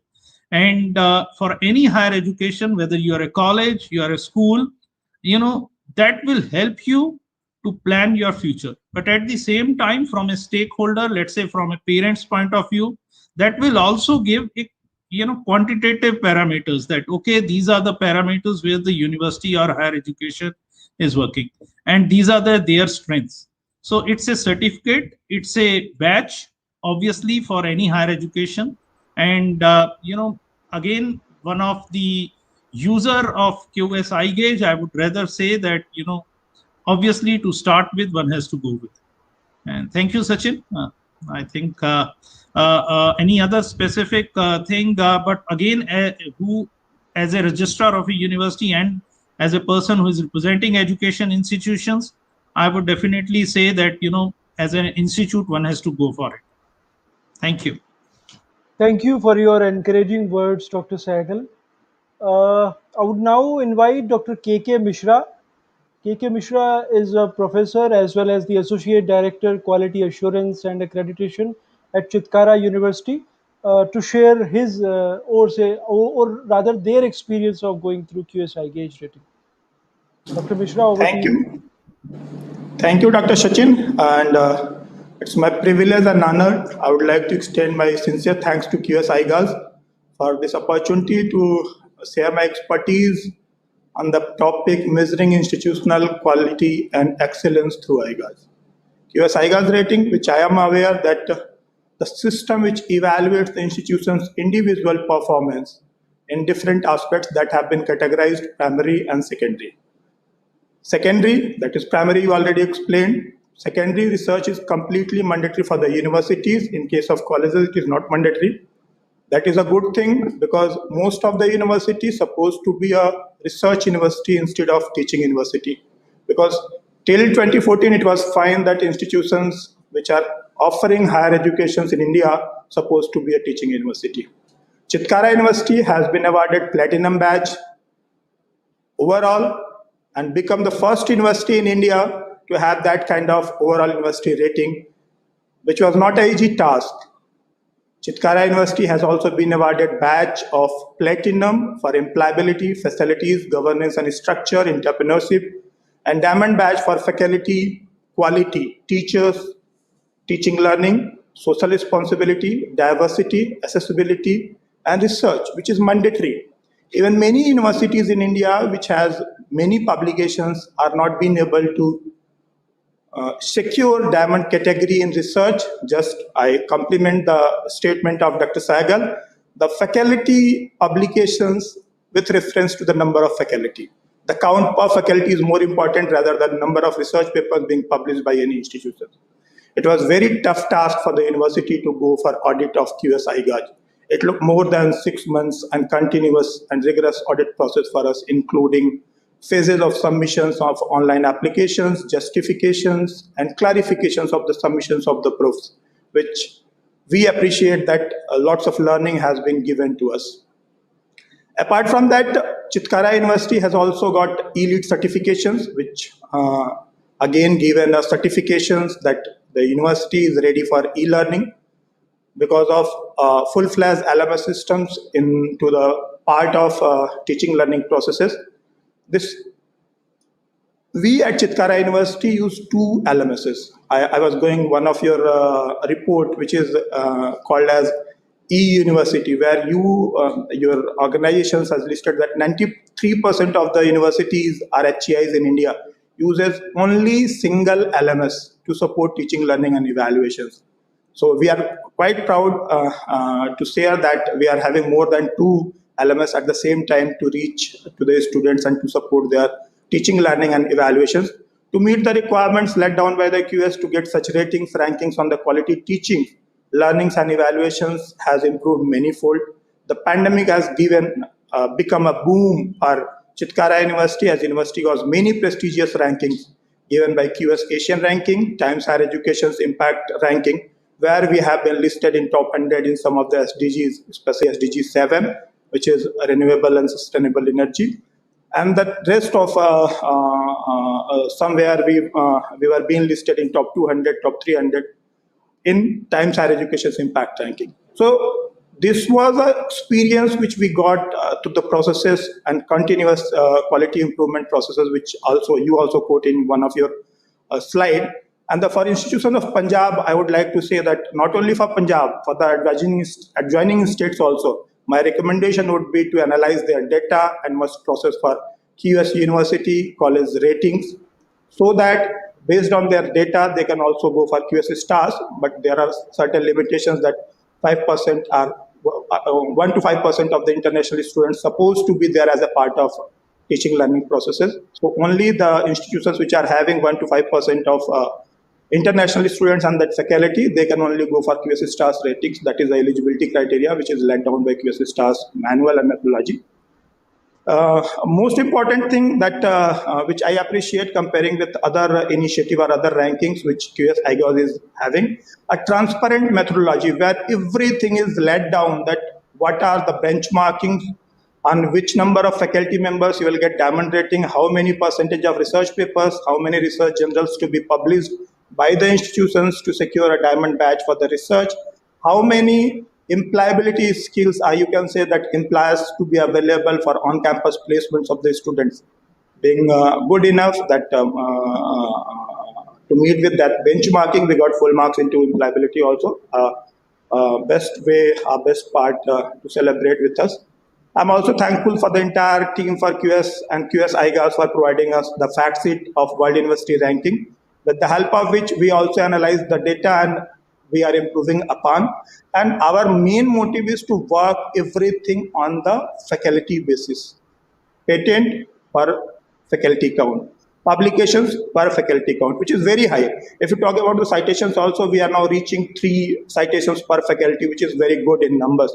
And even we are also working for the H index and the visibility of the research quality upon receiving the diamond badge from you, and the key factors which you your organization indicated that these are the parameters where actually Chitkara University used to work upon, that these are the parameters where you can still improve upon. We got the platinum rating, which is again 1260 marks and above has been provided to the institutions. So being first university in the platinum rating, I would only recommend all the institutions in Punjab that analyze your data, go for QS IGAUGE rating. This will help you in understanding where actually you are. Because ranking is one thing where, again, I'll supplement your points. If you are at 50, going to 20, 25, it would be difficult. But if you are having a QS IGAUGE rating, actually you will have the overall insight of your own institutions that where you are.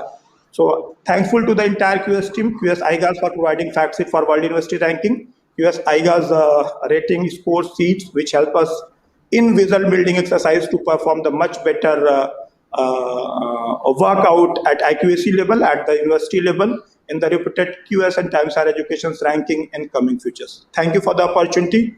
Rest with you. And I would also be happy if we can serve our advice in a better way for quality improvement. Thank you.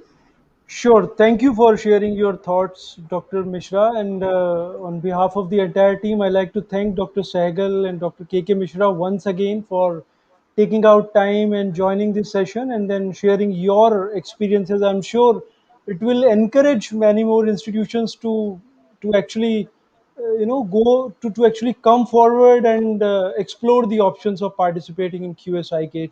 So thank you very much. And thanks for joining. Over to you, Aishwarya. Thank you. Yeah. Thank you, Sachin, for sharing such a comprehensive presentation with us, and Dr. Sehgal and Dr. Mishra for sharing your experiences with QS IGAUGE. Up next, we have two interesting masterclasses lined up for you, starting simultaneously at 3:30 p.m.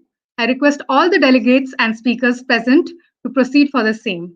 To join them, you can go to the lobby and click on the blue banner on the left, which says, "Click here to join workshop," and enter a Microsoft Teams meeting. The viewers joining us on YouTube can follow the links posted by our team in the comments. I express my gratitude to the teams at QS IGAUGE, Chandigarh University, and Chitkara University for making today's conference a great success. I also thank everyone present today with us for their kind cooperation throughout the conference, and I hope you enjoyed all the sessions today. Have a great day ahead.